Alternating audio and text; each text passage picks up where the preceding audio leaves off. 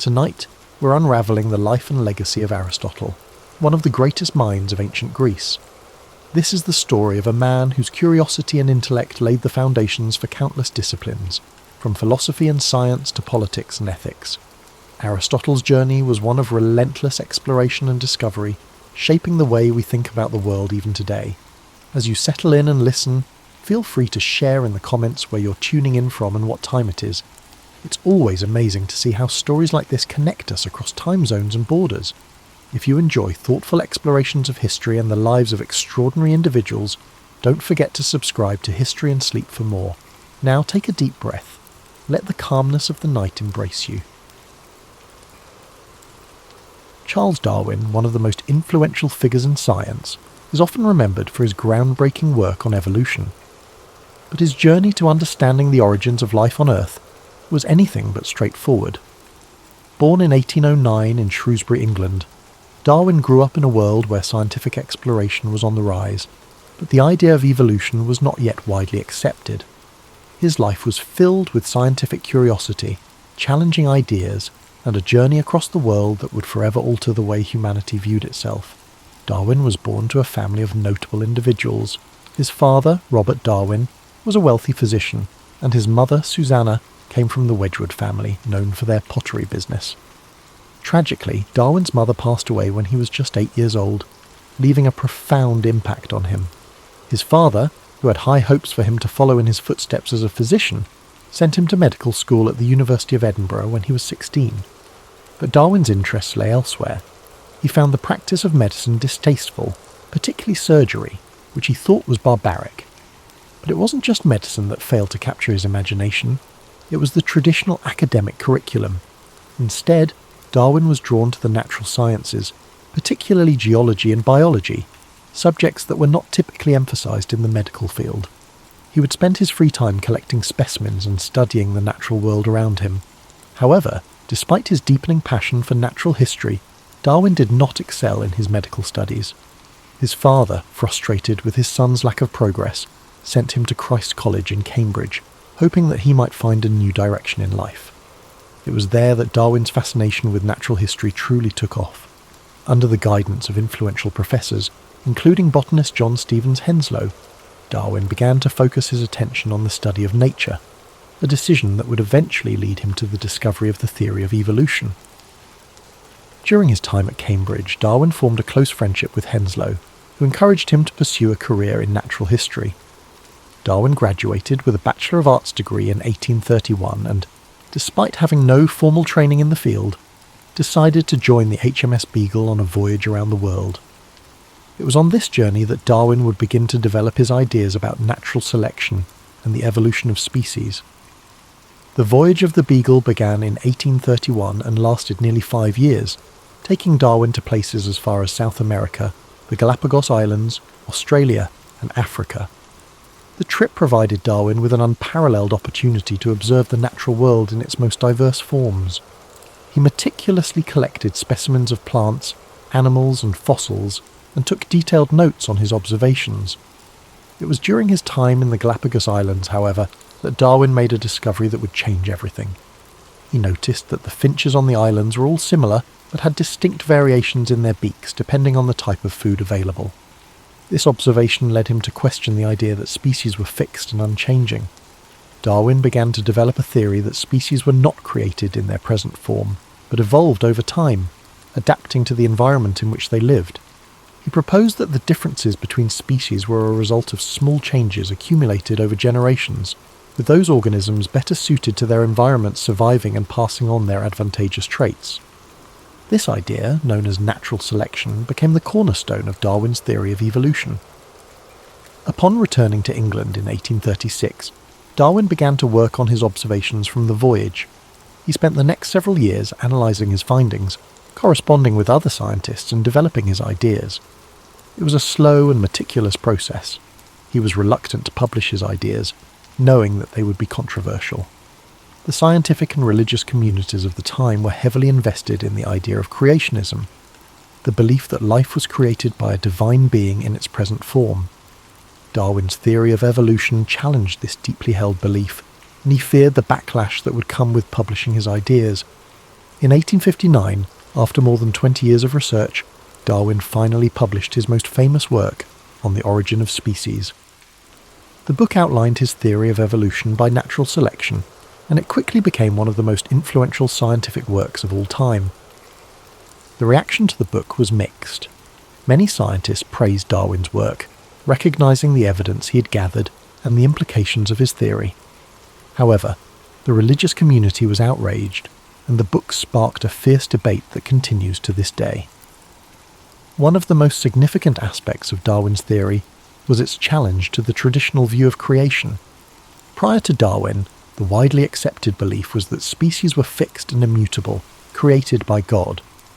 Darwin's theory of natural selection suggested that species could change over time, and that all life on Earth shared a common ancestry. This idea was revolutionary, and it provided a scientific explanation for the diversity of life on Earth that did not rely on divine intervention. Despite the controversy surrounding his work, Darwin continued to defend his theory and expand upon it throughout his life. In addition to his work on evolution, he made important contributions to fields such as geology, biology, and anthropology. He was also a vocal advocate for the importance of scientific inquiry and the need to question established beliefs. His work laid the foundation for modern biology and helped to shape the course of scientific thought in the years that followed. Darwin's personal life was not without its struggles. He suffered from various health problems throughout his life, including chronic illnesses that plagued him for much of his adulthood. Some historians believe that these ailments were a result of the stress and anxiety caused by the controversy surrounding his work. Darwin was also deeply affected by the death of his beloved daughter, Annie, in 1851. Her death, at the age of 10, profoundly impacted Darwin, and he became more reclusive in the years that followed. Despite these personal challenges, Darwin continued to work on his research and ideas. In his later years, he published several additional works, including The Descent of Man, in which he explored the implications of his theory of evolution for human beings. He also continued to correspond with scientists and researchers around the world, exchanging ideas and collaborating on scientific projects. Charles Darwin passed away on April 19, 1882, at the age of 73. His death marked the end of a remarkable life dedicated to understanding the natural world. He was buried in Westminster Abbey, a testament to the profound impact his work had on the scientific community and the world at large. His theory of evolution by natural selection continues to shape our understanding of biology, genetics, and the history of life on Earth. Though Darwin's ideas were controversial in his time, they have since become widely accepted and have fundamentally altered the way we view the natural world. His work has influenced generations of scientists, philosophers, and thinkers, and his legacy continues to live on today. Charles Darwin may not have had all the answers, but his relentless curiosity and dedication to scientific inquiry have left an indelible mark on human history. As we reflect on the profound impact of Darwin's life and work, it's important to consider not only his scientific contributions, but also the broader implications his ideas had on society. Darwin's theory of evolution challenged not just the scientific community, but also deeply held beliefs about human existence, our place in the world, and the origins of life itself. At the time Darwin published On the Origin of Species, the idea of evolution was not new. The concept had been suggested by other thinkers before him, such as Jean-Baptiste Lamarck and Alfred Russel Wallace. However, it was Darwin who provided the most compelling evidence and a cohesive theory of how evolution occurred, through natural selection. His work brought together ideas from various fields of biology, geology, and paleontology, making a case for evolution that was based on observable evidence, rather than conjecture or religious dogma. While the controversy surrounding Darwin's ideas was significant in his time, it's also important to understand how these ideas influenced the course of modern science. Today, the theory of evolution is a cornerstone of biology, and its principles apply to everything from genetics and genetics-based medicine to the study of animal behavior and the environment. Evolution has shaped how scientists understand the relationships between species, the mechanisms of genetic inheritance, and the patterns of life on Earth. But Darwin's influence extends far beyond biology. His ideas have left an indelible mark on philosophy, ethics, and even social sciences. For instance, Darwin's theory of natural selection has had a significant impact on discussions around human nature and society. his ideas were taken up by social theorists like Herbert Spencer, who coined the term survival of the fittest, though it's important to note that Darwin himself never used this term in relation to human society. In the years following the publication of On the Origin of Species, Darwin's ideas became increasingly important in various fields. The study of genetics, which would come to prominence in the early 20th century, provided further support for Darwin's ideas as it became clear that inheritance patterns followed the principles of evolution. Additionally, the study of fossils and ancient life forms revealed a more complex and nuanced picture of the history of life on Earth, further validating Darwin's theory. However, despite the acceptance of Darwin's theory among the scientific community, challenges to his work have remained. One of the most enduring debates centres on the concept of human evolution. While the evidence for evolution among animals is overwhelming, questions about the specifics of human evolution, particularly the origins of human consciousness, continue to be explored and debated by scientists. While Darwin may never have fully anticipated the extent of his impact, his work laid the groundwork for numerous scientific advancements in the 19th, 20th and 21st centuries. His life serves as a reminder of the power of curiosity and the importance of asking bold questions, no matter how challenging the answers may be. As we continue to advance our understanding of life on Earth, Darwin's legacy continues to inspire new generations of scientists to think critically, explore deeply, and challenge established norms. Darwin's work was not without its personal struggles, as we have mentioned. His health issues, combined with the weight of the controversies surrounding his ideas, made his life difficult at times. Yet, his perseverance in the face of these challenges is something that stands as a testament to his dedication to science. Darwin's story reminds us that even in the face of opposition, persistence and a commitment to truth can lead to monumental discoveries that change the world. Looking at Darwin's life, it's clear that scientific discovery is not a lone pursuit. While Darwin's genius played a pivotal role in shaping his ideas, he was not working in isolation. He exchanged ideas with other thinkers, and his work was built upon the contributions of countless others, from the fossil discoveries of Georges Cuvier to the evolutionary ideas of Lamarck and Wallace. Darwin's theory of evolution by natural selection was a product of collaboration and cumulative knowledge. His ability to synthesize diverse information into a comprehensive theory is part of what makes his work so enduring. As we think about the life of Charles Darwin, it's helpful to consider how his legacy continues to shape the way we view the world. The theory of evolution is more than just a scientific idea. It's a lens through which we can understand the complexity and interconnectedness of life.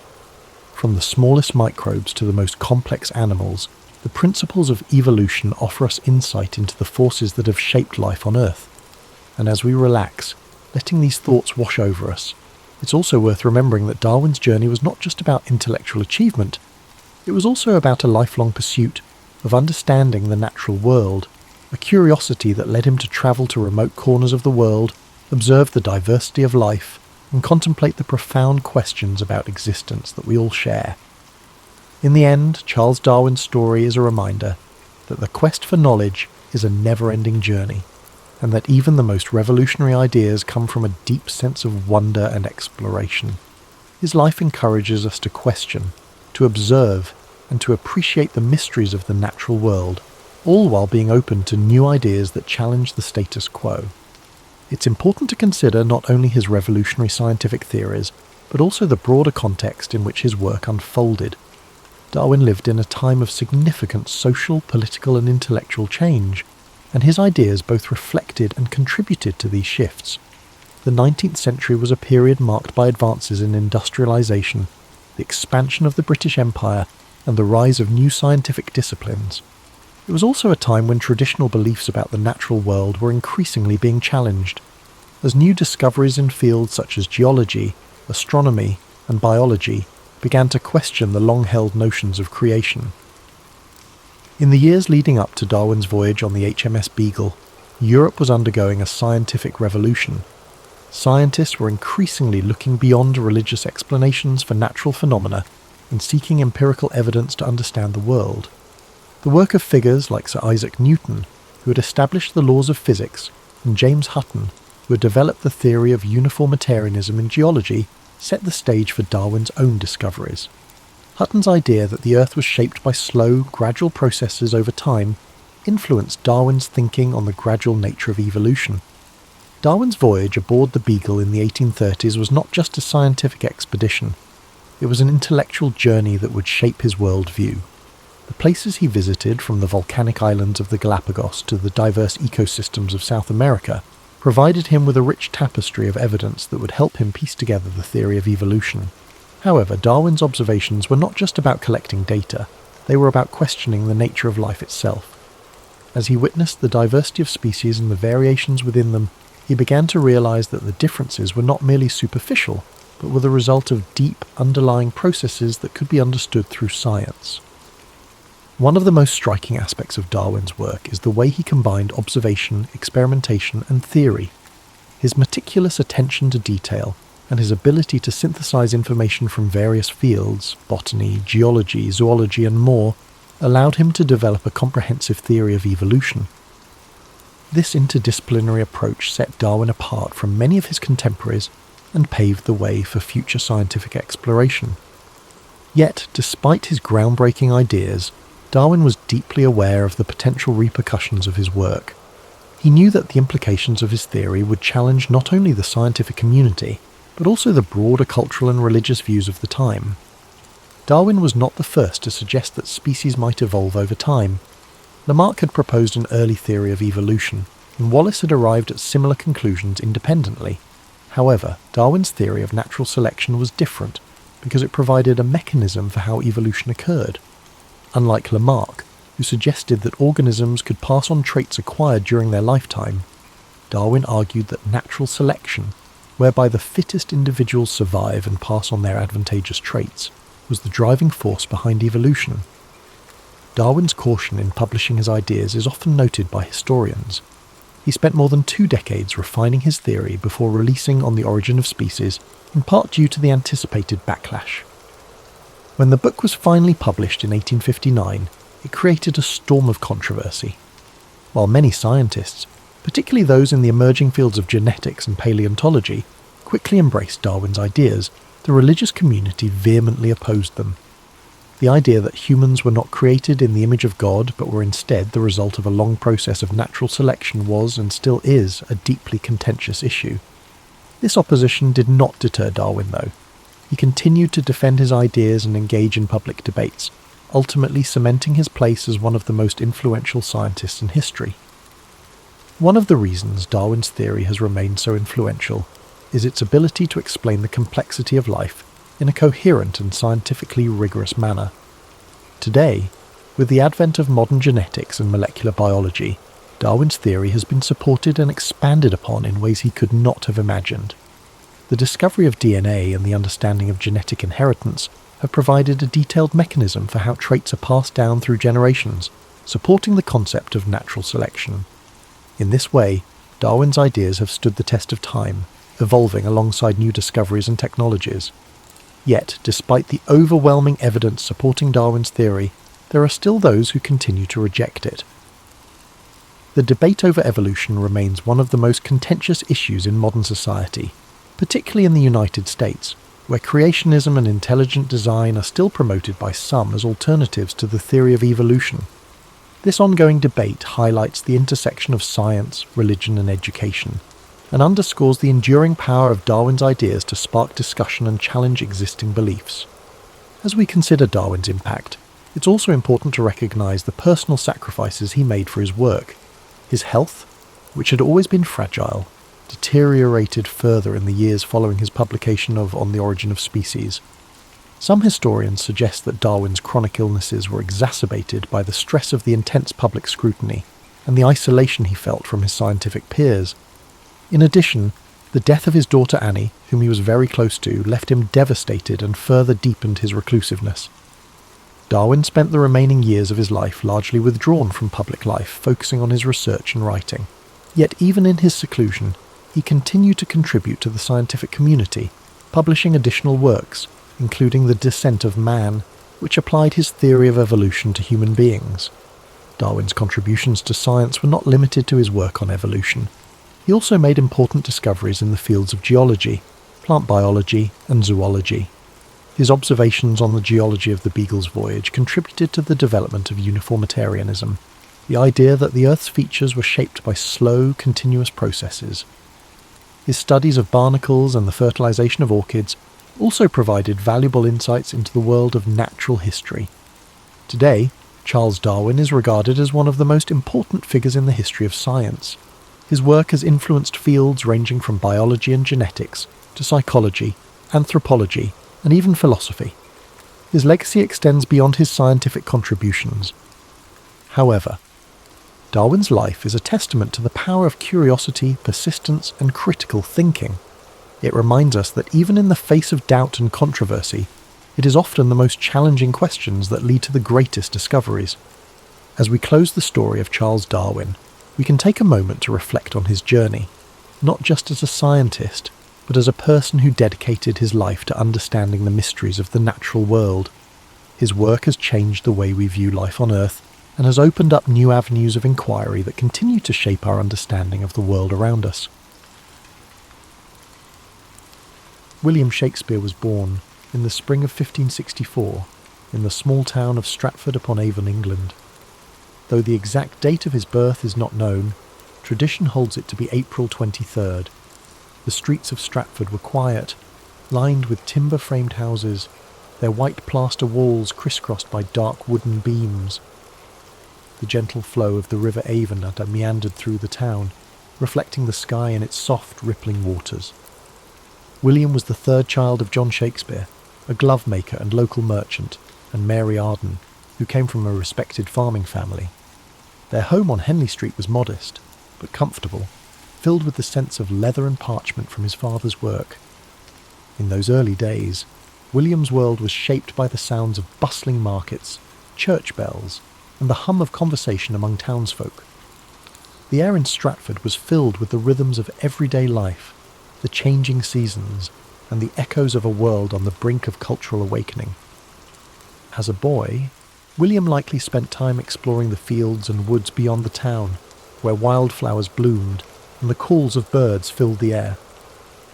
He may have wandered along the banks of the Avon, his curious eyes taking in the flowing water, the shifting light, and the small wonders of nature. William attended the King's New School, where he received a solid education in reading, writing, and classical literature. He studied the works of Roman poets like Ovid and playwrights like Plautus and Seneca. These ancient stories of gods, heroes, and tragic fates ignited his imagination, giving him a foundation that would later blossom into his own masterpieces. The days at school were long, filled with the scratch of quills on parchment, the low hum of Latin recitations, and the occasional creak of wooden benches. William learned not only the rules of language, but also the power of storytelling, the ability to capture the human experience in words. When William was 18, he married Anne Hathaway, a farmer's daughter who lived in a small cottage outside of Stratford. Their marriage was a quiet affair, held in the local church, surrounded by family and friends. A year later, they welcomed their first child, Susanna, followed by twins, Hamnet and Judith. The small house they shared was filled with the sounds of children's laughter and the simple comforts of family life. Yet, even as a young man with a family, William's mind seemed to yearn for something more. Somewhere within him, the seeds of creativity were beginning to sprout. By the late 1580s or early 1590s, Shakespeare left Stratford and made his way to London, a city alive with energy, opportunity, and artistic expression. London in the 1590s was a place of contrasts, cobblestone streets filled with carriages, merchants selling their wares, and the hustle and bustle of a growing metropolis. It was a city where theatres were becoming centres of cultural life, drawing people from all walks of society. Amidst this vibrant chaos, William Shakespeare found his place in the world of theatre. He began his career as an actor and playwright, with a company called the Lord Chamberlain's Men. His early plays were performed in small theatres, where audiences gathered in the dim light, eager to be transported by stories of love, betrayal, and adventure. The scent of burning tallow candles filled the air, mingling with the excited whispers of the crowd. Shakespeare's talent quickly became evident, and his works began to captivate London's theatre-goers.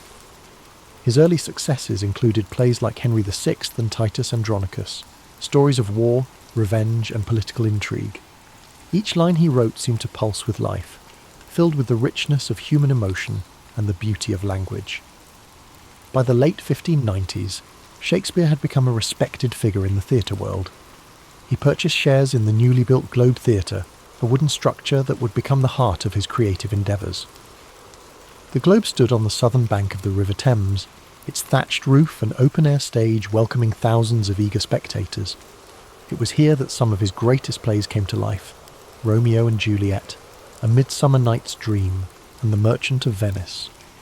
These stories of a young love, magical realms, and complex human relationships resonated with audiences who laughed, wept, and marvelled at the tales unfolding before them.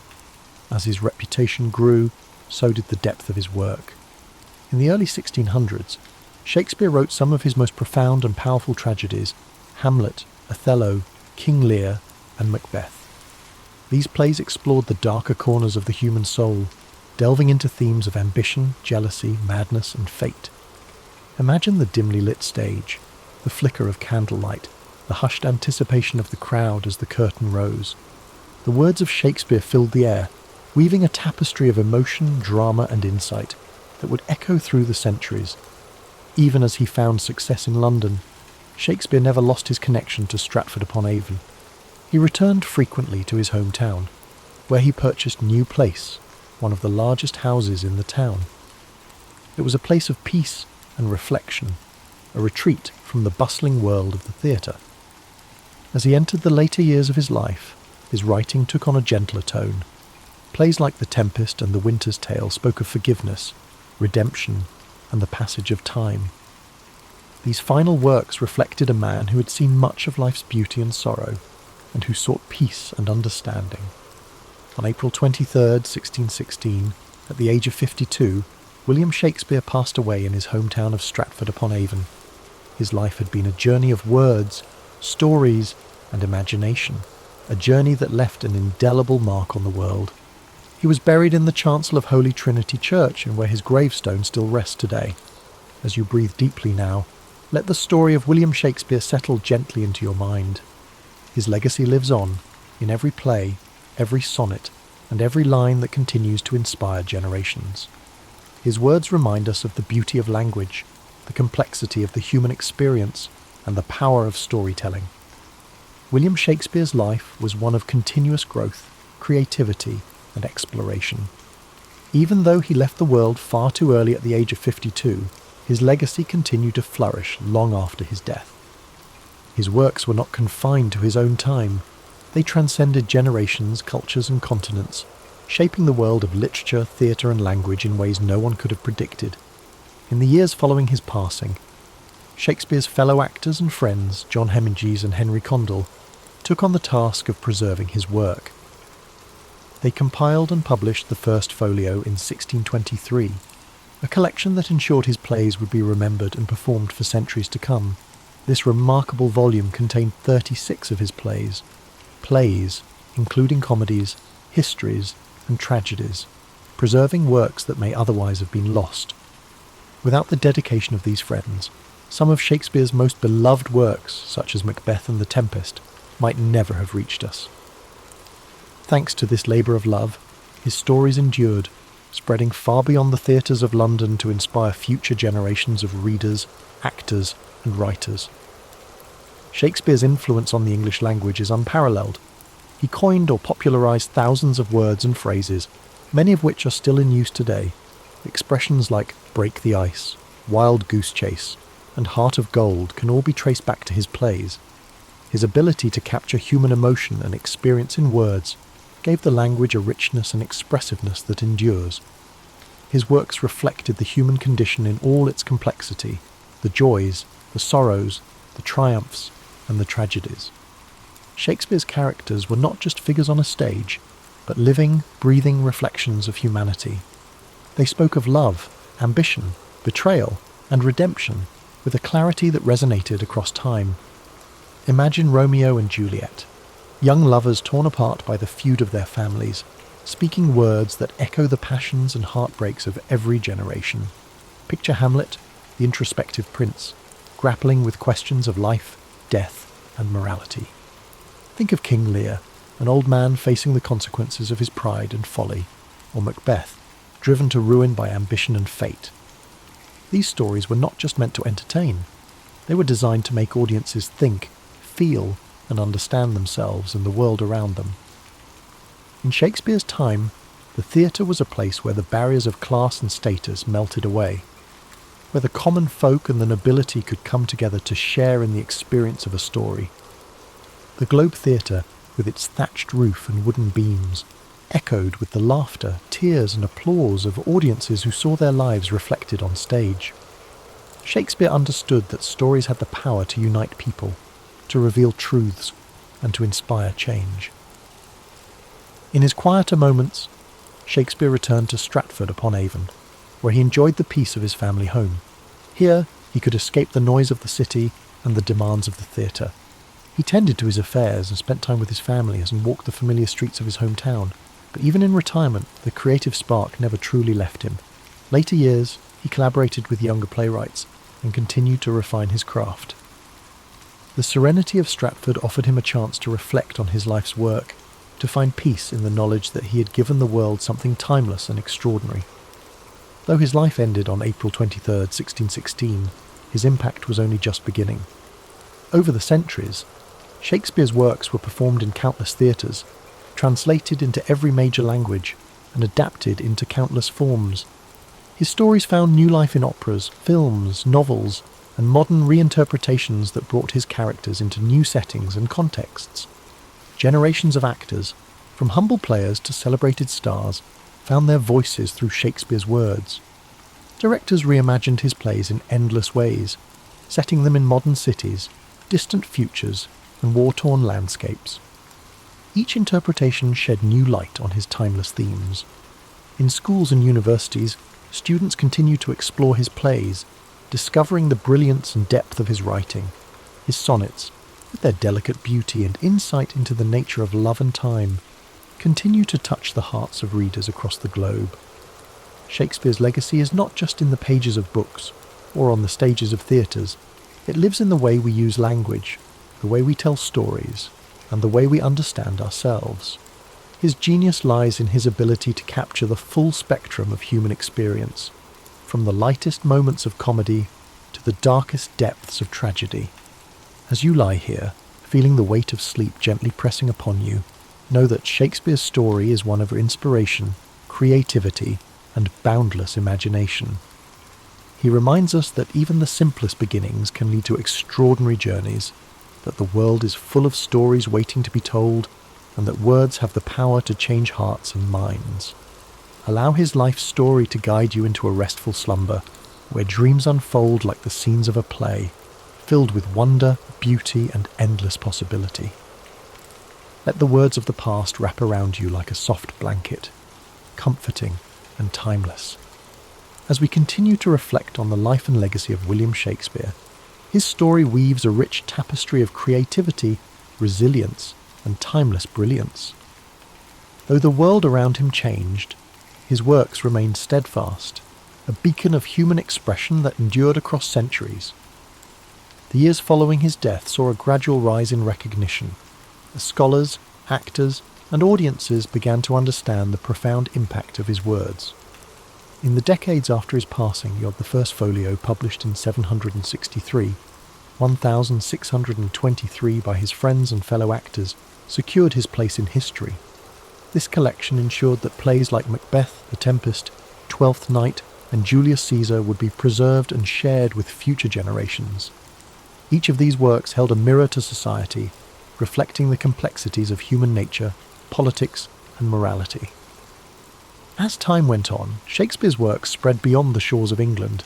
Travelling troupes of actors performed his plays across Europe, carrying his stories to new audiences. By the 18th century, his influence had reached the far corners of the world, with translations bringing his words to new languages and cultures. The universality of his themes, love, ambition, betrayal, and redemption, resonated with people from all walks of life. His birthplace, Stratford-upon-Avon, slowly became a place of pilgrimage, for lovers of literature and theatre. Visitors walked the same cobblestone streets, passed by the same riverbanks, and stood in the same rooms where Shakespeare once lived.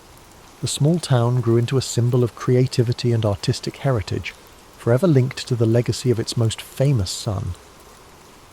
As the centuries progressed, Shakespeare's plays were studied in schools, performed in grand theatres, and adapted for new media.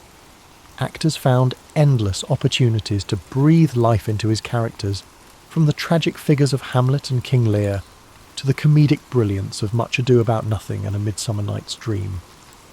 Directors reimagined his stories in modern settings, on battlefields, in boardrooms, and in far-off galaxies, proving that his themes remained ever relevant. His influence on the arts is immeasurable. Painters depicted scenes from his plays in rich, vibrant canvases. Composers like Felix Mendelssohn and Giuseppe Verdi turned his works into operas and orchestral pieces. Poets and writers drew inspiration from his words, finding new ways to explore the human experience. In the 19th century, Shakespearean festivals began to emerge, celebrating his works with performances, lectures, and readings. The Royal Shakespeare Company, founded in the 20th century, became a beacon for the continued performance and exploration of his plays. The dedication to his work ensured that his stories remained alive, evolving with each new interpretation and performance. Shakespeare's works also found a home in cinema, with directors like Laurence Olivier, Kenneth Branagh, and Baz Luhrmann bringing his plays to the silver screen. Films adapted from his plays reached audiences around the world, introducing his characters and stories to new generations. The power of cinema allowed his words to take on new dimensions, with stunning visuals and powerful performances amplifying their emotional depth. Even in the modern world, his influence persists. Expressions he penned over 400 years ago are part of everyday language. When someone speaks of wearing their heart on their sleeve, or describes a task as a wild goose chase, they are echoing Shakespeare's voice. His ability to capture the human condition ensured that his words would forever be woven into the fabric of our lives. As you lie comfortably, breathing gently, imagine the quiet streets of Stratford-upon-Avon, bathed in the soft glow of twilight. Picture the river Avon flowing peacefully, its surface shimmering with the last rays of the setting sun. The breeze carries the faint scent of blooming flowers, and the world slows to a tranquil hush. Let the image of a young William with eyes full of wonder and curiosity fill your mind. See him wandering the countryside, dreaming of the stories he would one day tell. His journey reminds us that creativity, passion, and perseverance can shape a legacy that outlives us all. Allow these thoughts to soothe you, like the gentle turning of pages in an old book. The weight of history and the timeless beauty of Shakespeare's words settle around you, a comforting presence that whispers of endless possibilities. As sleep draws you deeper, know that you are connected to a rich lineage of dreamers, thinkers, and storytellers. The same stories that moved audiences in Shakespeare's time continue to resonate today, bridging the gap between past and present. In a land of rolling hills, ancient olive trees and desert winds, the region of Judea lay under the vast starry sky. It was a quiet, cool night in the small town of Bethlehem. The streets were still, save for the gentle rustling of leaves and the faint sounds of animals in the distance. In a humble stable, surrounded by the soft glow of lantern light and the warmth of resting animals, a child was born. His name was Jesus. His mother, Mary, wrapped him in swaddling clothes and held him close, her eyes filled with wonder and love. Beside her, her husband Joseph watched over them protectively. This child's arrival had been foretold by angels and marked by a brilliant star that shone brightly above the stable. Shepherds came from the fields, their faces full of awe as they knelt to honour the newborn. Wise men from distant lands, guided by the star, brought gifts of gold, frankincense, and myrrh. This moment of peace and simplicity marked the beginning of a life that would change the world. Jesus grew up in the town of Nazareth, a small village surrounded by hills and fields. The days were filled with the sounds of daily life, the clinking of tools in Joseph's carpenter shop, the soft voices of neighbours, and the calls of birds overhead. Jesus helped Joseph with his work, learning to shape wood with care and precision. Life was simple, yet each moment was infused with quiet purpose. The young boy's eyes were filled with curiosity, and his heart was gentle and kind. When Jesus was 12 years old, he travelled with his family to the great city of Jerusalem for the Passover festival. The city was alive with energy, filled with pilgrims from far and wide. After the celebrations, as his family began the journey home, they realised that Jesus was not with them. In a moment of worry, they returned to the city and found him in the temple. He was sitting among the teachers, listening and asking questions. His understanding amazed those who heard him. When Mary asked why he had stayed behind, he answered softly, "Did you not know that I must be in my Father's house?" The years passed, and Jesus grew into a man. At the age of 30, he began his ministry. He travelled to the Jordan River, where his cousin John the Baptist was calling people to repentance. As Jesus stepped into the cool waters, John baptized him. In that moment the heavens opened, and a gentle voice said, "This is my beloved Son, in whom I am well pleased." A sense of peace and purpose settled over him. From that day forward, Jesus began to teach and share his message. He walked from village to village, his sandals dusty from the journey, his heart full of love for the people he met. His voice was calm and soothing, his words simple yet filled with profound meaning. He spoke of love, forgiveness, and compassion. "Love your neighbour as yourself," he said. "Blessed are the peacemakers, for they shall be called children of God." People gathered to hear him, their eyes filled with hope. He healed the sick, gave sight to the blind, and comforted those who were weary. His touch was gentle, his presence a source of peace. He met people where they were in their daily lives and invited them to see the world through the lens of love and kindness. Jesus called 12 men to be his closest followers, his disciples. They travelled with him, listened to his teachings, and witnessed his miracles. Together, they walked the dusty roads of Galilee and Judea, sharing simple meals beneath the open sky. The bond between them grew strong, a fellowship built on trust and shared purpose. One day, on a hillside overlooking the Sea of Galilee, a large crowd gathered to hear Jesus speak. The air was still, the sun casting a gentle warmth over the grass. His voice carried through the breeze, each word a balm for the soul. "Blessed are the poor in spirit, for theirs is the kingdom of heaven. Blessed are those who mourn, for they shall be comforted." His teachings offered hope, reminding people of their worth and the boundless love of God. But not everyone welcomed his message. Religious leaders and those in power felt threatened by his teachings and his growing following. They questioned his authority and sought ways to silence him. Yet Jesus remained calm, his resolve unshaken. He continued to teach, to heal, and to spread his message of love and forgiveness. As his ministry continued, Jesus travelled to Jerusalem one final time. The city was bustling with preparations for the Passover festival. Crowds welcomed him with palm branches, shouting, "Hosanna!" But beneath the celebration lay a growing tension. He shared a final meal with his disciples, breaking bread and offering wine. "Do this in remembrance of me," he said softly. That night, in the quiet Garden of Gethsemane, Jesus prayed. The stars shone above, and the olive trees stood in silent witness. He knew what lay ahead. Soldiers came, and he was arrested, betrayed by one of his own. He was taken before the authorities, questioned and condemned. Though he had committed no crime, he accepted his fate with grace and humility. He carried his cross through the streets of Jerusalem, the weight heavy upon his shoulders. The journey was slow, each step filled with pain and determination. On a hill called Golgotha, he was crucified. The sky darkened, and a hush fell over the land. Even in his final moments, he spoke words of forgiveness. "Father, forgive them, for they know not what they do." As the sun set, his body was taken down and laid in a tomb. The world seemed to hold its breath, the weight of sorrow and loss hanging in the air. But the story did not end there. On the third day, the stone was rolled away, and the tomb was empty. His followers, filled with wonder and joy, saw him again. He had risen, a symbol of hope, redemption, and eternal love. Jesus' life, though marked by struggle and sacrifice, remains a testament to the power of compassion, forgiveness, and faith. His teachings continue to inspire millions, offering a path of peace and purpose. His story is a reminder that love endures, that hope rises even in the darkest moments, and that each of us carries within us the capacity for kindness and grace. As you drift deeper into sleep, let the story of Jesus' life bring you a sense of calm and comfort. feel the gentle peace of his message settle over you like a warm blanket of light.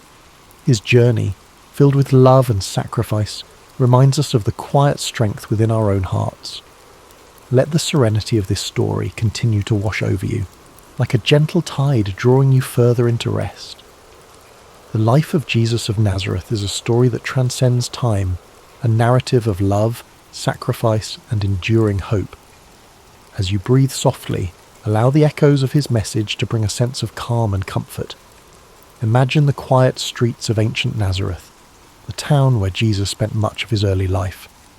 The air is cool, the distant hills bathed in the soft light of dawn. The scent of olive trees and wildflowers drifts through the breeze. This peaceful village, with its modest homes and narrow paths, was where he grew in wisdom and strength, surrounded by the rhythms of daily life. It was a place of simplicity, where each sunrise brought new possibilities, where every moment was a chance to learn and love.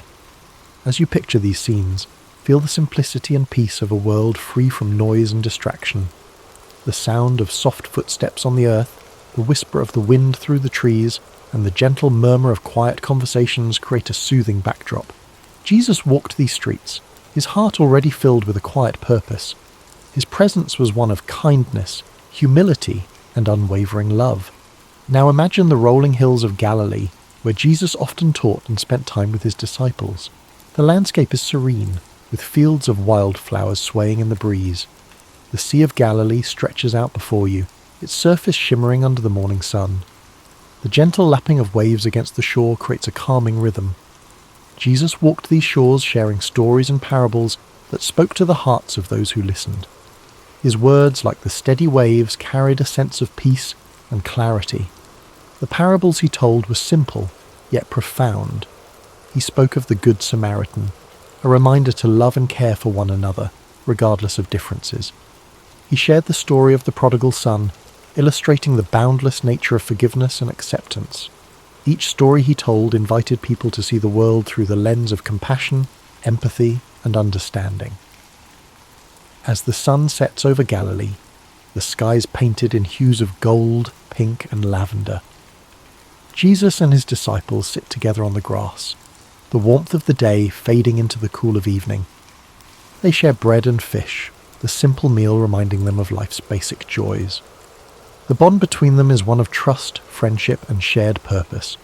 In this quiet moment, there is peace, a sense that everything is as it should be. Let this image fill your mind, the simplicity of life stripped down to its essence: companionship, kindness, and love. Jesus' journey was one of profound purpose, but it was also filled with these small, tender moments of connection. His life reminds us that even in the midst of challenges there is beauty in simplicity and strength in unity. Now imagine walking with him through the bustling streets of Jerusalem. The city is alive with energy, the sounds of merchants, travellers and pilgrims blending together in a harmonious hum. The ancient stone buildings glow in the sunlight, their walls filled with centuries of stories.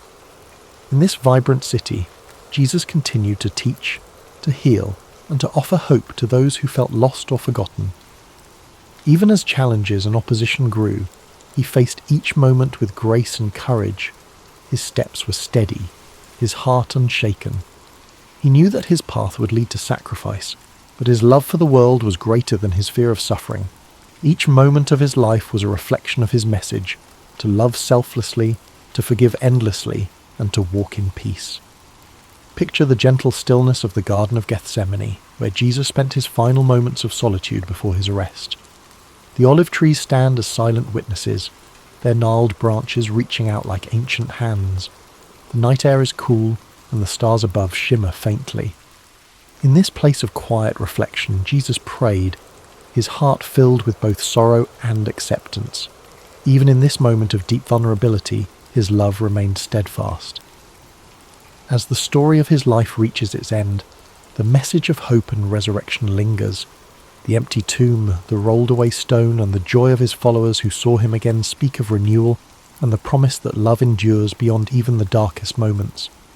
His story does not end with loss, but with the triumph of light over darkness, hope over despair. Let these images settle gently in your mind, like leaves drifting onto a still pond.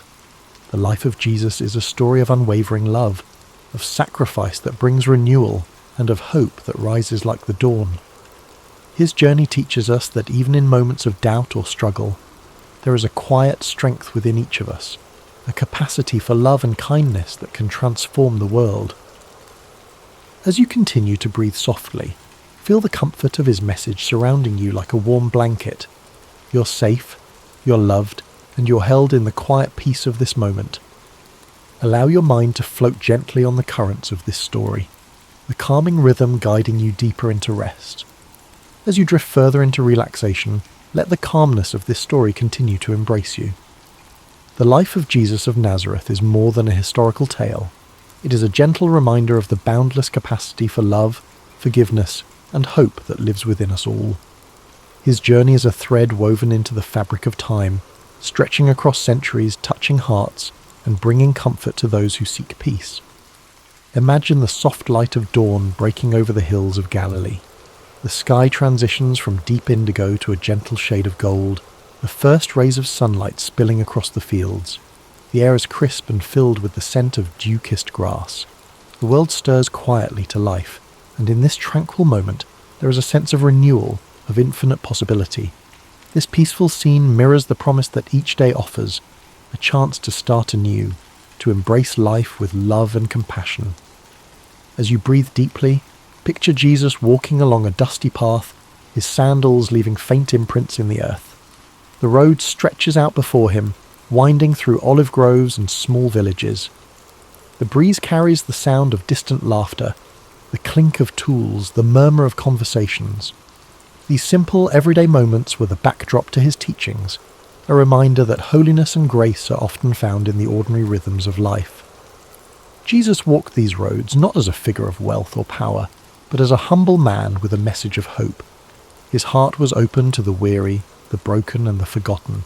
He healed those in need, not just with his touch, but with his presence. The warmth of his compassion was like a light in the darkness, a balm for aching souls. His words, spoken softly and with love, offered solace and direction to those who wandered through life seeking meaning. Imagine now the stillness of a quiet lake at sunset, the water smooth and reflective like glass.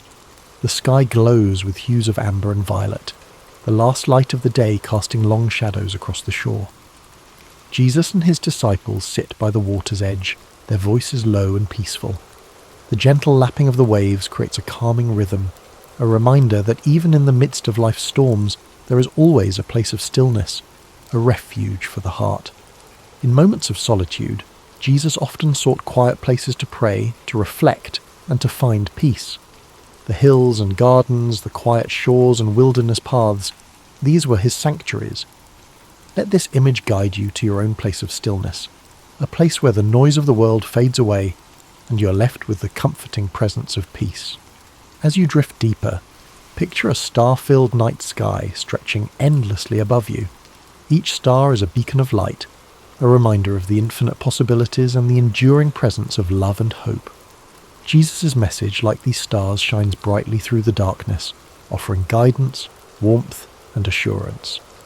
His life teaches that even when the path is uncertain, the light of love can always lead us forward. Think of his gentle words, "Come to me, all you who are weary and burdened, and I will give you rest." These words, spoken with tenderness, are an invitation to let go of your worries, your fears, and your burdens. In this moment, allow yourself to release anything that weighs you down. Let your mind and body relax fully, knowing that you are safe, loved, and cared for. The life of Jesus, filled with love, humility, and sacrifice, whispers to us that peace is not just something to be sought, it is something we can carry within us. His journey of compassion and forgiveness reminds us that kindness, no matter how small, has the power to change the world. Even in moments of difficulty there is hope, and even in moments of doubt there is faith. As you float in the comfort of this story, feel the warmth of peace settling over you, like the soft glow of morning light. Your breath is slow and steady, your body relaxed, your mind gently drifting. You are enveloped in a sense of stillness, a deep tranquility that invites you to rest fully and completely. Imagine Jesus' presence beside you, a quiet, reassuring presence that offers comfort without words. His life reminds us that we are never truly alone, that love is always with us, and that peace is always within reach. Allow this thought to settle in your heart, bringing a sense of security and calm. As the world around you fades into the gentle veil of sleep, know that this peace will remain with you. The story of Jesus, his love, his compassion, and his sacrifice lingers like a soft echo, guiding you into a night of deep restorative rest. Your journey into sleep is a journey into comfort, where the cares of the day dissolve and are replaced by warmth, hope, and serenity. Thank you for spending this time with us at History and Sleep. May the life of Jesus of Nazareth fill your dreams with peace, love, and quiet inspiration. The Battle of Stalingrad began in the summer of 1942. During the height of World War II, the German army, under Adolf Hitler's command, launched a massive offensive aimed at capturing the industrial city of Stalingrad on the Volga River. Stalingrad was more than just a strategic target. It bore the name of the Soviet leader, Joseph Stalin, and its capture would deal a psychological blow to the Soviet Union. For Hitler, taking Stalingrad was as much about prestige as it was about military strategy. Stalingrad was a vital industrial hub, producing weapons, ammunition, and supplies. Crucial to the Soviet war effort, its location on the Volga River made it a key transportation route linking the northern and southern regions of the Soviet Union. For Stalin, the city's defense was non-negotiable. Losing it would be both a symbolic and logistical disaster. In August 1942, the German Sixth Army, led by General Friedrich Paulus, began its advance on Stalingrad. The city, a sprawling industrial expanse with factories, railways, and residential areas, became the site of one of the most grueling battles in history. The Germans were initially confident of a swift victory, but the Soviet defenders, under the command of General Vasily Chuikov, were determined to resist at all costs. The fighting in Stalingrad was unlike anything the world had seen before. Urban warfare turned every street, building, and factory into a battleground. The Germans and Soviets engaged in brutal close-quarters combat, often fighting, room by room, floor by floor. The city became a labyrinth of destruction, with rubble and debris transforming entire neighborhoods into treacherous landscapes. The Soviets adopted a strategy of hugging the German forces, staying as close as possible to avoid being targeted by German airstrikes and artillery. This forced the Germans into relentless hand-to-hand combat, draining their resources and morale. Soviet snipers, hidden in the ruins, became a deadly force, picking off German soldiers with precision. One of the most famous snipers, Vasily Zaitsev, became a symbol of Soviet resilience, his actions inspiring defenders across the city. As the weeks turned into months, the harsh Russian winter set in, adding another layer of misery to the already dire conditions. Temperatures plummeted, and both sides struggled to survive in the freezing cold. Supplies dwindled, and hunger and disease took their toll. Yet, despite the suffering, the Soviets held firm. Reinforcements and supplies continued to trickle into the city across the frozen Volga River, ensuring that the defenders could maintain their resistance. The turning point in the Battle of Stalingrad came in November 1942 with the launch of Operation Uranus, the Soviet High Command, led by General Georgy Zhukov, devised a bold counteroffensive to encircle the German Sixth Army while the Germans just were focused on their assault. Within the city, the Soviets launched massive attacks on the weaker flanks of the German forces held by Romanian and Italian troops. The plan was a success. Within days, the Soviet pincers closed around Stalingrad, trapping the German Sixth Army inside the city. What followed was a desperate struggle for survival.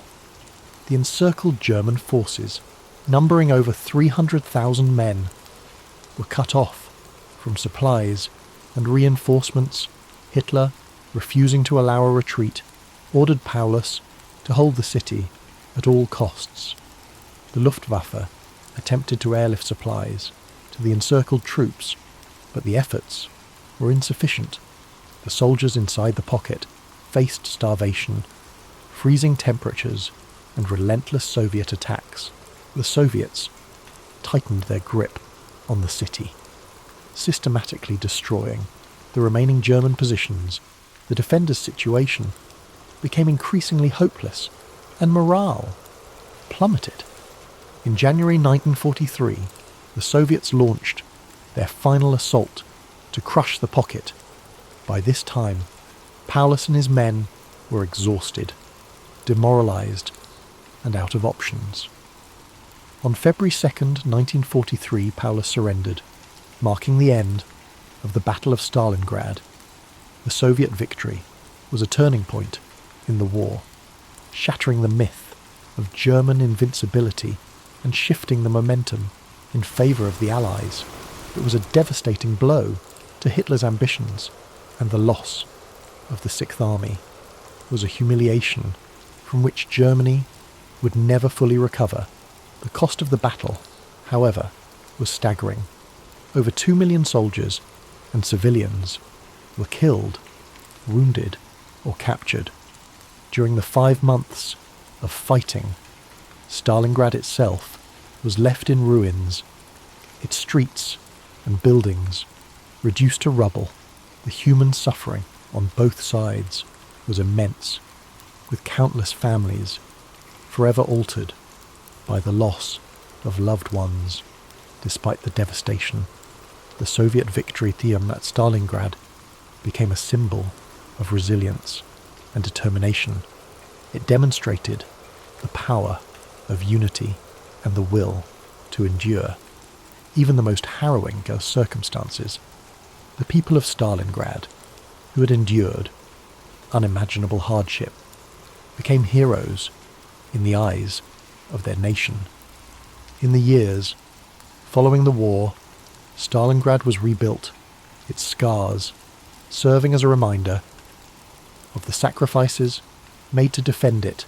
Monuments and memorials were erected to honour the fallen, including the iconic Mamayev Kurgan, a hill that saw some of the fiercest fighting during the battle. At its summit stands the towering statue of the Motherland Calls, a symbol of the Soviet Union's strength and resilience. The Battle of Stalingrad remains one of the most studied and remembered events of World War II. It serves as a testament to the courage and determination of those who fought, and as a reminder of the horrors of war. The sacrifices made at Stalingrad helped shape the course of history, paving the way for the eventual Allied victory.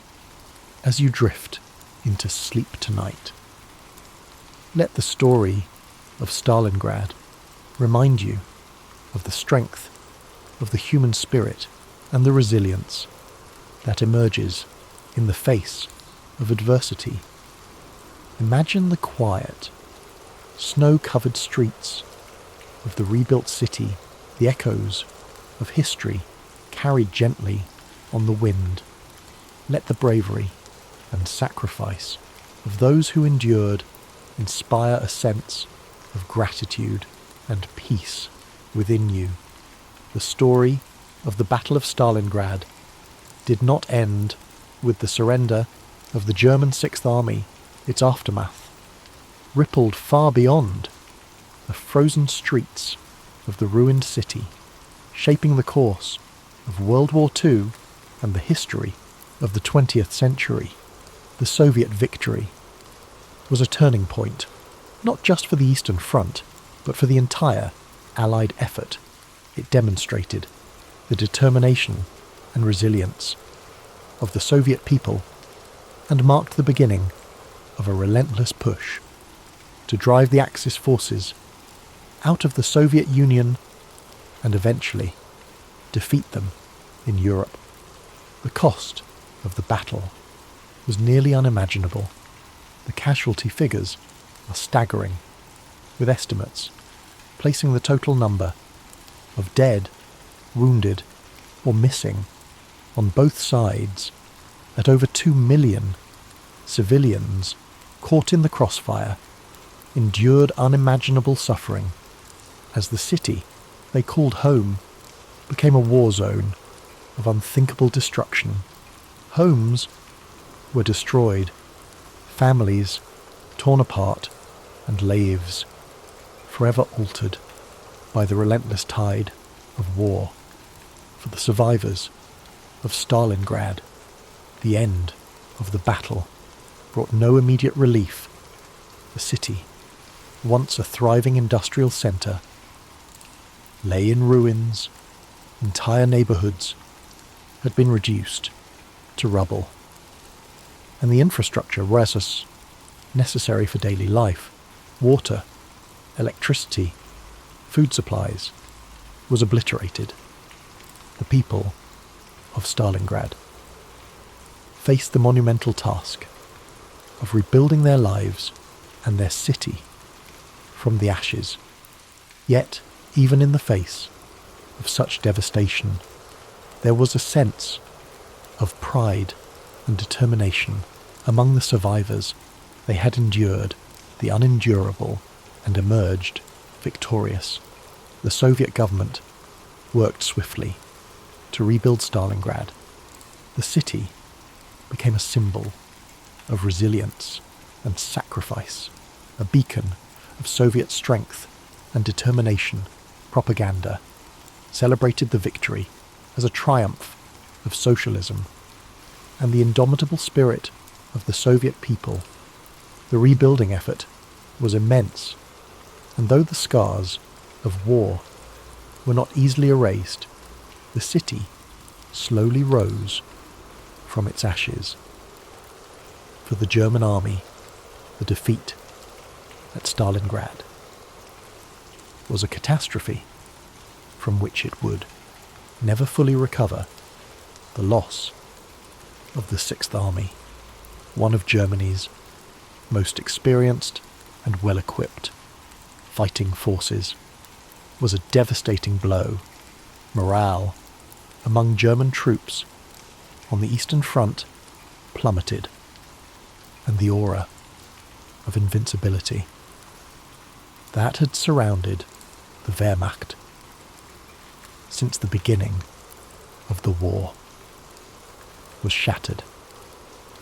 Hitler's refusal to allow a retreat, his insistence on holding Stalingrad at all costs, and the ultimate surrender of Paulus and his forces exposed the flaws in Germany's military strategy and leadership. The Soviets capitalized on their victory at Stalingrad, launching a series of offensives that pushed the Germans further and further west.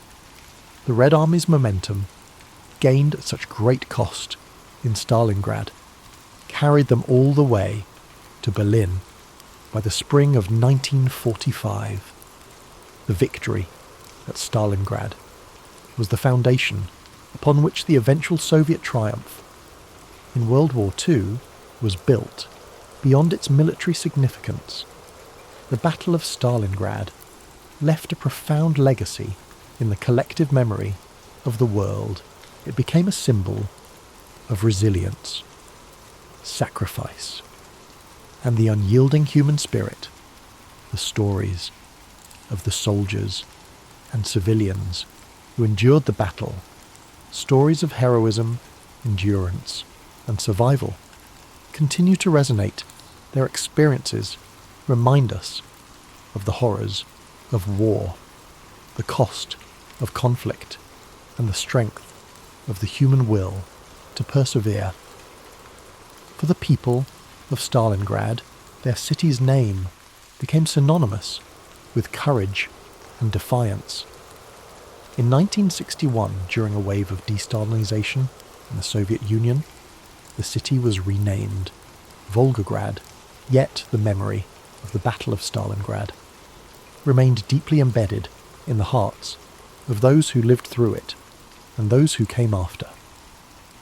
The name Stalingrad continues to evoke the profound sacrifices made during those grueling months of battle. The battlefields of Stalingrad have since been preserved as places of remembrance and reflection.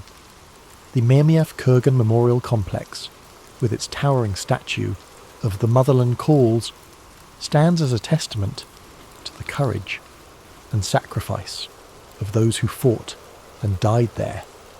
Visitors from around the world come to walk the hallowed ground, to honour the memory of the fallen, and to reflect on the lessons of history.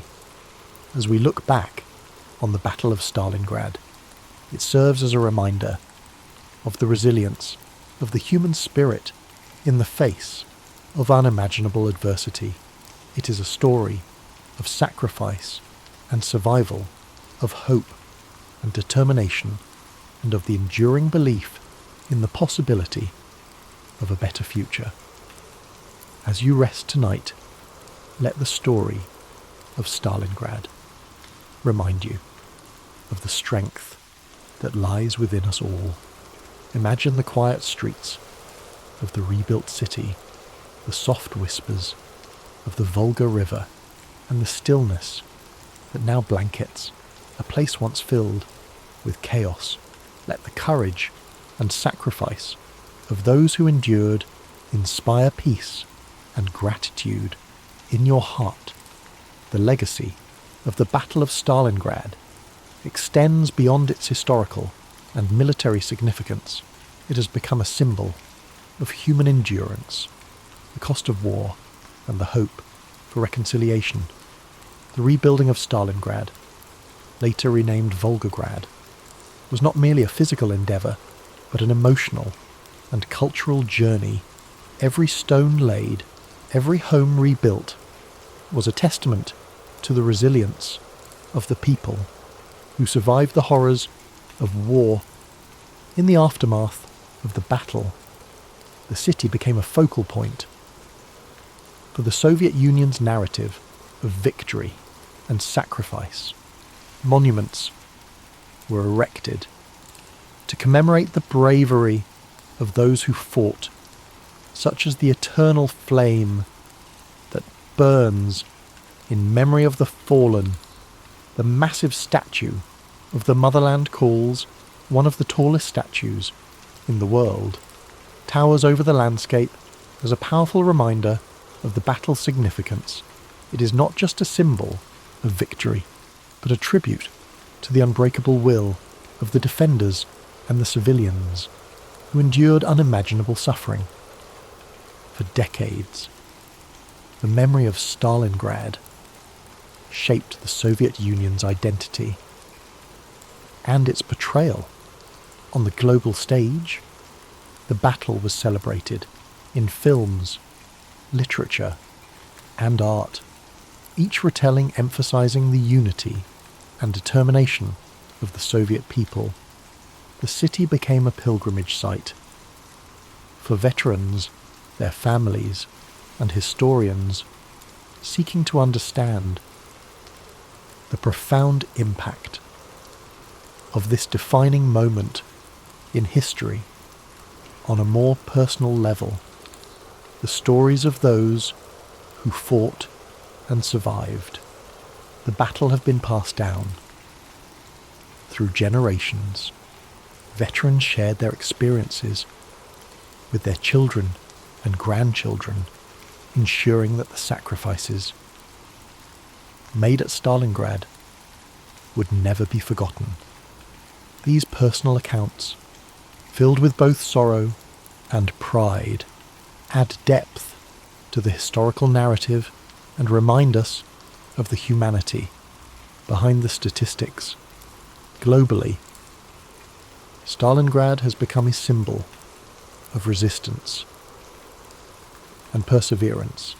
Its name is invoked in discussions of strategy, endurance, and the high cost of war for historians and military scholars.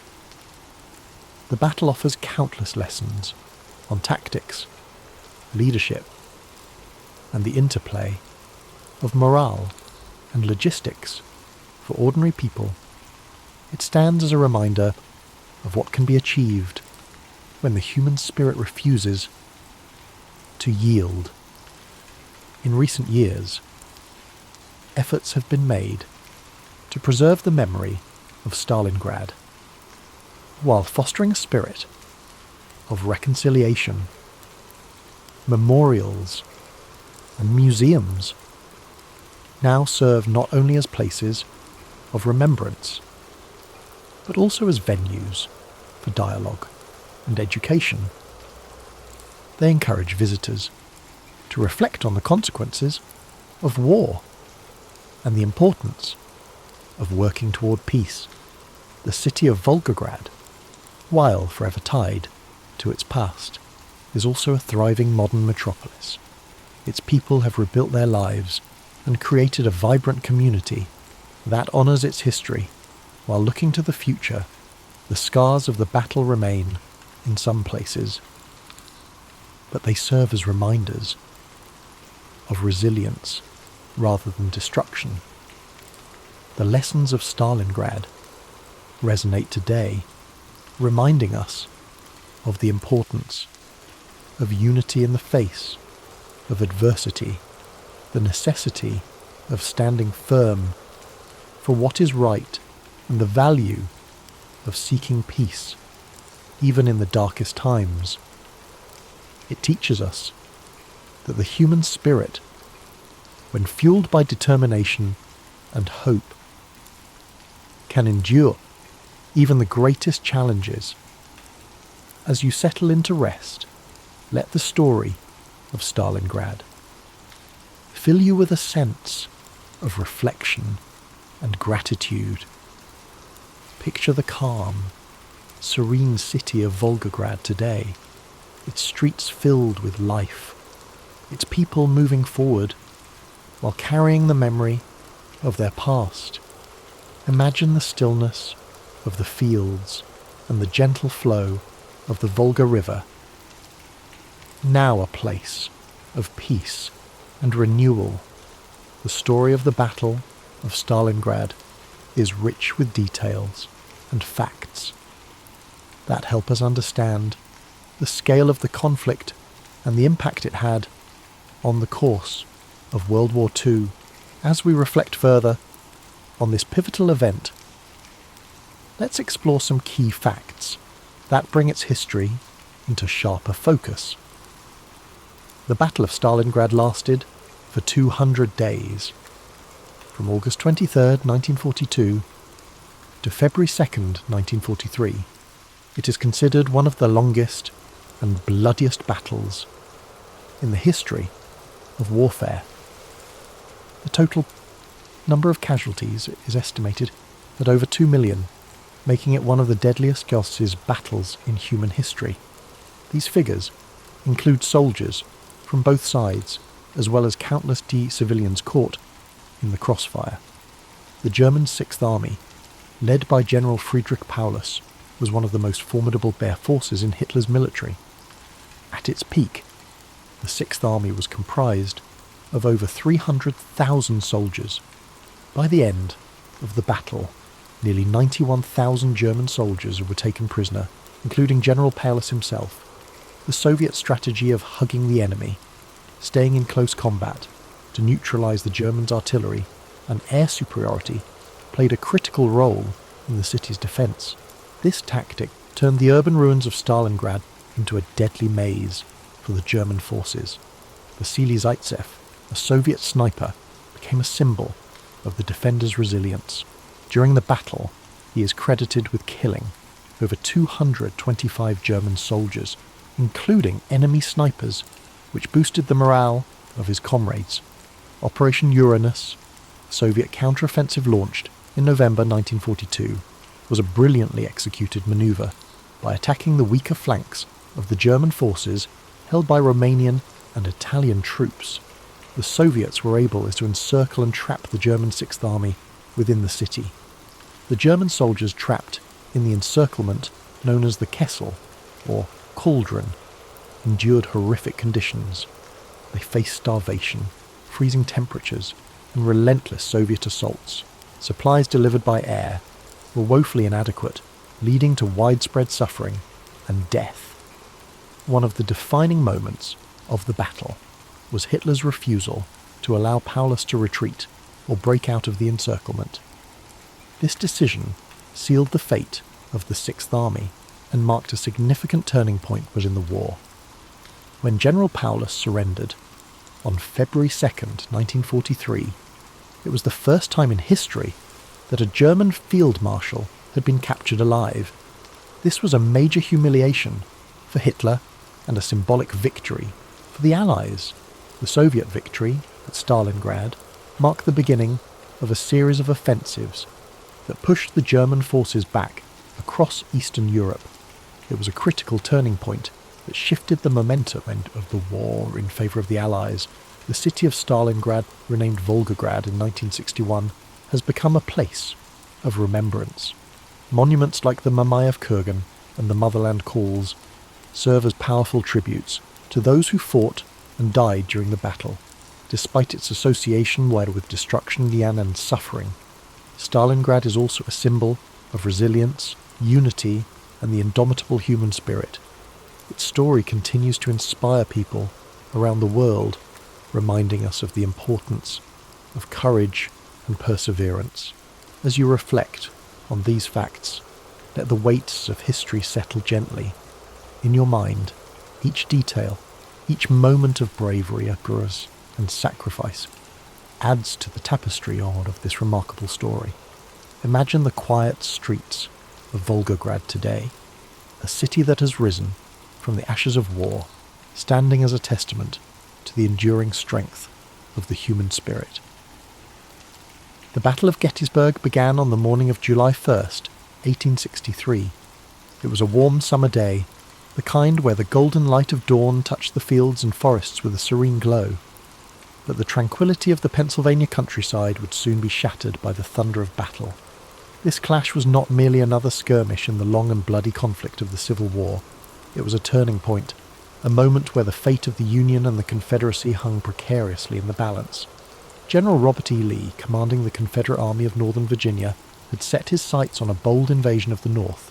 His army, emboldened by a string of victories, marched into Pennsylvania with the hope of striking a decisive blow that would force the Union to sue for peace. Lee's strategy was not just about military conquest. It was about shaking the Northern resolve, bringing the war to Union soil, and perhaps swaying foreign powers to recognize the Confederacy. On the Union side, General George G. Meade had recently taken command of the Army of the Potomac. His task was daunting: to stop Lee's advance and protect the Union's heartland. The soldiers under his command were weary from years of conflict, but their resolve to defend their homeland and preserve the Union burned brightly. The two armies converged near the small town of Gettysburg, a place of rolling hills, fertile farmland, and winding roads. It was an unlikely setting for one of the most significant battles in American history. On the first day, the fighting began west of the town as Confederate forces encountered Union cavalry. The clash was fierce and chaotic, with both sides scrambling to gain the upper hand. By day's end, the Confederates had pushed Union forces back through the town and onto the high ground to the south, securing an early advantage. The second day of the battle dawned with tension thick in the air. The Union Army had established a strong defensive position along a series of hills and ridges known as Cemetery Hill Culp's Hill, and Little Round Top. Lee, confident in his army's strength, launched a series of attacks to break the Union lines. The fighting on July 2nd was intense and bloody. At Little Round Top, Union Colonel Joshua Lawrence Chamberlain and the 20th Maine Regiment made a heroic stand to defend the hill's southern flank. Outnumbered and nearly out of ammunition, Chamberlain ordered a desperate bayonet charge that drove the Confederates back and secured the Union's position. It was a moment of extraordinary courage, one that would later be remembered as a turning point in the battle. Elsewhere, the fields of wheat and peach orchards became killing grounds, their beauty scarred by the carnage of war. The air was thick with smoke and the cries of the wounded. Soldiers on both sides fought with ferocious determination, knowing that the stakes were higher than ever. By the end of the day, the Union lines had held, but at a terrible cost.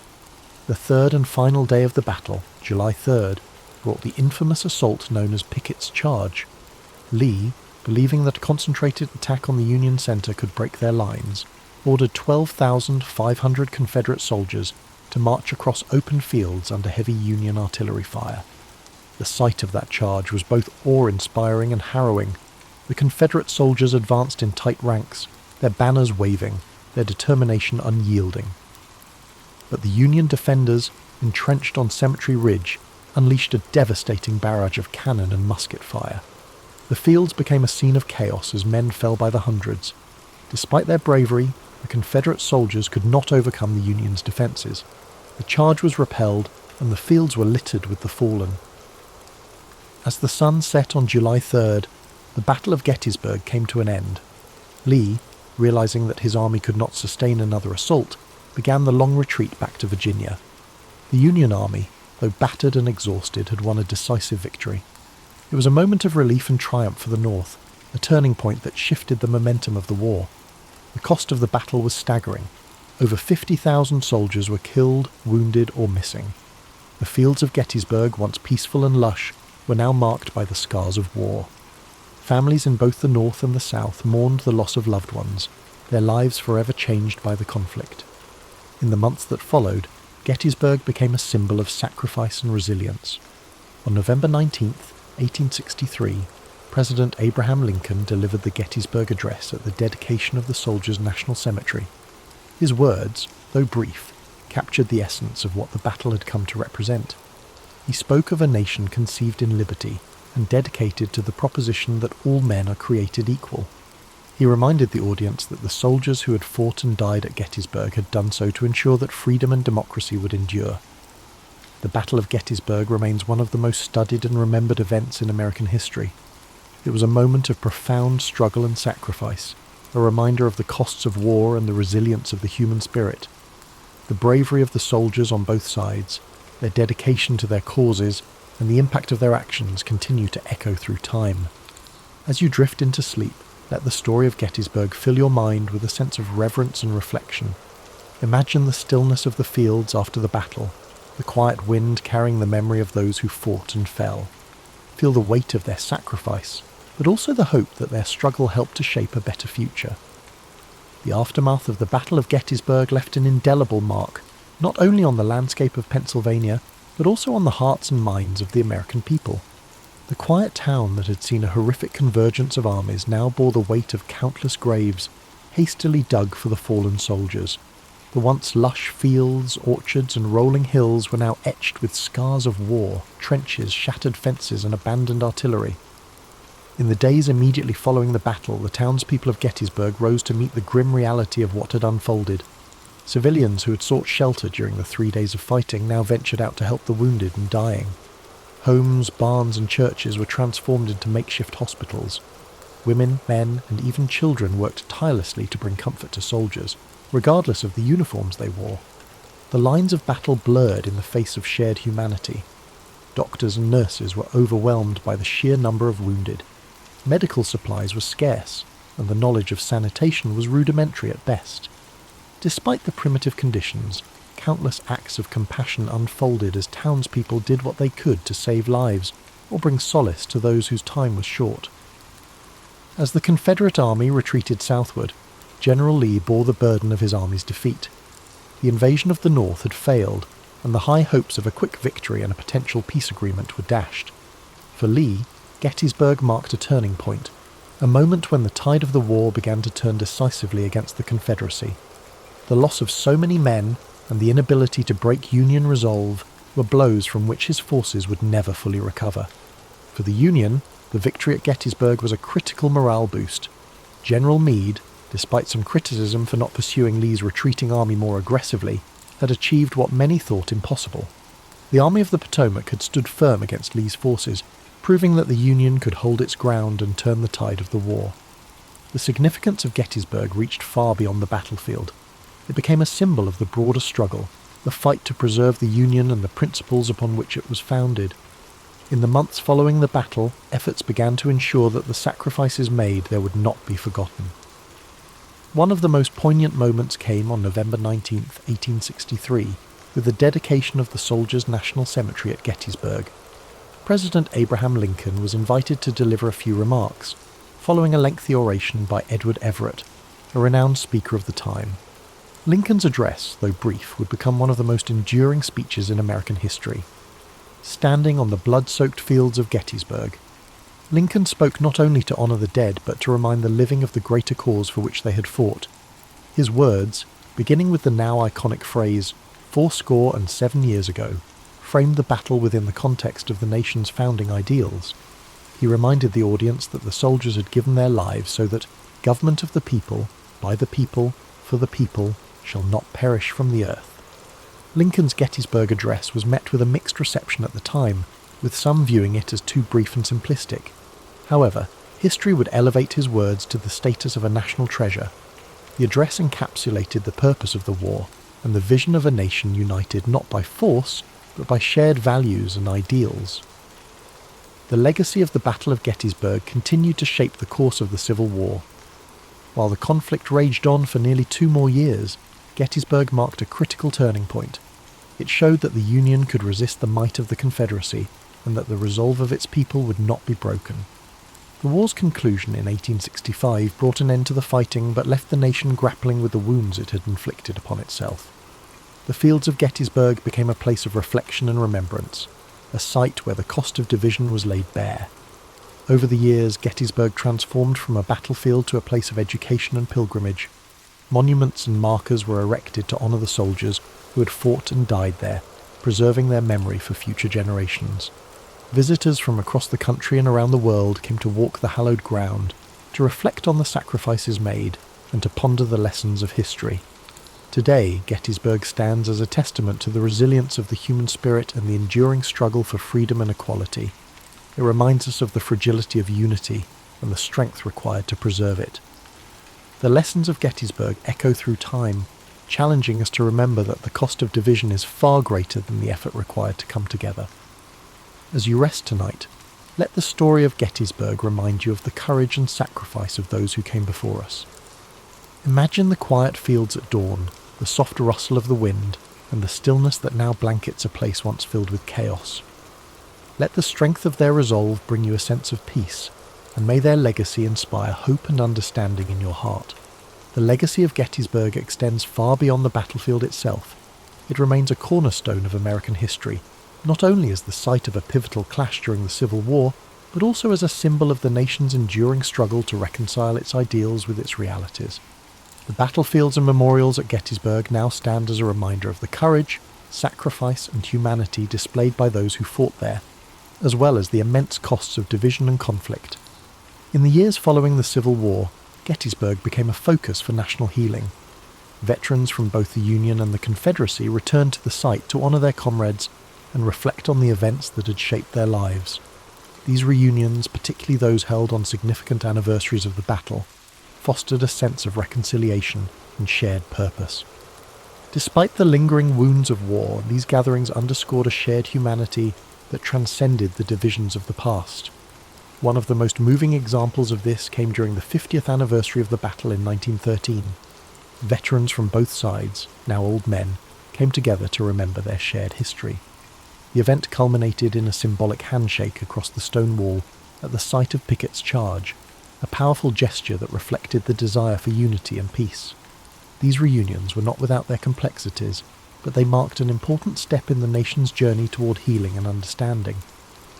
Over time, Gettysburg evolved into a place of education and reflection. The Gettysburg National Military Park, established in the late 19th century and further developed in the 20th, preserves the battlefield and its many monuments, ensuring that future generations can walk the same paths and learn the same lessons. The park's museum and visitor centre provide context and insight into the events of the battle, offering a deeper understanding of its significance and the people who shaped it. The Gettysburg Address, too, continues to resonate as a defining moment in American history. Lincoln's words, spoken with such clarity and purpose, serve as a reminder of the ideals upon which the United States was founded. They challenge us to honour the sacrifices of those who fought by striving to create a more just and equitable society. Today, Gettysburg stands as a living testament to the enduring importance of history. It draws visitors from across the globe who come to honour the past, reflect on the present, and consider the future. The battlefield, with its rolling hills, stone walls, and quiet woods, invites contemplation. Walking its paths, one cannot help but feel a connection to the stories of those who stood there, to the bravery and determination that defined them, and to the lessons they left behind. The Battle of Gettysburg teaches us that even in the darkest times, there is hope for redemption, for reconciliation, and for a brighter tomorrow. It reminds us of the costs of division and the strength required to build unity. It challenges us to live up to the ideals of liberty and equality, to honour the sacrifices of those who came before us by working to create a better world. As you settle into rest tonight, let the story of Gettysburg fill your heart with a sense of reflection and gratitude. Picture the fields bathed in the soft light of the setting sun, the gentle rustle of leaves in the breeze, and the quiet peace that now blankets the land. Let the echoes of courage and sacrifice guide your thoughts, and may their legacy inspire hope and understanding in your dreams. The story of Gettysburg is not only about the battle itself, but also about the enduring lessons it offers. It is a story of courage under fire, of ordinary people facing extraordinary challenges, and of a nation striving to find its way through the darkness of conflict. Gettysburg reminds us that history is not just a series of dates and events, but a tapestry of human experience, woven with threads of sacrifice, resilience, and hope. As we reflect on Gettysburg, we are reminded of the power of unity and the dangers of division. The Civil War, of which Gettysburg was a turning point, was born out of deep-seated disagreements and unresolved tensions. The soldiers who fought at Gettysburg came from different walks of life, different regions and different perspectives, but they shared a common humanity. Their bravery and sacrifice speak to the strength of the human spirit, even in the face of unimaginable hardship. In the years following the battle, the memory of Gettysburg became a source of inspiration for those working to rebuild and reconcile a fractured nation. The scars of war ran deep, but so too did the determination to heal. Gettysburg became a symbol of what could be achieved when people came together to confront their shared challenges and embrace their common humanity. The stories of the individuals who fought at Gettysburg add depth and texture to the history of the battle. From generals like Robert E. Lee and George Meade, whose decisions shaped the course of the conflict, to the rank-and-file soldiers who carried out those orders with bravery and resolve, each story adds a layer of understanding to the larger narrative. These men, from both the Union and Confederate armies, faced unimaginable adversity with courage and dignity. One of the most enduring legacies of Gettysburg is its role in shaping the collective memory of the Civil War. The battlefield, now a serene and solemn place, serves as a reminder of the costs of war and the value of peace. Monuments and markers dot the landscape, each telling a story of the men who fought and the sacrifices they made. Visitors to Gettysburg are often struck by the quiet beauty of the place, a stark contrast to the violence that once engulfed it. The Gettysburg Address, delivered by President Lincoln just months after the battle, continues to resonate as a call to action and a statement of purpose. Lincoln's words remind us of the importance of dedication, of recommitting ourselves to the principles of freedom and equality. His speech, though brief, captures the essence of what Gettysburg represents, not just a battle, but a turning point in the ongoing struggle to create a more perfect union. Today, Gettysburg remains a place of pilgrimage for those seeking to understand the complexities of the past and draw inspiration for the future. The stories of those who fought there, the lessons of unity and perseverance, and the enduring call to honour their sacrifices continue to guide us. Gettysburg is not just a place on a map, It is a symbol of resilience, a reminder of what we can achieve when we come together to face our challenges. As you drift off to sleep tonight, let the story of Gettysburg wrap around you like a warm blanket of reflection and peace. Imagine the stillness of the battlefield at dawn, the quiet hum of nature reclaiming a place once filled with chaos. Let the courage and sacrifice of those who stood there inspire you, reminding you that even in the darkest times there is light to be found. Thank you for spending this time with us on History and Sleep. May the story of Gettysburg bring you a sense of calm, perspective and hope. Sleep well, and may your dreams be filled with peace, understanding, and the enduring strength of the human spirit. Sweet dreams.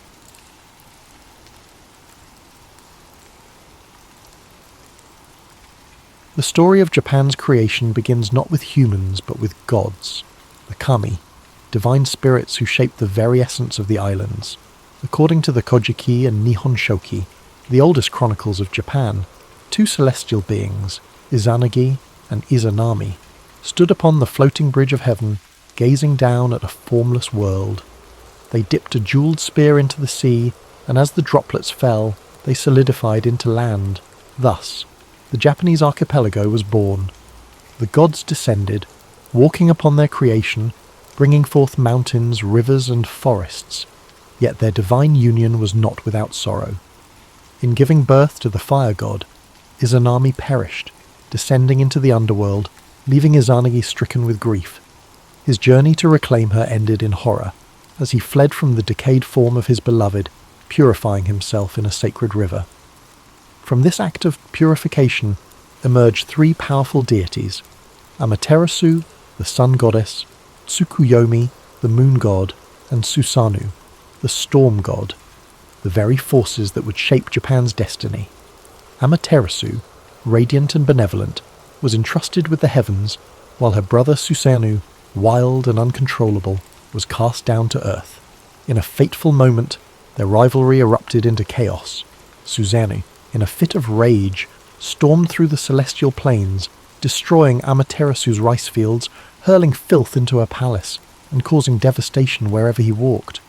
Unable to bear the destruction, Amaterasu retreated into a cave, plunging the world into darkness.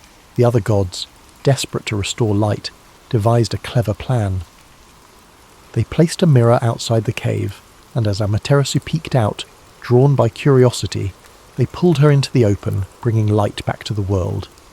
This event would forever symbolize the divine right of the Yamato rulers, who traced their lineage directly to the sun goddess herself. From the union of gods and mortals came Ninigi no Mikoto, Amaterasu's grandson, who was sent to rule the land of Japan. He descended from the heavens, carrying the three sacred treasures, the mirror, the sword, and the jewel, symbols of imperial authority that would be passed down through generations. His lineage led to Emperor Jimmu, the legendary first emperor of Japan, who, guided by divine spirits, waged war against rival tribes and established the imperial throne in 660 BCE. Though historical evidence for Jimmu remains elusive, his legacy endures, his name enshrined in myth, his reign marking the beginning of a dynasty that still exists today. While the myths of Japan's creation provided a divine foundation, the reality was far more complex. The archipelago was home to early human settlers long before the first emperors emerged. The Jomon people, hunter-gatherers who lived in pit dwellings and created intricate pottery, thrived for thousands of years, their way of life shaped by the land's untamed beauty. But as the centuries passed, a new wave of migrants arrived, the Yayoi people, bringing agriculture, metalworking, and social hierarchy. Their arrival marked a turning point, as small tribal groups evolved into structured communities, laying the groundwork for the powerful clans that would one day shape Japan's destiny. Thus, the origins of Japan exist in two worlds, the realm of gods and the realm of men. One speaks of divine will, celestial battles, and the blessings of Amaterasu. The other tells of migration, adaptation, and the forging of society. Both intertwine to form the foundation of Japan's history, where mythology and reality stand side by side, their echoes still felt in the rituals, shrines, and traditions of the modern nation. The role of Shinto and the worship of the kami. In the earliest days of Japan's history, Long before the samurai and shoguns, the land was shaped not just by rulers, but by the unseen forces of the kami, the spirits and deities that resided in every aspect of nature. Shinto, Japan's indigenous belief system, was not a structured religion with sacred texts and doctrines. Rather, it was an intricate tapestry of myths, rituals, and spiritual connections between the people and the natural world. Unlike the faiths of the West, Shinto had no singular founder or strict commandments. Instead, it was an evolving tradition woven into the daily lives of the Japanese people. Every mountain, river, tree, and shrine was believed to house a kami, and maintaining harmony with these spirits was essential for both individual well-being and the prosperity of the land. The imperial family, tracing its lineage to Amaterasu, used Shinto mythology to justify its divine rule, reinforcing the idea that Japan itself was a sacred land. The emperor was not merely a political leader, but a living bridge between the gods and humanity, performing rituals to maintain spiritual balance. Throughout the Yamato period and beyond, elaborate ceremonies were held at the Izgrand Shrine, the most sacred site dedicated to Amaterasu, where only the highest members of the imperial line could serve as priestesses.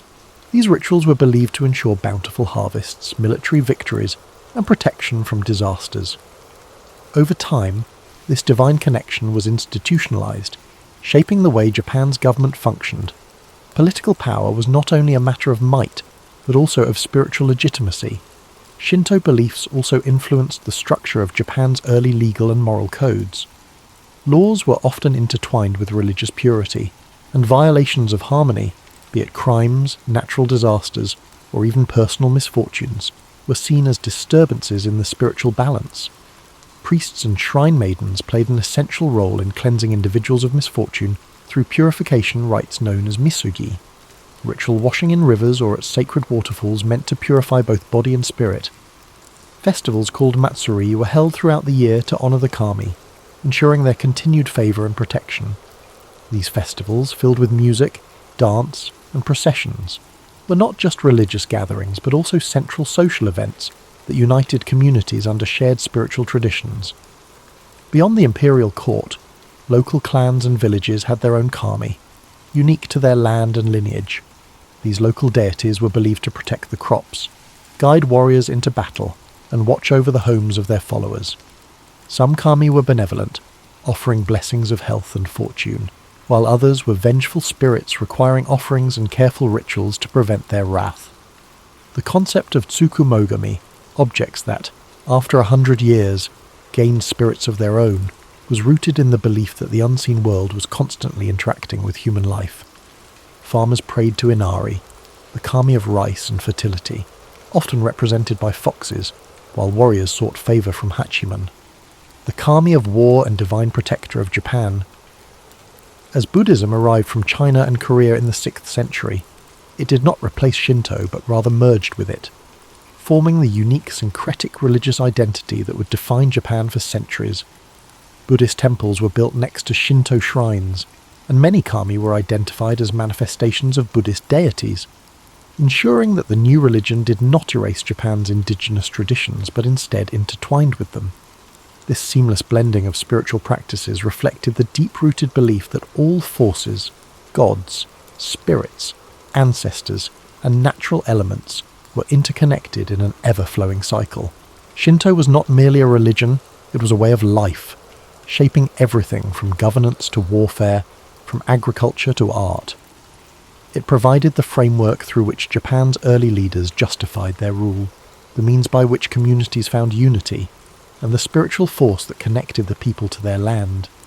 Even in modern Japan, where Shinto no longer dictates the laws of the land, its echoes remain, in the towering torii gates that stand at shrine entrances, in the festivals that still mark the changing seasons, and in the quiet reverence for nature that lingers in the heart of the nation. Sacred sites, rituals, and the power of purification. In ancient Japan, where the natural world and the spiritual world intertwined, sacred sites were more than places of worship. They were living connections between humans and the kami. The most revered among them was the Izigran Shrine, dedicated to Amaterasu, the sun goddess and divine ancestor of Japan's emperors. Nestled deep in the forests of Mie Prefecture, The shrine was rebuilt every 20 years in a centuries-old tradition, symbolizing renewal and the impermanence of all things. Only the imperial family and the highest-ranking priests were permitted to conduct rituals within its sacred grounds, ensuring that the emperor's divine link to the gods remained unbroken. Other major shrines, such as Izumo Taisha, dedicated to the storm god Okuninushi, and Fushimi Inari Taisha, home to the fox spirits of Inari, became centers of devotion, pilgrimage, and seasonal festivals that shaped the rhythm of life across Japan. At the heart of Shinto practice was the idea of purification, the belief that humans accumulated spiritual impurities through daily life and interaction with the physical world. To cleanse themselves, individuals performed misogi, ritual washing in rivers, waterfalls, or the sea.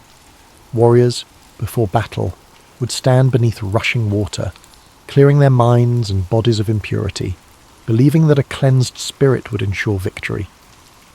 In everyday life, purification took place through temizuya, stone basins found at the entrances of shrines, where worshippers would rinse their hands and mouths before praying.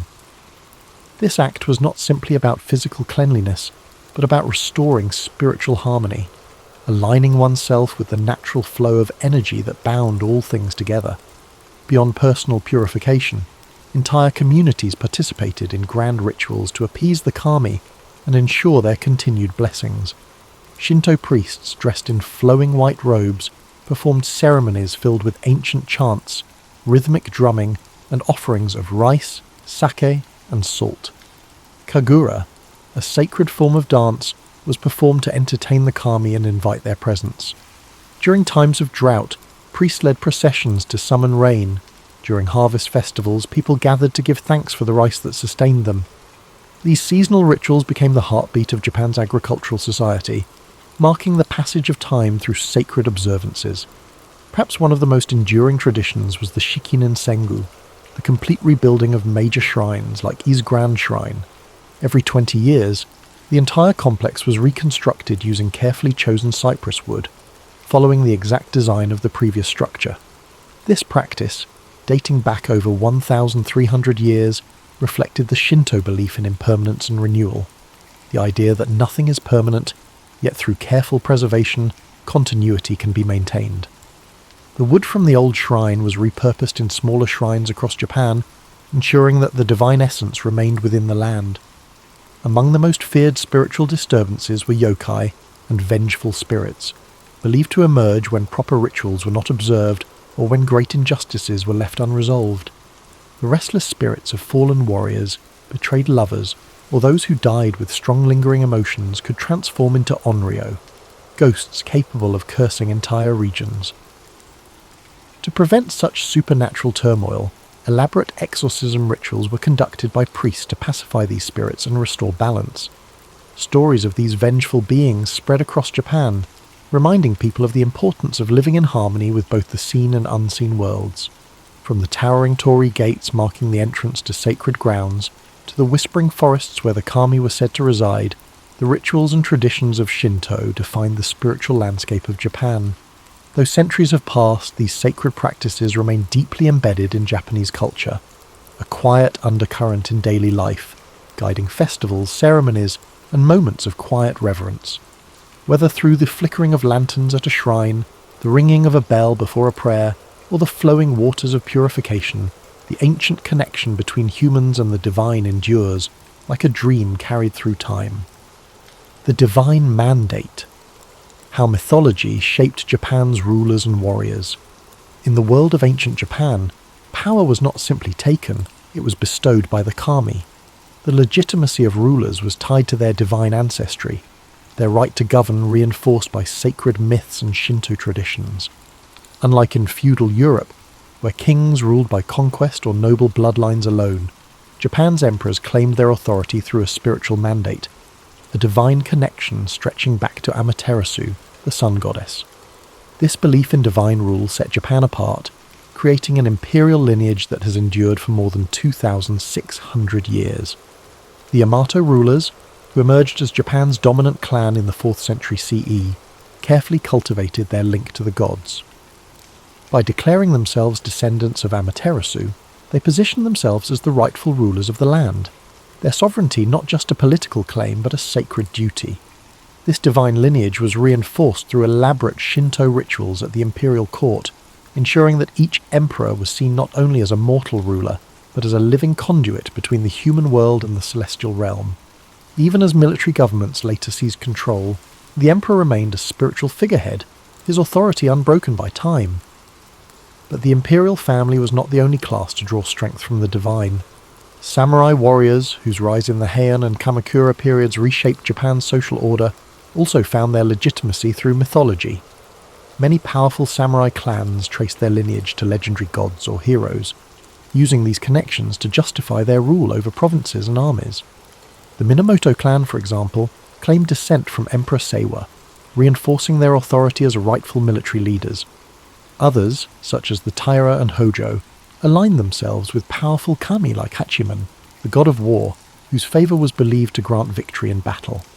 Before heading into war, samurai would visit shrines, undergo purification rituals, and offer prayers to their ancestral deities, believing that divine protection could mean the difference between life and death.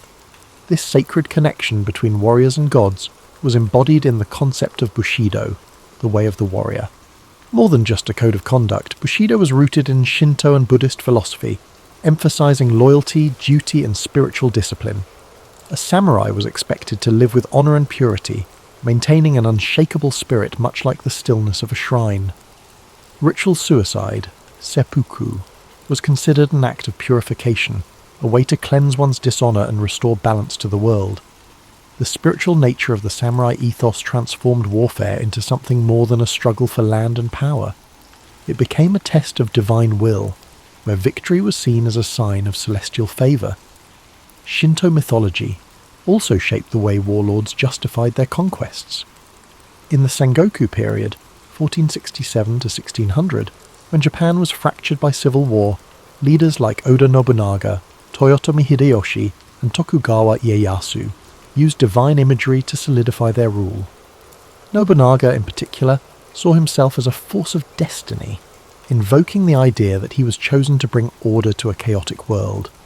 Hideyoshi, though born a peasant, carefully crafted an image of divine favour, associating himself with the sun and even constructing grand temples to cement his legacy.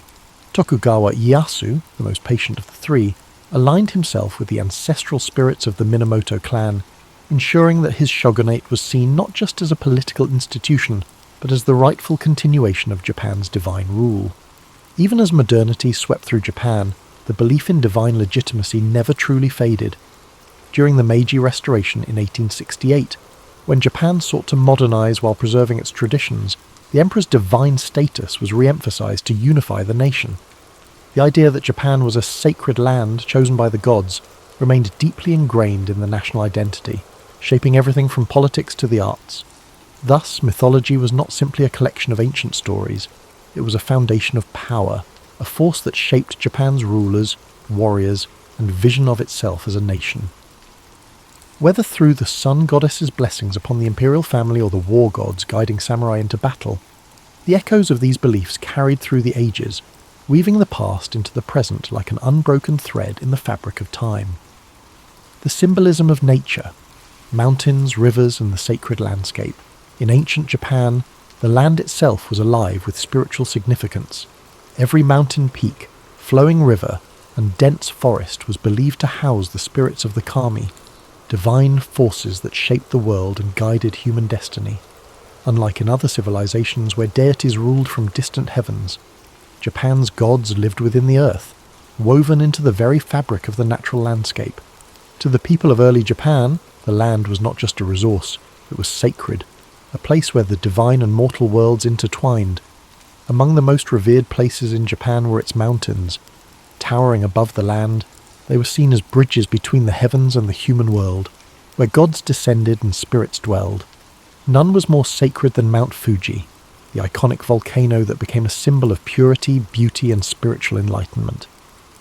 Legends tell of Fuji as the dwelling place of Konohana Sakuya Hem, the goddess of blossoming trees, whose fleeting beauty mirrored the delicate and transient nature of life. For centuries, monks and pilgrims ascended its slopes in search of divine wisdom, believing that reaching its summit brought them closer to the gods. Other mountains, such as Mount He and Mount Koya, became centres of religious devotion, home to Buddhist temples and Shinto shrines that further deepened their spiritual aura. Rivers and waterfalls also held profound spiritual importance. Flowing water was seen as a force of purification, a means of washing away physical and spiritual impurities. Ancient purification rituals known as misogi were often performed in cold rivers or beneath waterfalls, where monks, warriors, and common people alike cleansed themselves before engaging in religious ceremonies or battle. One of the most famous sacred waterfalls was Nachi Falls, where Shinto priests conducted elaborate rituals to honour the water spirits. The belief in the purifying power of water remains embedded in Japanese culture to this day, reflected in the practice of temazuya at shrine entrances, where visitors rinse their hands and mouths before offering prayers. Forests were considered the hidden sanctuaries of the kami, dense and untouched groves where spirits roamed freely. Certain trees were believed to be yorishiro, objects capable of housing deities, marked with sacred ropes known as shimenawa to signify their divine presence. The ancient cryptomeria trees of Togakushi Shrine in Nagano, some standing for over 1,000 years, were said to be infused with the spirits of the past.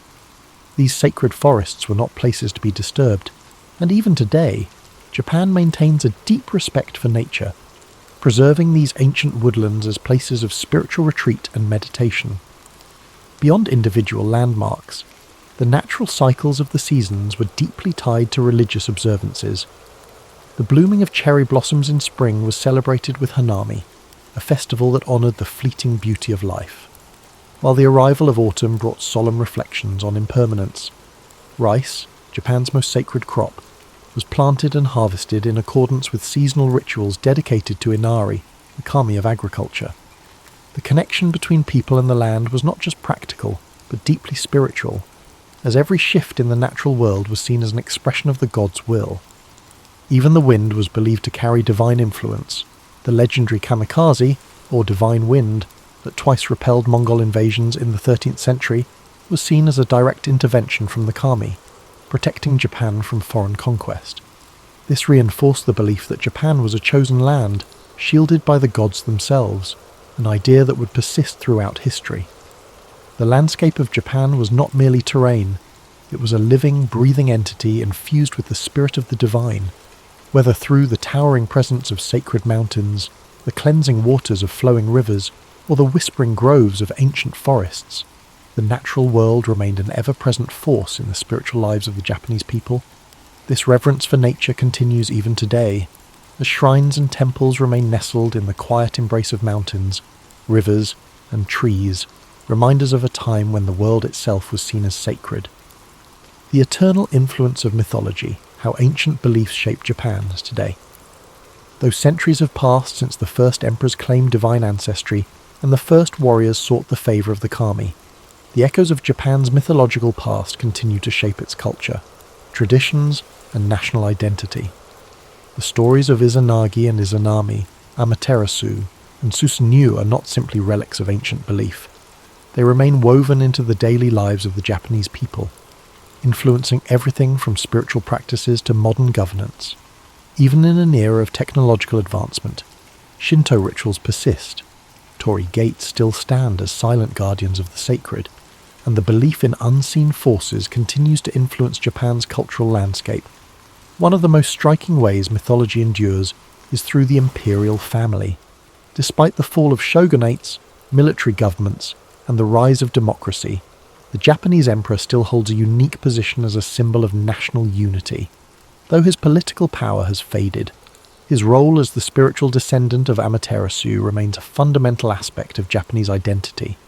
Even modern enthronement ceremonies involve ancient Shinto rites, where the emperor offers prayers to the kami and affirms his role as a divine mediator between the gods and the people. The continuity of the imperial line, from the legendary Emperor Jimmu to the present day, reinforces the idea that Japan itself is a sacred land chosen by the gods. Beyond the imperial family, Shinto practices remain deeply embedded in Japanese society. Festivals celebrating the kami, known as Matsuri, continue to draw millions of participants each year. During New Year's celebrations, Hatsumoda, people visit Shinto shrines to pray for good fortune, tossing coins into offering boxes and purchasing protective talismans. The Obon festival, dedicated to honouring the spirits of ancestors, mirrors the ancient belief that the dead never truly leave, but instead watch over their descendants. These customs have endured for over 1,000 years, adapting to modern life while maintaining their spiritual significance. The belief in supernatural forces also thrives in Japan's folklore and popular culture. The presence of yokai, spirits and creatures of myth, remains strong in art, literature, and entertainment.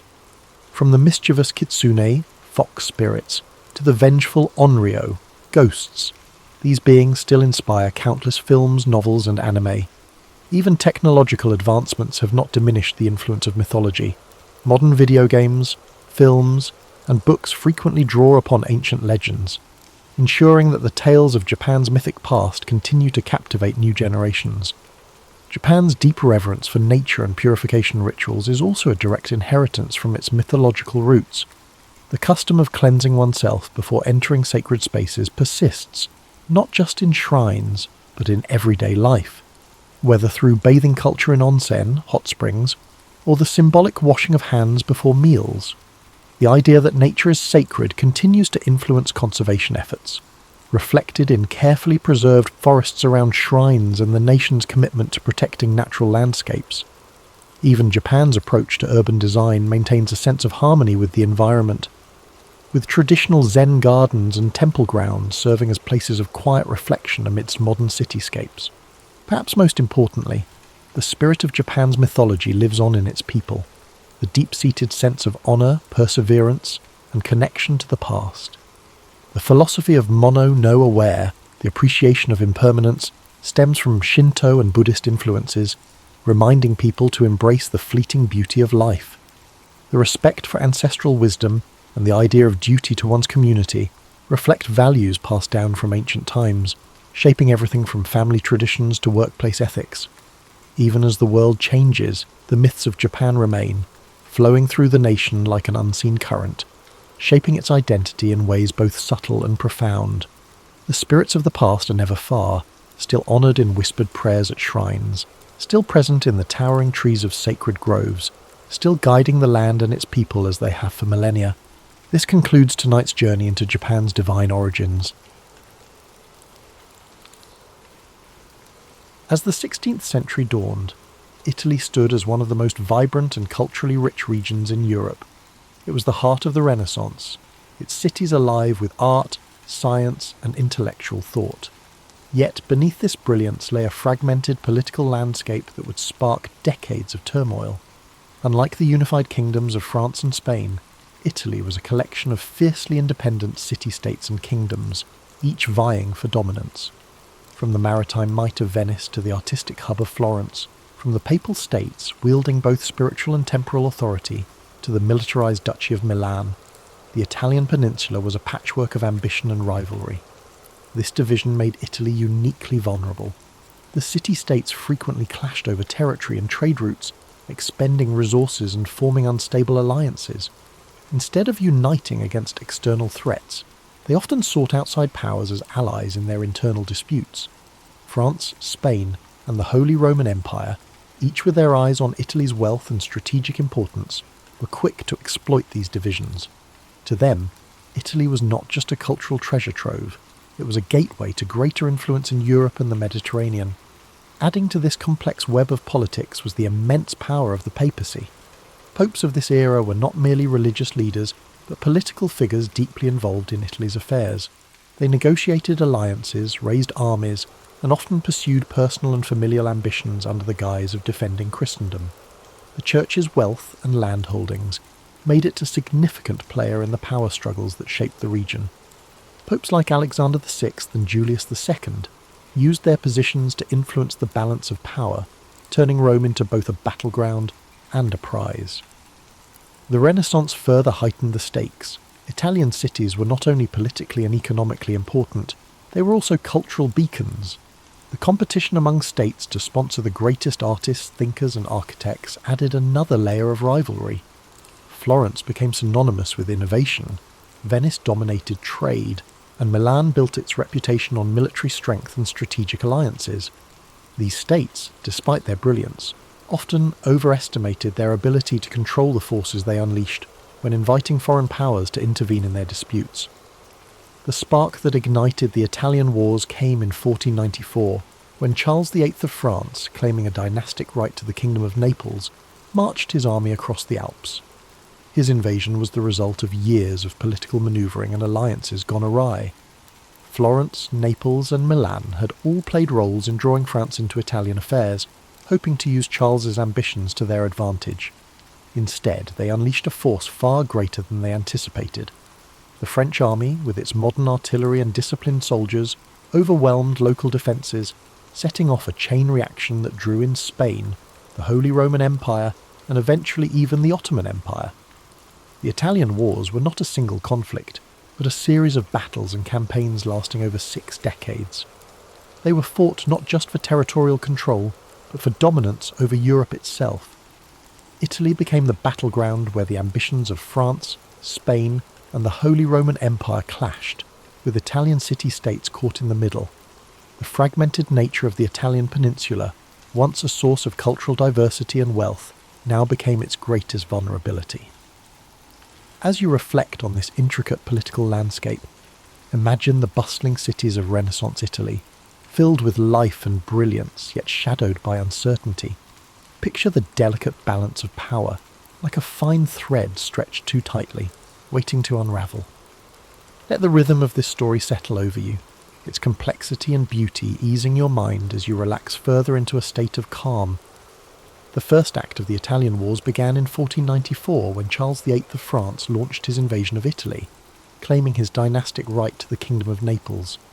This campaign marked the first time a major European power would openly stake its claim to Italian lands, setting off a chain reaction that would embroil the continent in conflict for over 60 years. The decision to invade was driven by a combination of ambition, opportunity, and the fractured political state of Italy itself. Charles VIII saw Italy as a land of immense wealth and prestige, its city-states filled with treasures that could bolster his power and finance his ambitions in Europe. Yet his claim to Naples was not entirely self-driven. He had been encouraged by Ludovico Sforza, the Duke of Milan, who sought to use French support to consolidate his own power and counter his rivals in Florence and Venice. This invitation would prove a double-edged sword, for while Charles's army marched with incredible strength, it also disrupted the delicate balance of power that had kept Italy relatively stable. The French army was unlike anything Italy had faced before. Equipped with advanced artillery and professional soldiers, it swept through northern Italy with alarming speed. The city-states, unprepared for such a modern force, quickly capitulated or offered little resistance. Florence, long a hub of Renaissance brilliance, was forced to submit to Charles's demands, its leader Piero de' Medici attempting to placate the French with territorial concessions. This sparked outrage among the Florentine people, leading to the ousting of the Medici family and a period of tumult in the city. As Charles pressed southward, his campaign continued to unsettle Italy. The Papal States, under Pope Alexander VI, faced immense pressure to negotiate with the French king, who posed a direct threat to Rome itself. Ultimately, Alexander chose diplomacy over confrontation, allowing Charles to pass unimpeded. The French army reached Naples in 1495, capturing the city with relative ease, yet the ease of their victories belied the challenges that lay ahead. The rapid success of the French invasion alarmed the rest of Europe. Ferdinand II of Aragon, whose Spanish crown had claims to Naples, saw the French presence as a direct threat to his interests. He joined forces with the Holy Roman Empire, Venice and Milan in the formation of the League of Venice, a coalition designed to expel the French and restore balance to Italy. This alliance marked the beginning of a prolonged and complex series of conflicts that would characterize the Italian Wars. Charles VIII's return journey to France was fraught with difficulty. At the Battle of Fornovo in 1495, the League of Venice confronted the French forces in a fierce engagement. Though Charles managed to escape with most of his army intact, his dream of holding Naples dissolved as Spanish forces moved to reclaim the city. This marked a turning point. While the French had demonstrated their military might, their inability to sustain control over Italy revealed the limits of their power. The first invasion set the tone for the Italian Wars, a conflict defined by shifting alliances, brutal battles, and the constant interference of foreign powers in Italian affairs. For the Italian city-states, The war underscored their vulnerability. Their reliance on external allies often backfired, leaving them at the mercy of larger powers whose interests rarely aligned with their own. As you reflect on this chapter of the story, picture the vast French armies marching through the Italian countryside, their movements echoing the ambitions of kings and the fragility of states. Imagine the Renaissance cities, so full of life and beauty, now shadowed by the weight of war. Let the rhythm of these thoughts guide you into deeper relaxation, the flow of history calming your mind and easing your spirit. As the Italian wars progressed, Spain emerged as a dominant force, reshaping the balance of power across Europe and the Italian peninsula. Following Charles VIII's retreat, Ferdinand II of Aragon sought to strengthen Spain's influence, focusing on reclaiming Naples, a key prize in the struggle for Italian supremacy. Spain's military, under the leadership of Gonzalo Fernández de Córdoba, revered as the Great Captain, introduced innovative battlefield strategies. The Spanish tercios, disciplined formations combining pikemen and arquebusiers, proved revolutionary. Their effectiveness surpassed that of the traditional heavy cavalry favoured by France. In a series of decisive battles, including Cerignola and Garigliano in 1503, Spanish forces secured Naples. Their victories demonstrated superior tactics and organisation. With Naples under Spanish control, Ferdinand established Spain as a key power in southern Italy, solidifying its influence and preparing for further engagements with France. Yet the French were far from deterred. In 1515, Francis I ascended to the French throne and reignited his nation's ambitions. His forces achieved a major victory at the Battle of Marignano, reclaiming Milan and briefly restoring French dominance in northern Italy. This resurgence set the stage for an intense rivalry between Francis III and Charles V of the Habsburg dynasty. Charles, inheriting a vast empire that included Spain, the Holy Roman Empire, and territories in the Americas, wielded immense resources. His ambitions extended far beyond Italy, but the peninsula became a crucial theatre of war. The pivotal Battle of Pavia in 1525 marked a turning point. Spanish forces decisively defeated the French army, capturing Francis I in the process. This victory shattered French momentum and solidified Spanish Habsburg dominance in Italy. Milan fell under Habsburg influence, and Spain's position became unassailable. Despite these triumphs, the Italian wars were far from settled. France continued its efforts to reclaim lost ground. However, Spain's wealth from its burgeoning empire in the Americas provided the resources needed to sustain prolonged campaigns. This economic advantage, combined with strategic alliances and military innovation, ensured Spain's supremacy. Italian city-states such as Venice, Florence, and the Papal States became entangled in this larger conflict. Their independence increasingly compromised as foreign powers dictated the region's fate. The conflict reshaped Italy, turning it into the epicenter of European power struggles. Its vibrant cities and cultural landmarks endured cycles of war and occupation. Yet through it all, the resilience of its people shone. They continued to create art, foster innovation, and maintain their identity even amid turmoil, while you drift further in sleep. Picture the rolling hills of Italy and the bustling cities of the Renaissance, their beauty and complexity undiminished despite the shadow of war. Imagine the measured rhythm of history, the ebb and flow of ambition and resilience, and let the cadence of these thoughts guide you toward peace. Each detail of this story invites you to unwind, to let go of the day's tension as the calm of the past eases your mind. By the early 1520s, the Italian wars reached a brutal and transformative juncture, a moment that underscored the devastating consequences of prolonged conflict. The sack of Rome in 1527, carried out by the forces of Charles V, Holy Roman Emperor, marked one of the darkest chapters of the era. It exposed the vulnerability of even the most powerful institutions, including the papacy, to the chaos of war. This catastrophic event was not entirely planned. It was the result of unpaid and unruly soldiers, primarily Spanish and German mercenaries, who had grown discontented with their leaders.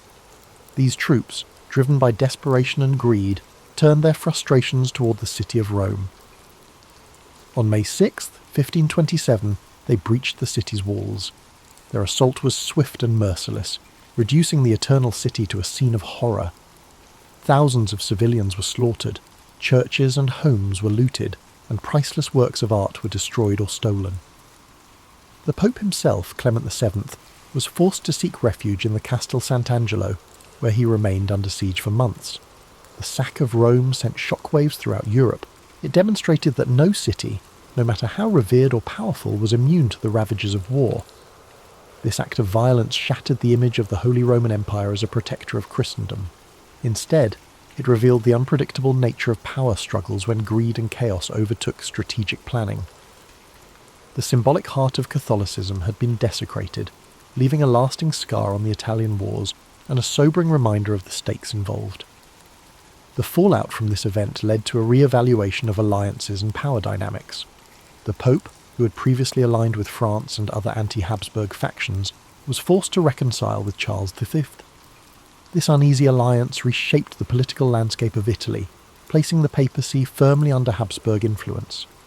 For the French, the sack represented another setback in their ambitions to dominate Italy.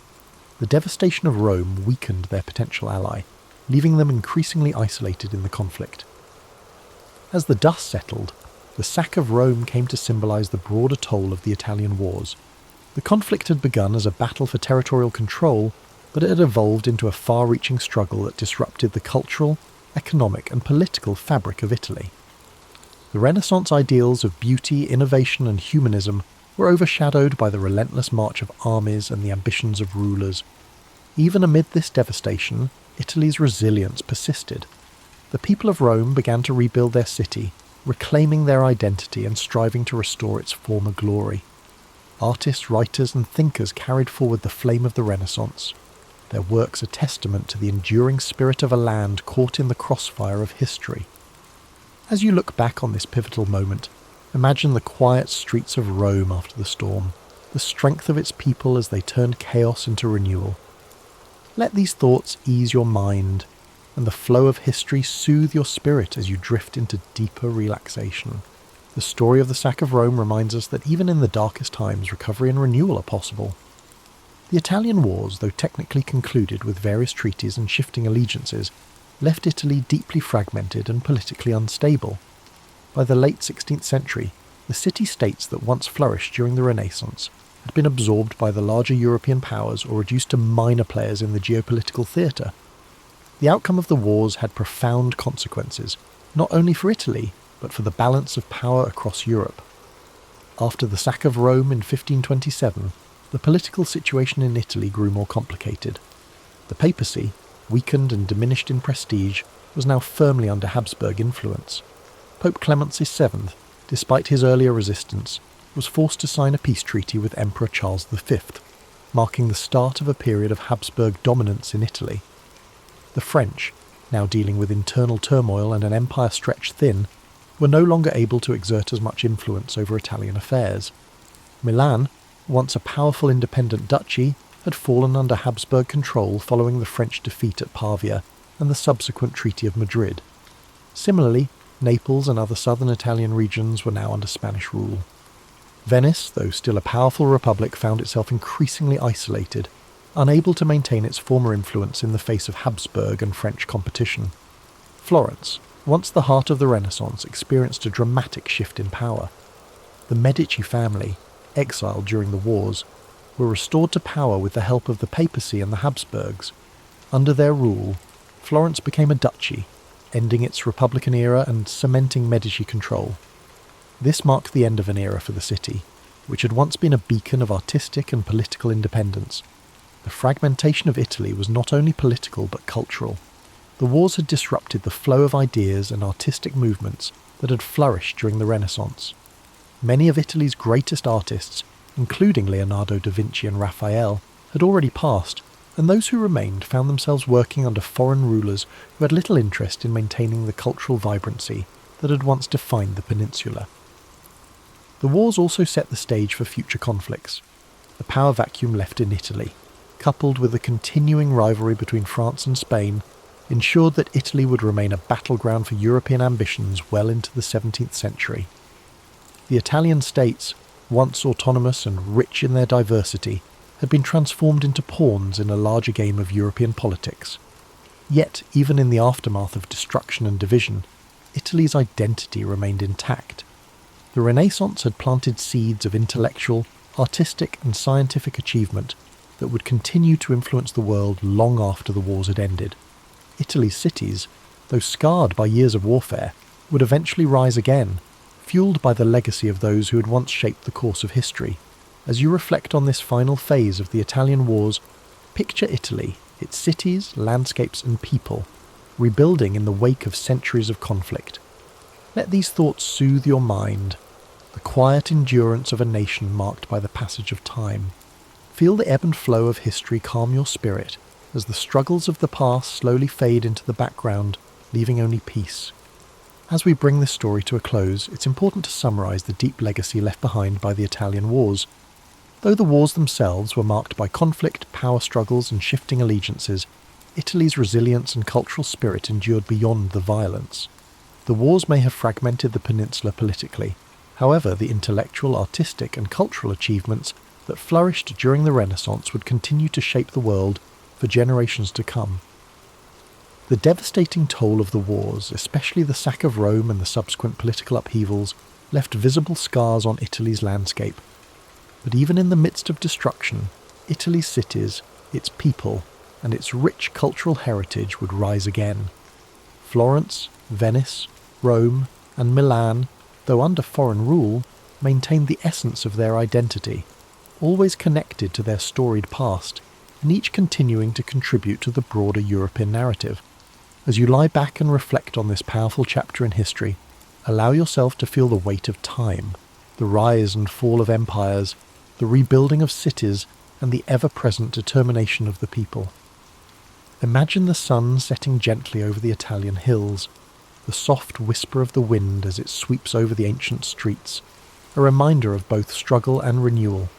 It's easy to be caught in the frenzy of the world around us, but history has a way of slowing us down, letting us reflect on the cyclical nature of life, conflict, and peace. Let the story of the Italian wars be a reminder of resilience, of the strength it takes to overcome adversity, and of the beauty that rises from the ashes. Now, as we transition to the peaceful sounds of rain and soft melodies, let your mind settle into the rhythm of nature, allowing the soothing sounds to wash over you, easing you into a deep and restful sleep.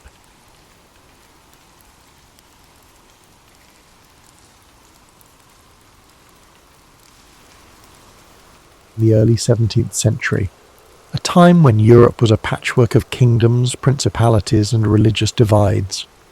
At the heart of this patchwork lay the Holy Roman Empire, a vast and fragmented realm that stretched across much of Central Europe. For centuries, tensions simmered beneath the surface, as Catholic and Protestant states vied for power, influence, and the right to practice their faith freely.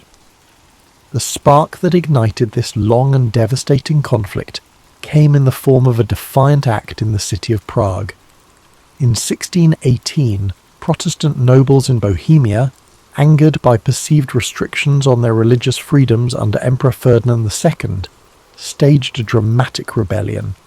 They stormed Prague Castle, seized 2 imperial officials, and hurled them out of a window in an event known as the Defenestration of Prague.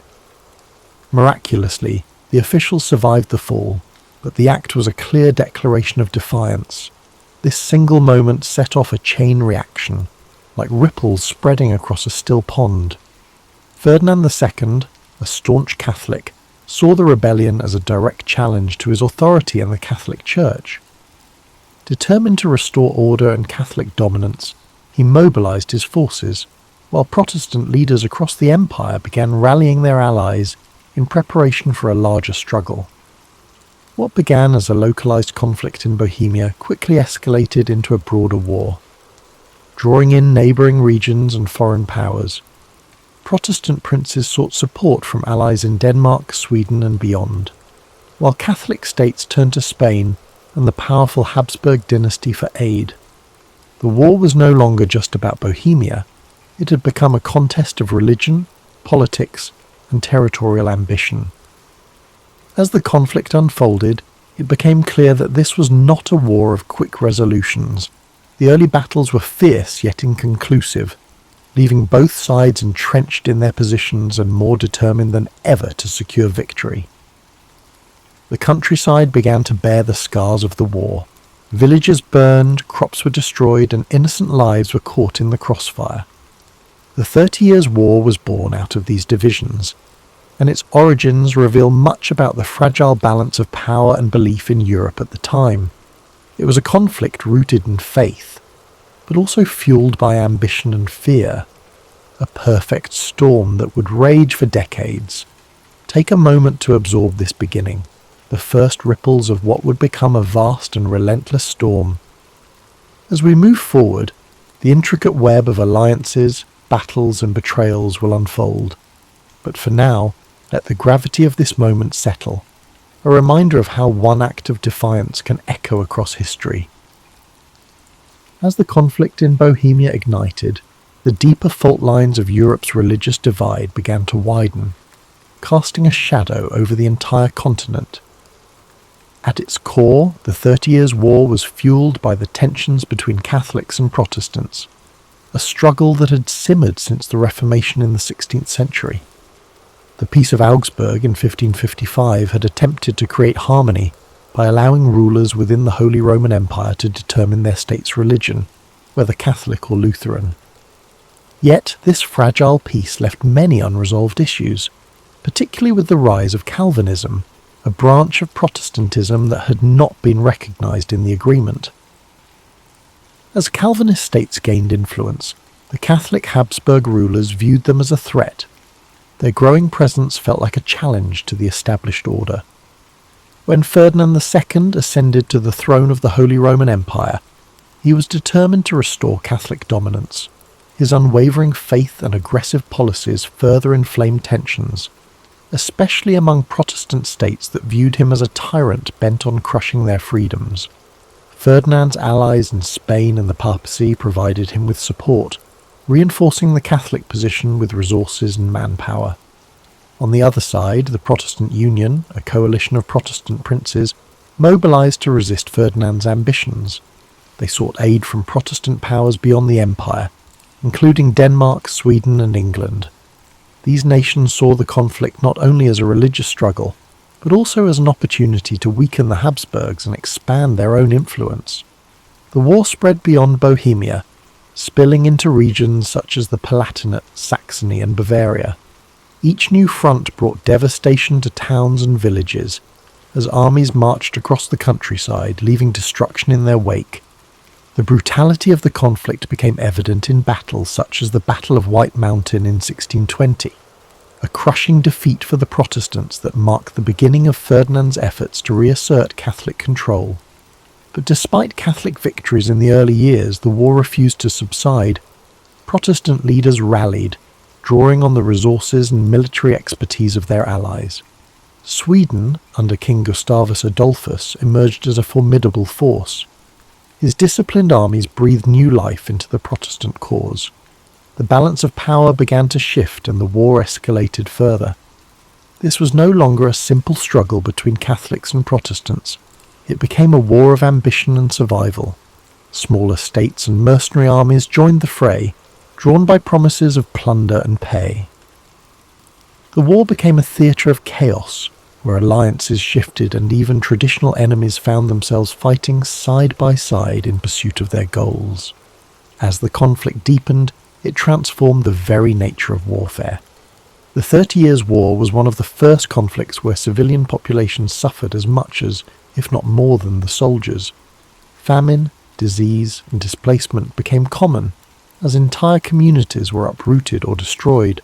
The war's religious roots became intertwined with the politics of power, and its escalation revealed the fragility of peace in a divided world.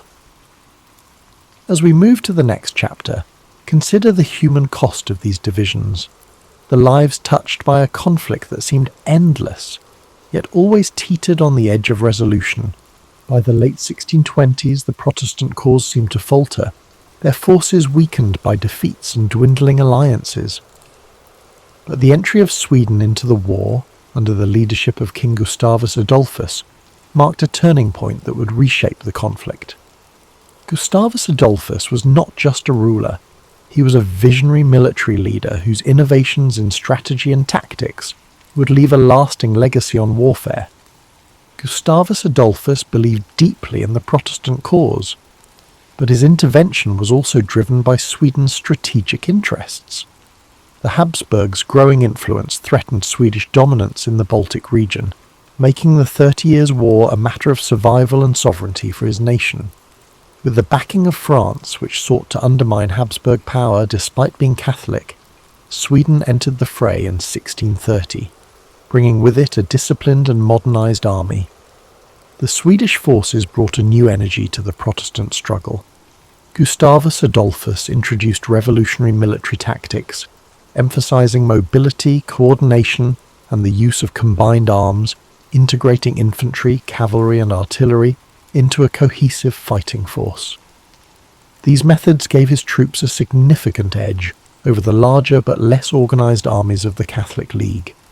The Battle of Breitenfeld in 1631 was a defining moment, a stunning victory for the Swedes and their Protestant allies. Gustavus Adolphus's army decimated the Catholic forces, demonstrating the effectiveness of his strategies. This victory not only bolstered Protestant morale, but also drew new allies to their cause, shifting the balance of power in the war. Under Gustavus Adolphus's leadership, the Protestant forces began to reclaim territory lost in earlier phases of the war. They advanced deep into the heart of the Holy Roman Empire, challenging Ferdinand II's dominance and threatening the stability of the Habsburg realms. Gustavus Adolphus's charisma and tactical brilliance earned him the loyalty of his troops and the respect of his enemies. But his triumphs were not without cost. In 1632, at the Battle of Lutzen, Gustavus Adolphus achieved another critical victory, but lost his life in the process. His death was a severe blow to the Protestant cause, yet his legacy endured. The momentum he had generated allowed Sweden to remain a dominant force in the war, and his military innovations continued to influence the strategies of both sides. As Sweden's intervention reshaped the war, the conflict grew even more complex. Religious divides began to blur as political ambitions took centre stage, with Catholic France supporting Protestant Sweden to counterbalance Habsburg power. This shifting landscape of alliances revealed the deeper currents driving the war, a struggle not just of faith, but of power and control over Europe's future. Gustavus Adolphus's role in the 30 Years' War is a testament to the transformative power of leadership and innovation. His contributions brought hope to a fractured alliance and altered the course of a seemingly endless conflict. Yet, his death also reminded the world of the fleeting nature of triumph in the face of war's relentless toll. As we prepare to move to the next chapter, take a moment to reflect on the determination and vision it takes to bring change amid chaos. In the darkest times, even a single leader can leave an indelible mark, and yet the storm of history moves forward, carrying all in its wake. As the 30 Years' War stretched into its second decade, the conflict expanded beyond its original boundaries, engulfing nearly all of Europe in its relentless grasp. Nations that had once remained on the sidelines found themselves drawn into the fray, whether by alliances, ambitions, or the sheer inevitability of the war's momentum. The entry of France in 1635 marked a dramatic shift. Though a Catholic nation, France allied with Protestant powers like Sweden to counterbalance the Habsburgs' influence. This decision underscored how the war had evolved from a religious conflict into a broader struggle for political dominance in Europe. The stage was set for what would become one of the most destructive periods of the war. As alliances grew ever more complex and battles became increasingly brutal. Across the continent, the toll of the war was staggering. Cities were besieged and burned. Fields were left barren and lifeless, and villages were emptied as civilians fled the advancing armies. Mercenary forces, often poorly paid and motivated by survival, resorted to pillaging and looting, leaving devastation in their wake. Famine and disease swept through war-torn regions, taking more lives than the battles themselves. As you listen to this story, let the gravity of these events drift gently through your thoughts, but not linger. Imagine the chaos of the time slowly fading into the background, replaced by a sense of quiet reflection. Feel the weight of the war's hardship giving way to an understanding of resilience, a reminder of humanity's enduring strength even in its darkest hours. The conflict's scope seemed endless, with battles erupting in regions as far-reaching as the Rhineland, the Netherlands, and northern Italy. Yet amid the turmoil, moments of diplomacy and negotiation emerged, offering brief glimpses of hope. Peace talks began to take shape, though they were slow and fraught with challenges, reflecting the deep divisions and mistrust among the warring parties. Let these moments of negotiation remind you that even in the midst of chaos, there are always efforts toward resolution. Allow yourself to relax further, your breath steady and calm, as if tracing the contours of history's slow march toward peace. As we move deeper into the story, the resilience of the people and the shifting tides of war remind us of the impermanence of struggle. Take this moment to let your mind ease. Let the complexity of the 30 Years' War unravel gently, leaving you with a sense of quiet perspective and peace. After nearly 3 decades of relentless conflict, Europe began to seek an end to the devastation. The 30 Years' War had taken a toll unlike any before it. Economies were ruined, lands were ravaged, and millions of lives had been lost. By the early 1640s, the warring nations realized that no decisive victory was in sight. The war had devolved into a stalemate of exhaustion. Thus began the long and complex journey toward peace, through the negotiations that would culminate in the Peace of Westphalia. The Westphalian negotiations were unprecedented in their scope and ambition. For the first time in European history, nearly all major powers gathered to discuss terms of peace.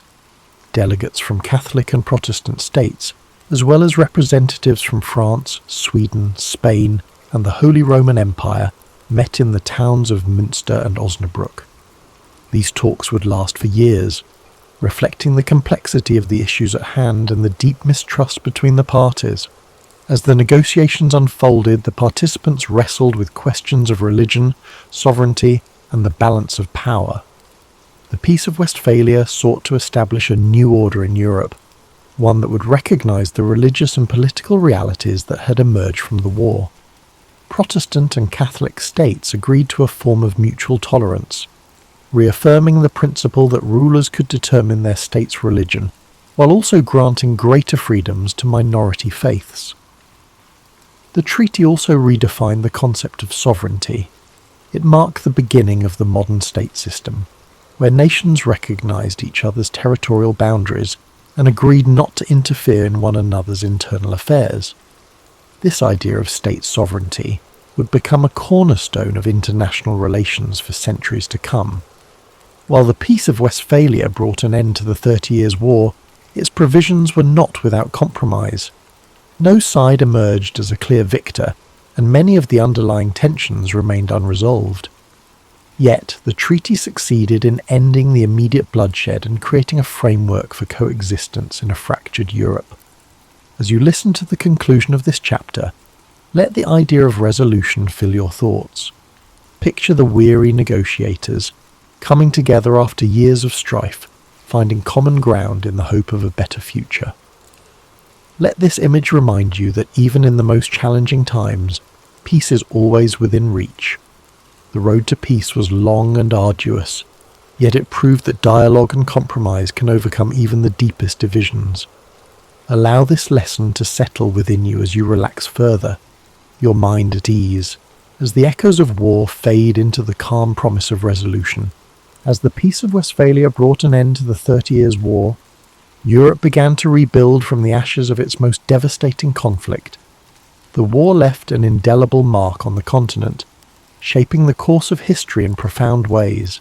Nations that had been battered and broken emerged with new identities, while the concept of sovereignty laid the foundation for the modern nation-state system. The war's legacy extended beyond politics and borders. It changed the way conflicts were waged, highlighting the immense cost of prolonged war and the devastating impact on civilian populations. The lessons of the 30 Years' War echoed across generations, reminding humanity of the importance of diplomacy, tolerance, and restraint. This story of destruction and eventual reconciliation carries a timeless message. Even in the darkest of times, there is always a path forward, a path forged through perseverance, negotiation, and the willingness to find common ground. The 30 Years' War may have scarred Europe, but it also served as a turning point, proving that peace, though hard won, is always worth striving for. As we close this chapter of history, take a moment to reflect on the resilience of the human spirit. Let the story of the 30 Years' War remind you of the strength found in unity and the power of resolution. Think of the nations and individuals who rebuilt after so much loss, their journey, though difficult, leading to a more stable and interconnected future. Now let the soothing sounds of rain guide you to a place of peace and relaxation. Imagine gentle raindrops falling softly on leaves, washing away the echoes of history's struggles. Feel the rhythm of the rain bringing calm to your mind and a sense of quiet to your soul.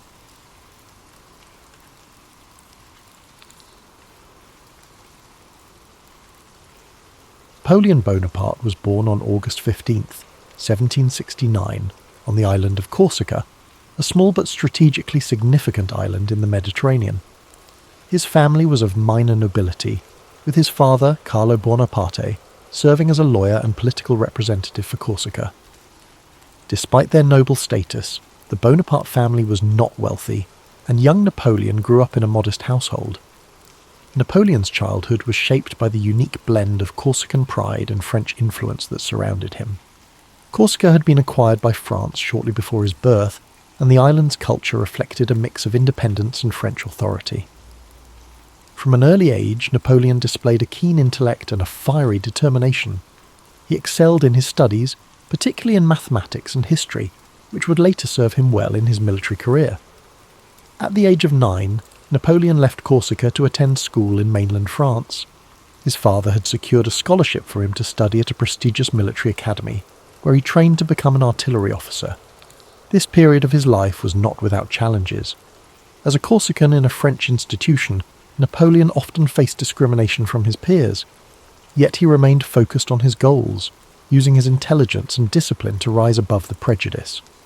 Napoleon graduated from the École Militaire in Paris at the age of 16, becoming a second lieutenant in the French army. He began his career at a time of great upheaval. The French Revolution was transforming the nation, dismantling the old monarchy and reshaping France into a republic. For Napoleon, this period of political and social turmoil presented both challenges and opportunities. During the Revolution, Napoleon's strategic brilliance began to emerge. His first major success came during the Siege of Toulon in 1793. As a young officer, he devised a bold plan to capture the city, which was held by royalist forces supported by the British. His strategy was a resounding success, earning him recognition and promotion. Napoleon's star was rising, and his ability to combine tactical innovation with decisive action became his hallmark. In 1796, Napoleon was given command of the French army of Italy. This was his first significant leadership role, and he wasted no time in proving his abilities. Despite being outnumbered and poorly equipped, Napoleon led his troops to a series of stunning victories against Austrian and Piedmontese forces. His Italian campaign not only solidified his reputation as a military genius, but also brought him wealth and fame. Napoleon's rise to power was meteoric, and by 1799 he had become one of the most influential figures in France. That year, he staged a coup d'état, overthrowing the government and establishing himself as first consul. This marked the beginning of his rule and set the stage for his transformation of France. As ruler, Napoleon implemented sweeping reforms. He reorganized the French government, established the Napoleonic Code, a legal framework that influenced legal systems worldwide, and strengthened the country's finances. He also invested in infrastructure, education and the arts, leaving a lasting legacy on French society. In 1804, Napoleon declared himself Emperor of France. The coronation ceremony was a grand and symbolic event, with Napoleon famously placing the crown on his own head. a gesture that underscored his belief in self-made power. As emperor, Napoleon expanded his ambitions beyond France, embarking on campaigns that would change the map of Europe. The Napoleonic Wars were a series of conflicts that pitted France against a coalition of European powers. These wars showcased Napoleon's strategic brilliance and determination, but they also tested his limits. His victories at battles like Austerlitz and Jena cemented his reputation as one of history's greatest military commanders. However, his campaigns also came at a great cost, both in lives and in resources. One of the most ambitious and ultimately disastrous undertakings of Napoleon's career was the invasion of Russia in 1812. Initially, he achieved some success, but the campaign turned into a nightmare as his army faced harsh winter conditions, dwindling supplies, and fierce resistance from Russian forces. The retreat from Moscow was a devastating blow, marking a turning point in Napoleon's fortunes. Despite setbacks, Napoleon's resilience and charisma kept him in power for a time. However, by 1814, his enemies had formed a powerful coalition, and Paris was captured. Napoleon was forced to abdicate and was exiled to the island of Elba. Yet, even in defeat, his determination remained unshaken. Less than a year later, he escaped from Elba and returned to France, rallying support and reclaiming his position as emperor during what became known as the 100 Days. Napoleon's final chapter unfolded at the Battle of Waterloo in 1815. Facing a coalition led by the Duke of Wellington and the Prussian army, Napoleon fought valiantly but was ultimately defeated. This marked the end of his reign and his dreams of empire. He was exiled once more, this time to the remote island of St. Helena in the South Atlantic. On St. Helena, Napoleon spent the final years of his life in relative isolation. He reflected on his legacy, dictating memoirs that recounted his achievements and offered insights into his thoughts and motivations. He died on May 5, 1821, at the age of 51. While his life ended in exile, his impact on history was indelible. Napoleon's story is one of contrasts, a man of great ambition and intellect who reshaped Europe, yet whose relentless pursuit of power ultimately led to his downfall. His legacy is a reminder of the complexities of leadership and the enduring influence of vision and determination. As you reflect on Napoleon's journey, let the calm rhythm of his story guide you into a state of relaxation. His life, filled with triumphs and challenges, serves as a reminder that greatness often comes with both light and shadow. Imagine the quiet halls of the École Militaire, where a young Napoleon first honed his skills, or the grand boulevards of Paris during his reign. Picture the serene beaches of Corsica, where his journey began, and the windswept shores of St. Helena, where it ended. These images, filled with history and humanity, bring a sense of peace and connection. As the gentle narrative of Napoleon's life carries you further into relaxation, consider the enduring lessons his story offers. His life was a testament to the power of vision, determination, and adaptability. From the shores of Corsica to the grand battlefields of Europe, Napoleon's journey was one of extraordinary highs and profound lows, each moment shaping his legacy and the world around him. Imagine the streets of Paris during the height of Napoleon's rule, bustling with activity as citizens moved through a city transformed by his reforms. The grand architecture, the sounds of carriages, and the whispers of admiration for the leader who had reshaped France into a powerful empire fill the air. Napoleon's vision for his country was ambitious, rooted in the belief that strong leadership and progressive policies could bring unity and prosperity. Napoleon's Napoleonic Code, one of his most enduring achievements, remains a symbol of his commitment to order and justice. By creating a clear and organized legal framework, he provided a foundation for modern law that still influences societies worldwide.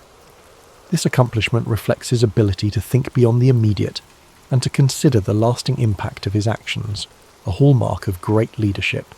Now, as you drift deeper into rest, picture the vast and open battlefields where Napoleon's strategies unfolded. His ability to read a situation, adapt to challenges, and inspire his troops set him apart as a military genius. Yet these victories came with sacrifices, reminding us that even the greatest achievements carry weight and consequence.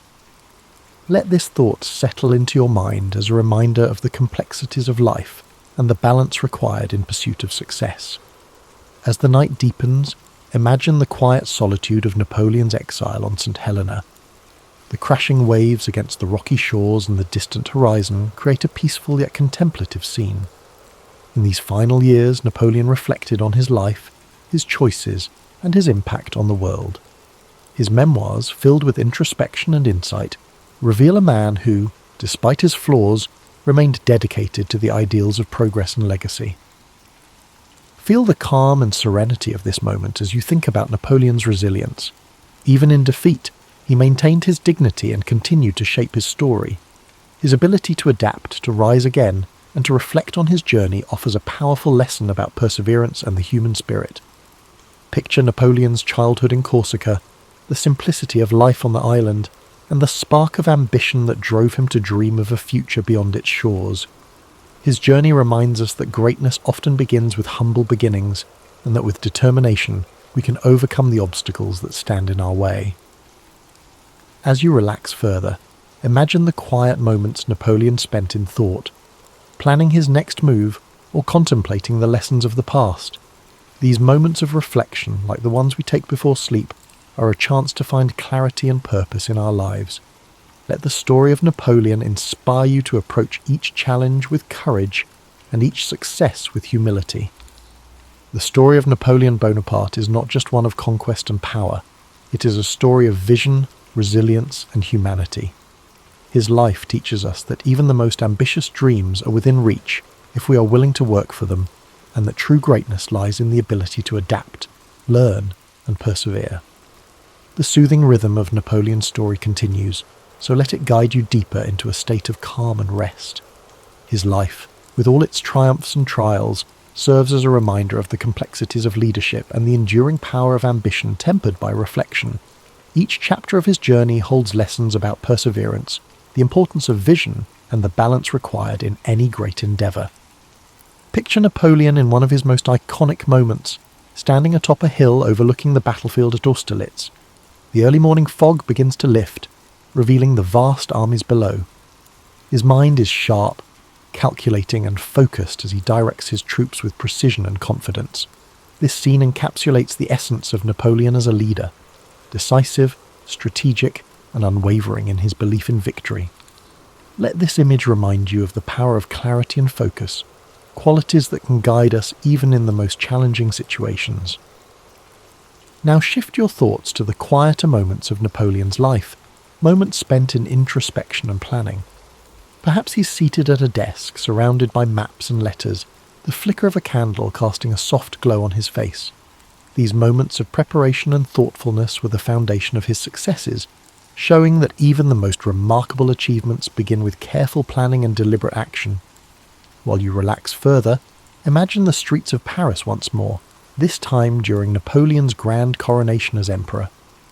The city buzzes with excitement and anticipation, the sounds of trumpets echoing through the air as crowds gather to witness history being made. Napoleon, ever the symbol of self-determination, places the crown upon his own head, a gesture that speaks to his belief in shaping his own destiny. This powerful act reminds us of the importance of taking charge of our lives and pursuing our goals with determination. From the grandeur of Paris to the stark solitude of St. Helena, Napoleon's life was filled with contrasts. His journey teaches us to embrace both the victories and the setbacks, to find strength in our resilience, and to learn from every experience. The quiet reflection of his later years offers a poignant reminder that even in solitude, there is value in contemplating our legacy and the impact we leave behind. Imagine Napoleon walking along the shores of St. Helena, the waves gently lapping at the rocky coastline. The horizon stretches endlessly before him, a symbol of both the limits of his exile and the boundless scope of his influence. In this serene moment, there is a sense of acceptance and peace, a reminder that even the most ambitious lives eventually find stillness. While you drift further into sleep, let the echoes of Napoleon's life guide your dreams. His journey, marked by extraordinary achievements and profound lessons, is a testament to the power of vision, courage, and reflection. His story reminds us that greatness is not measured solely by success, but by the depth of our character and the impact we have on the world around us. As the narrative of Napoleon's life gently lingers, allow yourself to sink even deeper into relaxation. His story, so full of ambition, brilliance, and humanity is a powerful reminder of the potential that lies within all of us. Napoleon's determination to rise above his circumstances and his willingness to face challenges head-on show us the value of perseverance and the strength that comes from unwavering resolve. The simplicity of Napoleon's early life on Corsica, an island of rugged beauty and quiet charm. As a young boy, he roamed the hills, his mind already filled with dreams of greatness. The sound of the sea, the scent of the olive trees, and the warmth of the Corsican sun shaped the foundation of the man he would become. These early days remind us of the power of humble beginnings and how even the most unassuming origins can lead to extraordinary paths. As Napoleon grew into a young man, his move to France marked the beginning of his transformation. At the military academy, he honed his skills, his discipline setting him apart. Despite facing prejudice as a Corsican, he remained focused on his goals, showing a resilience that would define his career. These formative years teach us the importance of persistence and the ability to adapt in the face of adversity. Now let your thoughts drift to the grand halls of the French court during Napoleon's rise to power. Imagine the opulence, the polished marble floors, and the chandeliers casting their light across a room filled with dignitaries and leaders. In this environment, Napoleon's intellect and charisma shone brightly, propelling him to heights few could have imagined. His rise reminds us of the importance of self-belief and the courage to seize opportunities. Even in moments of defeat, Napoleon demonstrated a remarkable ability to reflect and regroup. The exile to Elba could have been the end of his story, but instead he used it as a time to plan his return. His resilience during the 100 Days, when he reclaimed his empire, speaks to his determination to fight for what he believed in, even against overwhelming odds. As you relax further, imagine the quiet dignity of Napoleon's final years on St. Helena. The isolation of the island offered him time to reflect on his life, his choices, and his legacy. The crashing waves and the vast expanse of the ocean became the backdrop to his thoughts. In his solitude, he dictated memoirs that revealed not only his strategic mind, but also his humanity. This chapter of his life reminds us of the value of introspection and the importance of finding peace within ourselves. Feel the calm and stillness of this moment as the story of Napoleon carries you into a deep, peaceful sleep. His life, marked by extraordinary achievements and profound lessons, serves as a reminder that greatness lies not just in what we accomplish, but in how we face the challenges along the way. With the night embracing us, let the echoes of Napoleon's journey fill your dreams.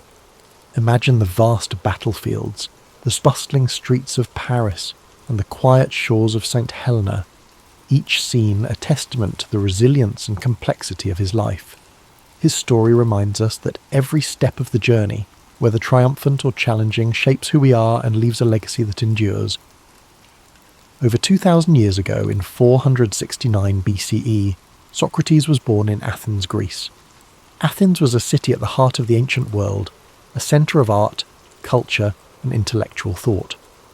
Socrates' early life, however, was modest. His father, Sophroniscus, was a stonemason, and his mother, Phaenorete, was a midwife. From these humble beginnings, Socrates would grow to become one of the most profound thinkers in human history.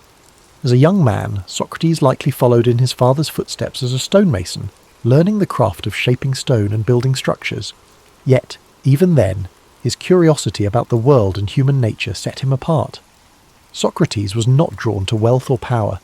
Instead, he found fulfillment in observing life, questioning beliefs, and seeking wisdom. Unlike many of his contemporaries, Socrates did not write books or leave behind written records of his teachings. Instead, we know about his life and philosophy through the writings of his students, particularly Plato. Through these accounts, we gain insight into Socrates' unique method of teaching and his relentless pursuit of truth. Socrates' approach to philosophy was deeply rooted in dialogue and inquiry. He believed that wisdom began with recognizing one's own ignorance. To him, admitting that we do not know everything opened the door to learning and growth. This idea became the foundation of the Socratic method, a process of asking and answering questions to stimulate critical thinking and uncover underlying truths. Socrates spent much of his life walking the streets of Athens, engaging in conversations with people from all walks of life. He would approach artisans, politicians, and everyday citizens, asking probing questions that challenged their assumptions and beliefs. These discussions were not meant to humiliate or demean, but to encourage reflection and deeper understanding. Despite his humble appearance, barefoot, dressed simply, and often unkempt, Socrates' intellect and charisma drew people to him. Many young Athenians admired his wisdom and became his students, eager to learn from his insights. However, his habit of questioning authority and exposing contradictions in people's beliefs also earned him powerful enemies. Socrates believed that a life worth living was one dedicated to virtue and the pursuit of truth. He often spoke of the importance of the soul and the need to care for it through ethical living. To Socrates, material wealth and social status were insignificant compared to the value of living a just and honourable life. Athens, during Socrates' lifetime, was a city in flux. It faced political turmoil, military conflicts, and shifting cultural values. Socrates' teachings, which encouraged critical thinking and challenged traditional norms, were seen by some as a threat to the stability of society. His questioning of the status quo made him a controversial figure, admired by many but also viewed with suspicion and hostility by others. In 399 BCE, when Socrates was 70 years old, he was brought to trial on charges of corrupting the youth and impiety, essentially for not recognizing the gods of Athens and introducing new ones. His accusers painted him as a dangerous influence who undermined the fabric of society. During his trial, Socrates stood firm in his beliefs. Rather than plead for his life or renounce his teachings, he used the opportunity to defend the principles he held dear. He argued that his questioning and discussions were a service to Athens, pushing its citizens to think critically and live virtuously. The trial was both a demonstration of Socrates' unwavering commitment to truth and a reflection of the political tensions in Athens. Despite his eloquence and integrity, the jury found him guilty. He was sentenced to death by drinking a cup of hemlock, a poison that would end his life. In the days leading up to his execution, Socrates remained calm and composed. Surrounded by his closest friends and students, he continued to discuss philosophy and the nature of life and death. He viewed death not as something to fear, but as a transition to another state of existence, where the soul might find true knowledge. On the day of his execution, Socrates drank the hemlock with dignity and courage, accepting his fate without bitterness or resentment. His final moments were spent in conversation, a testament to his belief that the pursuit of wisdom and truth transcended even the boundaries of life itself. Socrates' death marked the end of his physical presence in Athens, but his ideas lived on through his students and their writings. Plato in particular dedicated much of his work to preserving and expanding upon Socrates' teachings, ensuring that his philosophy would endure for generations to come. Today, Socrates is remembered as the father of Western philosophy, a thinker whose commitment to truth and virtue continues to inspire. His life teaches us the importance of questioning, of seeking knowledge, and of living with integrity. As you reflect on Socrates' journey, let his story guide you into a state of relaxation and peace. His dedication to wisdom reminds us that the pursuit of understanding is a lifelong journey, one that brings meaning and purpose to our lives. Imagine the streets of ancient Athens, the soft light of the setting sun casting long shadows on the stone buildings. Hear the murmur of conversations as Socrates walks among the people, his questions sparking thought and introspection. Let this image fill your mind with a sense of calm and wonder. As you drift into sleep, let the wisdom of Socrates' life inspire your dreams. His legacy reminds us that even in the face of adversity, the pursuit of truth and the care of the soul are endeavours worth striving for. Let the story of Socrates settle gently in your mind as you relax deeper into rest. His life, though lived so many centuries ago, carries timeless lessons that resonate in every moment of reflection and inquiry. Socrates reminds us that the simplest question can lead to the most profound discoveries, and that truth, even when difficult, is worth pursuing. Picture Socrates standing in the agora, the bustling marketplace of Athens. The air hums with activity, merchants calling out their wares, philosophers debating ideas, and citizens discussing the affairs of the city. Amid this lively scene, Socrates stands calmly, engaging those around him with his thoughtful questions. His unassuming presence and sharp intellect captivate those who stop to listen, drawing them into conversations that challenge their deepest beliefs. As the sun sets over Athens, the city quiets, and Socrates continues his discussions under the glow of oil lamps. The stars above twinkle faintly, a reminder of the vast universe beyond, as his voice carries the gentle rhythm of inquiry and understanding. Socrates believed that philosophy was not just an intellectual pursuit, but a way of life, a commitment to questioning, learning, and living with integrity. Imagine his students gathered around him, their faces illuminated by the soft light as they listen intently. Among them are young minds who would carry his teachings forward, shaping the future of philosophy and ensuring that his legacy would endure. The scene is serene, filled with the quiet joy of shared knowledge and the timeless beauty of human connection. Socrates' belief in the power of dialogue teaches us the importance of listening as well as questioning. In a world often filled with noise and haste, his approach encourages us to slow down, to reflect, and to seek clarity in our thoughts and interactions.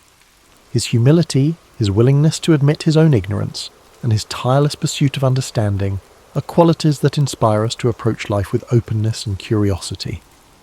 Now, as you drift closer to sleep, picture Socrates walking along the quiet shores of ancient Greece, the waves gently lapping at the sand. The moon casts a silver light over the sea, and the cool breeze carries the scent of salt and earth. Socrates walks slowly, his thoughts as calm and steady as the rhythm of the waves. In this peaceful moment, his dedication to truth and wisdom feels as vast and eternal as the ocean itself. Feel the serenity of this image envelop you as you rest. Socrates' life reminds us that even in moments of uncertainty, the search for meaning and understanding brings us closer to the essence of who we are. His courage to stand by his principles, even in the face of great adversity, is a gentle reminder to live with integrity and purpose. As you relax further, imagine the soft sound of sandals on stone as Socrates ascends the steps of a temple, the sky painted with the warm hues of dawn. The first rays of sunlight illuminate the ancient city, a symbol of renewal and the endless possibilities that come with each new day. Let this image fill you with a sense of hope and calm, a quiet reassurance that the pursuit of truth is always worth the effort. As you drift into a deep and restful sleep, carry with you the wisdom and spirit of Socrates.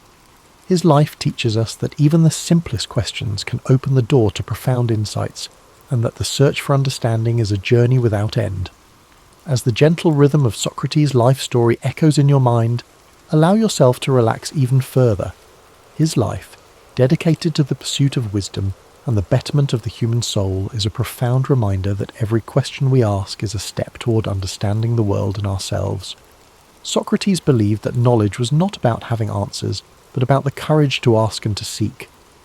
Picture the calm stillness of ancient Athens at night, the soft glow of lanterns lining narrow streets.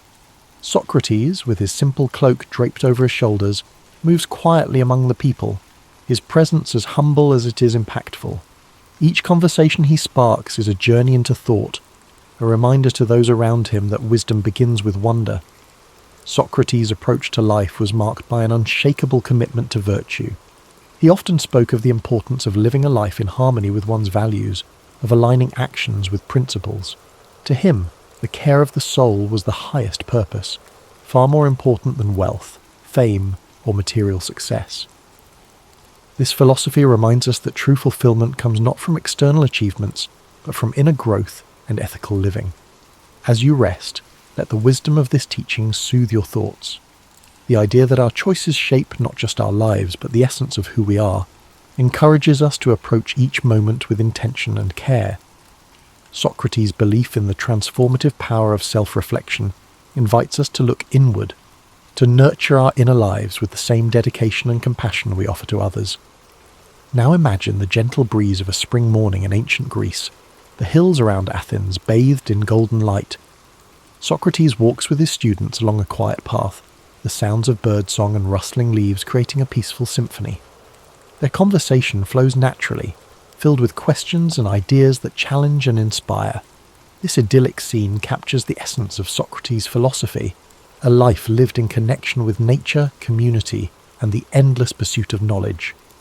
As you drift deeper into relaxation, think of Socrates' courage in facing the end of his life, his calm acceptance of his fate, His willingness to stand by his beliefs, even in the face of death, is a testament to the strength of his character. He taught his students not to fear death, but to view it as a natural part of existence. A transition that, like life itself, holds the potential for learning and growth. Feel the serenity of Socrates' perspective as it envelops you like a warm blanket. His unwavering faith in the value of a life well lived reminds us that even in moments of uncertainty, we can find peace by staying true to our values and seeking the truth within ourselves. His life, though marked by challenges, was ultimately one of profound purpose and enduring legacy.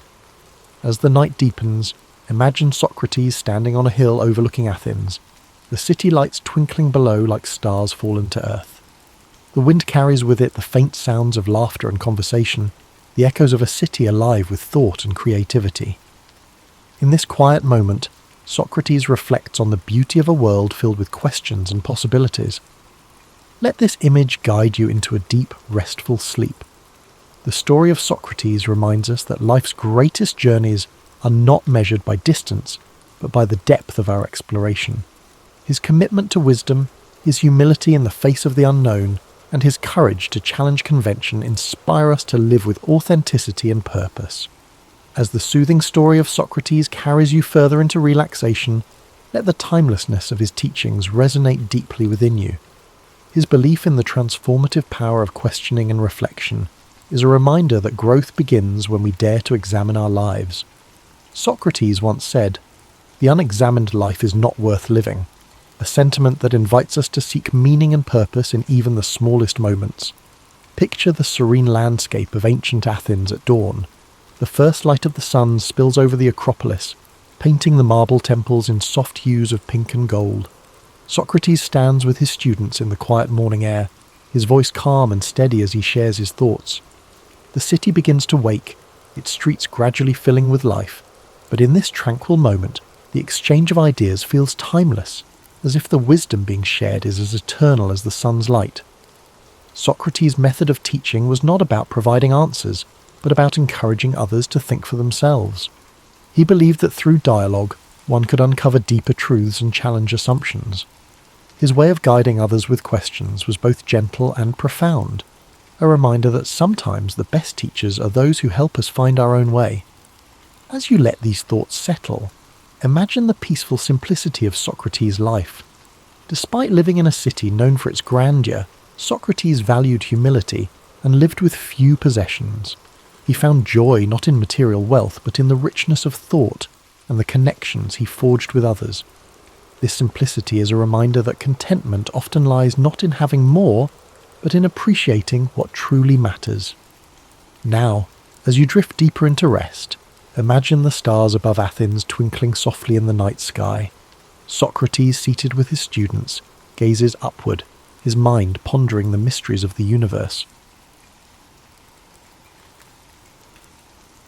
Japan's origins are steeped in myth and legend, woven into the fabric of the country's identity. According to the Kojiki and Nihon Shoki, the oldest chronicles of Japan, the islands were created by the divine couple Izanagi and Izanami, who dipped a jewelled spear into the sea and formed the archipelago. Their descendants, the Kami, shaped the land and its people. Among them, Amaterasu, the sun goddess, was the most revered, and it was her lineage that would give rise to Japan's imperial family, a connection that persists in tradition to this day. While these myths offered a divine origin story, the archaeological record tells another tale, one rooted in migration and survival. The first inhabitants of the Japanese archipelago arrived over 30,000 years ago, likely crossing land bridges from the Asian continent. These early foragers, known as the yeoman people, developed a distinctive way of life, marked by elaborate pottery, pit dwellings, and a deep relationship with nature. Living in scattered communities, the Jomon thrived for thousands of years, relying on hunting, fishing, and gathering. Over time, a new wave of migrants, the Yayoi, arrived from the Korean peninsula around 1000 BCE, bringing advanced agricultural techniques, metal tools, and a more structured society. The Yayoi introduced rice farming, which transformed the landscape and led to the rise of settled villages, social hierarchies, and territorial disputes. This era laid the foundation for the first centralized political structures in Japan, as powerful clan leaders, known as uji, competed for control. Among them, one lineage, the Yamato, gradually emerged as the most dominant, consolidating power and setting the stage for an imperial dynasty. While the lines between history and myth blur in Japan's earliest narratives, these formative centuries shaped the cultural, spiritual and political DNA of the nation. The balance between divine legitimacy and earthly rule became a defining feature of Japan's rulers, a theme that would persist through centuries of samurai governance, shogunate control, and imperial restoration. The echoes of these ancient times still resonate in modern Japan, where traditions, shrines, and rituals continue to honour the distant past, maintaining a tangible link to the country's mythological and historical roots. As the Yayoi period gave way to the Kofun era circa 250 to 538 CE, Japan saw the rise of powerful clans that vied for dominance, each commanding vast agricultural territories and fortified settlements. Among these rival factions, the Yamato clan gradually asserted its influence over much of central and western Japan, cementing itself as the dominant force. Unlike the decentralized power structures of earlier centuries, the Yamato rulers established a centralized authority, one that derived legitimacy from both military strength and divine ancestry. They claimed descent from Amaterasu, the sun goddess, an assertion that reinforced their divine right to rule and set a precedent for Japan's imperial institution. As the Yamato extended their control, they adopted new governing strategies, incorporating rival clans into their administration rather than outright destroying them. This tactic allowed them to unify a fragmented land while keeping powerful regional families invested in their rule. Large keyhole-shaped burial mounds, known as kofun, began dotting the landscape, serving as massive tombs for Yamato rulers and symbolizing their growing authority. These colossal structures, some stretching over 400 meters, contained elaborate grave goods, including bronze mirrors, iron weapons, and Chinese-style artifacts, signaling Japan's increasing interaction with the continent. Diplomacy and warfare both played critical roles in the Yamato's consolidation of power. They maintained close ties with the Korean Peninsula's three kingdoms, Baekje, Silla, and Goguryeo, exchanging military assistance and cultural knowledge. This relationship introduced advanced ironworking, Buddhism, and Chinese writing, innovations that would profoundly shape Japan's social and political evolution.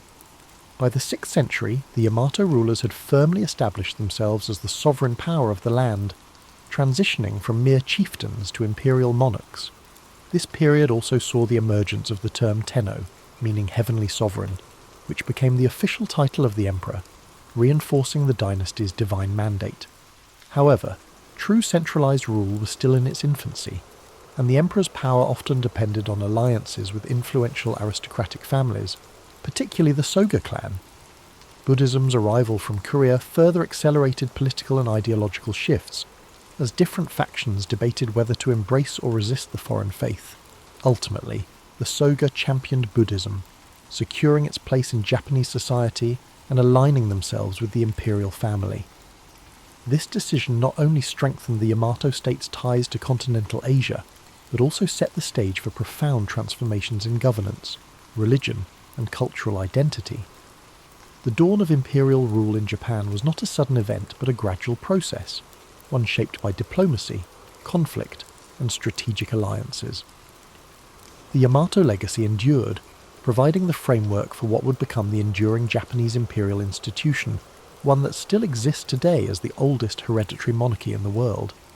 As the Yamato rulers solidified their control, Japan entered a period of profound transformation known as the Asuka period, 538 to 710 CE, a time when foreign influences, particularly from China and Korea, began reshaping nearly every aspect of Japanese society.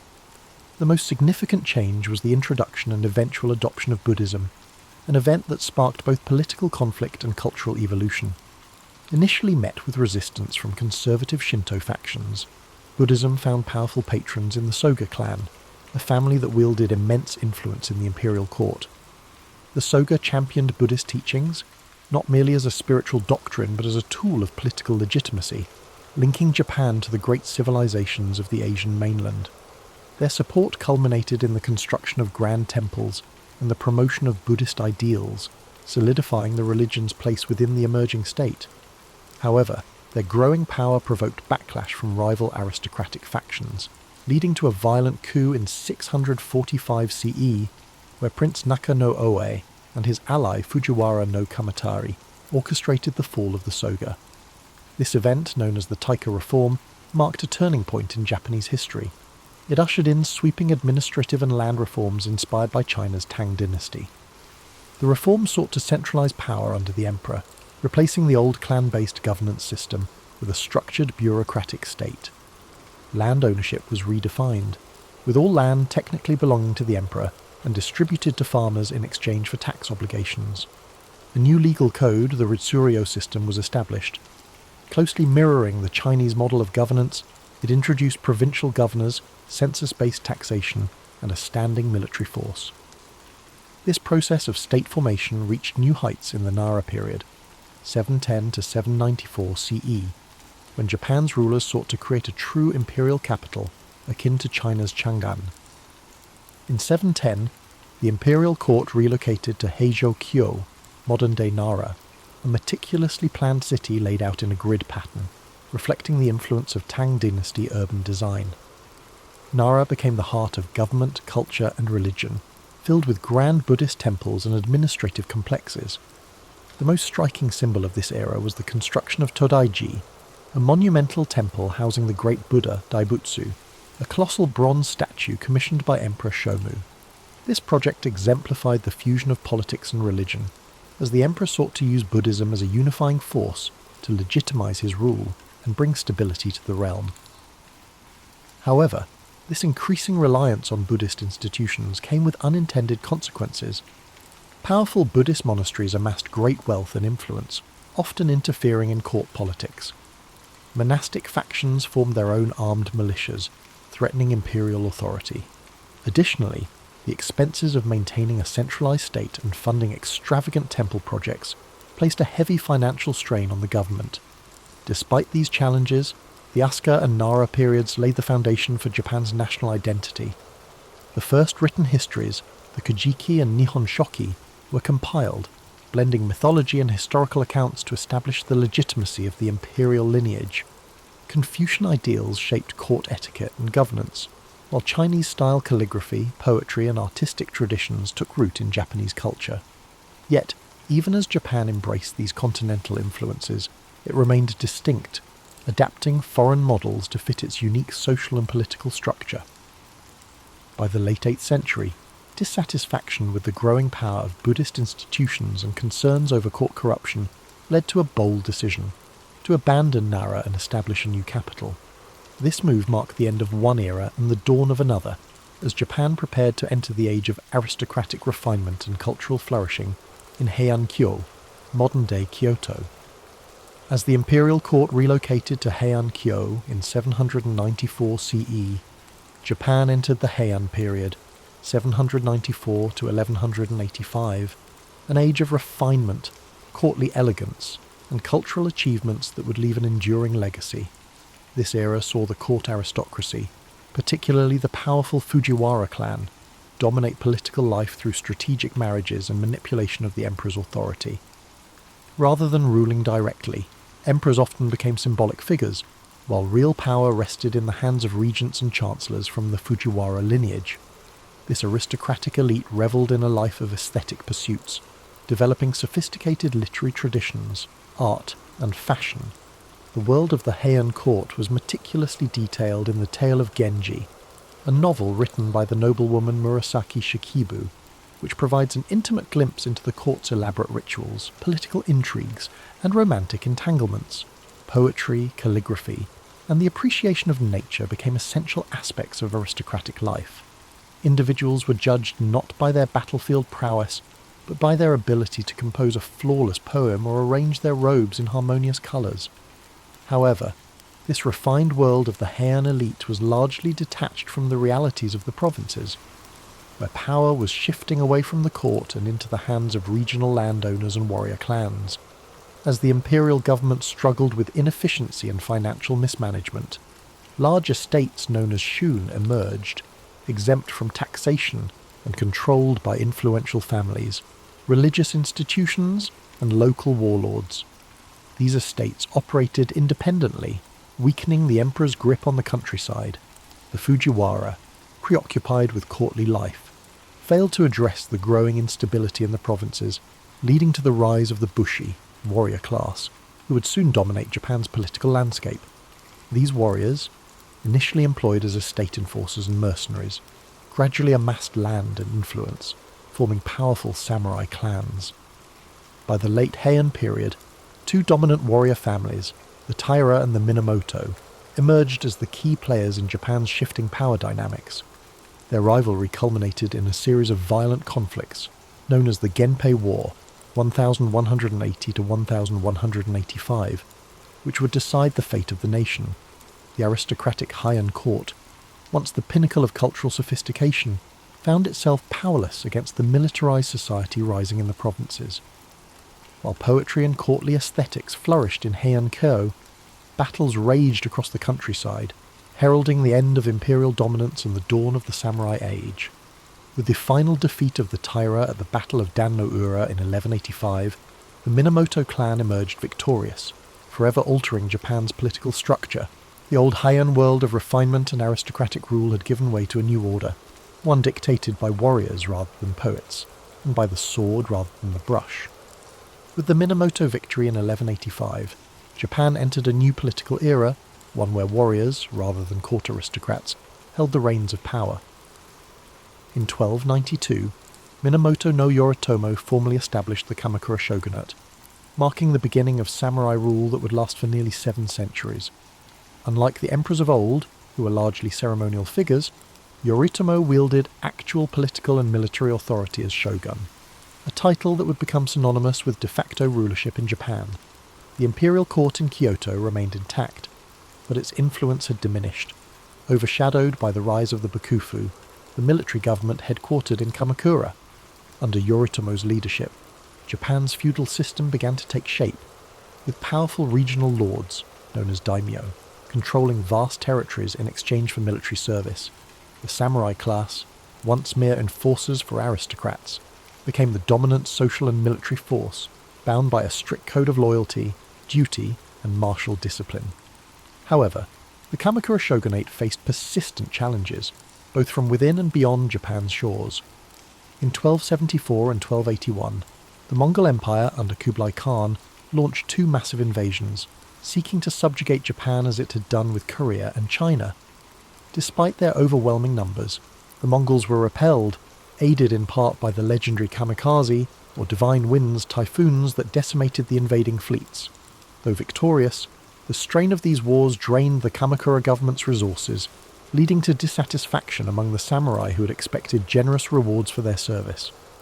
Without enough land or wealth to distribute, the shogunate's grip weakened, culminating in its overthrow in 1333 by Emperor Go-Daigo and his loyalist forces. Yet, imperial restoration was short-lived, as another powerful warlord, Ashikaga Takauji, betrayed the emperor and established the Muromachi shogunate in 1336. The Ashikaga rulers governed from Kyoto, closer to the imperial court than their Kamakura predecessors, but their authority was far less centralized. The daimyo grew increasingly independent, governing their domains as autonomous warlords rather than mere vassals of the shogun. While the Muromachi period, 1336 to 1573, saw a cultural renaissance, marked by the rise of no theatre, ink painting and the tea ceremony, it was also an era of political fragmentation and rising conflict. By the 15th century, Japan had plunged into the Sengoku Jidai, the Warring States period, a time of near-constant civil war among rival clans. The Ashikaga shoguns, unable to maintain order, became mere figureheads as daimyo battled for supremacy. This period set the stage for the dramatic rise of 3 of Japan's most famous warlords, Oda Nobunaga, Toyotomi Hideyoshi, and Tokugawa Ieyasu, who would ultimately unify the fractured nation. The age of the samurai had reached its apex, but the chaos of civil war had proven that Japan needed a stronger, more centralized government. The centuries of warrior rule had reshaped the country's political landscape, replacing the old aristocratic order with a new hierarchy built on military might. land control, and unwavering feudal loyalty. Yet, even as samurai lords waged war, the seeds of a more unified Japan were already being sown, setting the stage for the final transformation of the feudal era.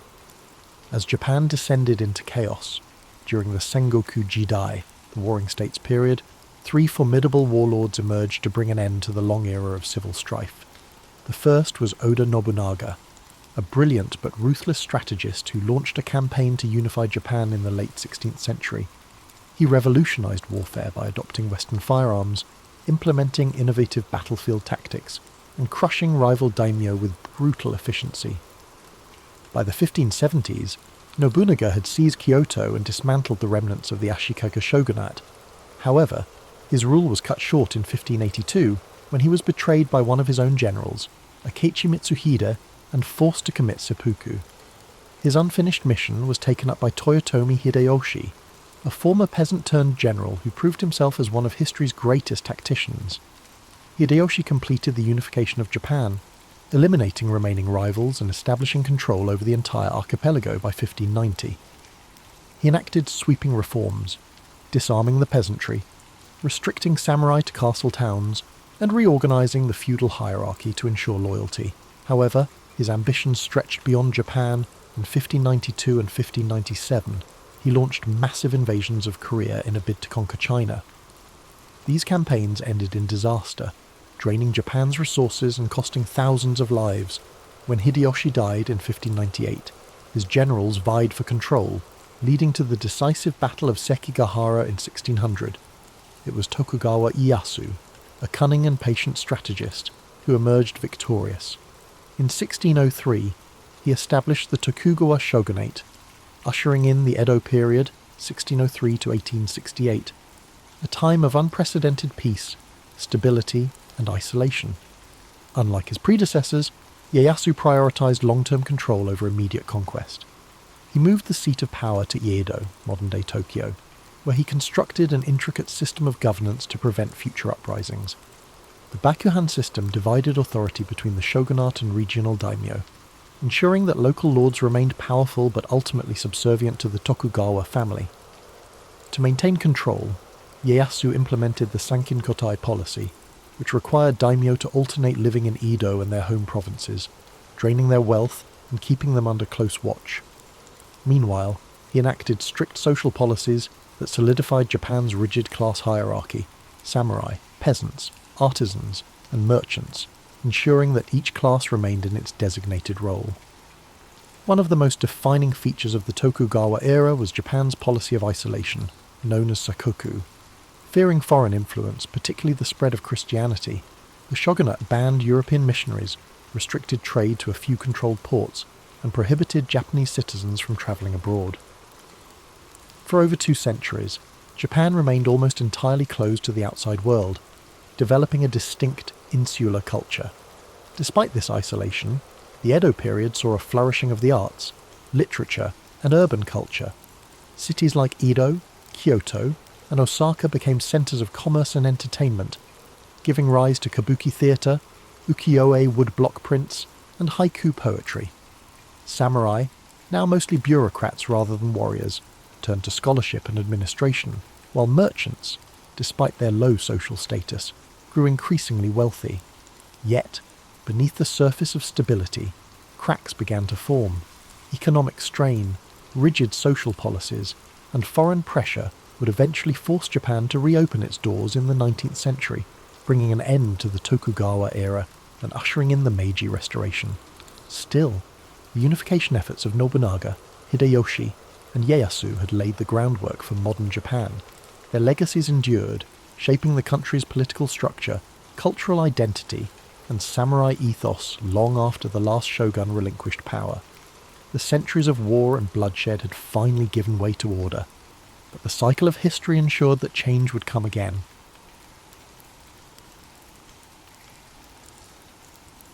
The 9th Legion, known as Legio IX Hispana, was one of the most battle-hardened and feared units in the Roman army, its origins tracing back to the violent civil wars of the late Republic. Raised by Julius Caesar in the mid-1st century BCE, the 9th fought fiercely in the Gallic Wars, earning a reputation for unyielding discipline and brutal efficiency. Over the decades, it became a cornerstone of Roman military power, participating in some of the empire's most pivotal campaigns. It battled in Spain, Germania, and across the vast landscapes of Britannia, Rome's most rebellious frontier. But for all its glory, the ninth would become a ghost in history, vanishing from records as if erased by time itself. By the early 2nd century CE, the Ninth Legion had already seen centuries of bloodshed. Under the rule of Emperor Hadrian, Rome's grip on Britain was fragile. The island had been a thorn in the empire's side since the conquest began in 43 CE under Emperor Claudius. While the Romans had established towns and fortresses, they never fully tamed the wild, mist-covered north, lands inhabited by fierce tribes like the Caledonians and Picts, warriors who resisted Roman rule with unrelenting ferocity. Rome had built walls, roads and forts to control Britannia, but their presence was never secure. The ninth was stationed at Eburacum, modern-day York, tasked with enforcing order in an increasingly volatile land. Then, at some point between 108 CE and 120 CE, the Ninth Legion disappeared from history. Unlike other Roman legions, whose movements were meticulously documented, the Ninth simply vanished, its name never appearing in imperial records again. Historians have debated its fate for centuries. Was it annihilated in a catastrophic battle? Was it quietly disbanded? Did it march into the unknown, leaving only whispers behind? The most widely accepted theory is that the Ninth was sent north, into the uncharted highlands of Caledonia, on a mission that ended in disaster. Rome had suffered crushing defeats before, the infamous Teutoburg forest massacre of 9 CE, where 3 entire legions were wiped out by Germanic tribes, proved that even the mighty Roman war machine was not invincible. But unlike Teutoburg, where survivors lived to tell the tale, no known tomb accounts exist of what truly happened to the Ninth. One possibility is that the legion marched beyond Rome's frontier to subdue a rebellion and was ambushed by a force too large to repel. The Caledonians were masters of guerrilla warfare, using the dense forests and rugged terrain to launch swift, devastating attacks. If the Ninth was lured into an unfamiliar landscape, perhaps pursuing an enemy deeper into the highlands, it could have been surrounded and slaughtered to the last man, its survivors hunted down in the shadows of the mountains, no messengers, no escape, no trace, a complete and total obliteration. Another theory suggests an internal mutiny, that the Ninth soldiers, worn down by endless campaigns, harsh conditions and poor supplies, turned against their officers. If rebellion broke out within the ranks and the legion fragmented, it could explain why Rome never acknowledged its fate. A rogue legion was a dangerous thing, a stain upon the empire's reputation that Hadrian may have preferred to erase. The Ninth's disappearance coincides suspiciously with the emperor's decision to construct Hadrian's Wall, a vast stone barrier that cut Britannia in half, sealing Rome away from the unconquered north. Could this wall have been a silent admission that the Ninth's destruction proved Caledonia was beyond Rome's reach? Whatever happened, the Ninth was never reformed. Unlike other legions that suffered heavy losses but were later reconstituted, the Ninth was erased from history as if it had never existed. No triumphal inscriptions were made in its honour. No poets sang of its bravery. A unit that had fought for over a century across 3 continents was simply gone, leaving only speculation in its wake. His disappearance remains one of Rome's greatest mysteries, a shadow in the empire's annals, a silence where history should be. Did the Ninth meet its end in one final savage battle in the mist-shrouded hills of the north? Or did it disappear for reasons Rome dared not reveal? The answers may forever remain buried beneath the earth of Britannia, lost in the echoes of time. Somewhere beyond the Roman frontier, deep in shadowy Caledonian highlands, lay the probable fate of the Ninth Legion. Contrary to the well-patrolled roads of southern Britannia, beyond Eburacum, known today as York, loomed an unforgiving wilderness of heavy forests, icy rivers, and endless hills perpetually shrouded in grey mist. An unyielding place, the Romans had previously suffered a couple of very critical defeats at the hands of local tribes. If it did, the Ninth Legion marched north for one last campaign, perhaps into the jaws of annihilation, never to return. One such theory says that around 117 CE, the Ninth was sent to put down an uprising in Caledonia. Roman historian Fronto mentioned severe losses suffered in Britain at about this time, hinting at unrest beyond the frontier. It is probable that the newly appointed governor of Britannia, Quintus Pompeius Falco, ordered the 9th to strike north against rebellious tribes. The Romans, with their heavy armour and rectangular shields and disciplined formations, would have been an unstoppable force, but the Caledonians fought on their own terms in their own country, where the rigid tactics of Rome could be broken as easily as shattered stone.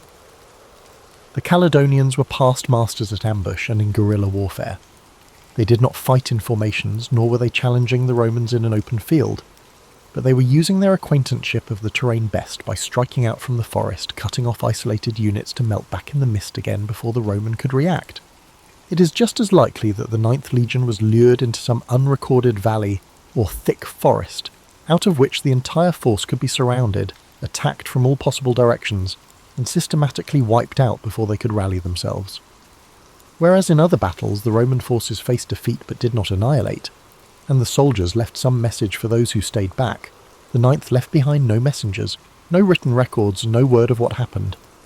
If every last man was cut down, if the legion was so utterly destroyed that no Roman lived to report the disaster, then their disappearance would have been absolute, a massacre so complete that it erased the 9th from history itself. Another grim alternative is that the 9th was led into an ambush, possibly thinking that they were on a mission to discuss peace terms with some local petty chieftain, then were massacred in a surprise betrayal. Some records suggest that the Roman officers may have overestimated their security and taken their enemy too lightly, much as they had during less serious earlier confrontations.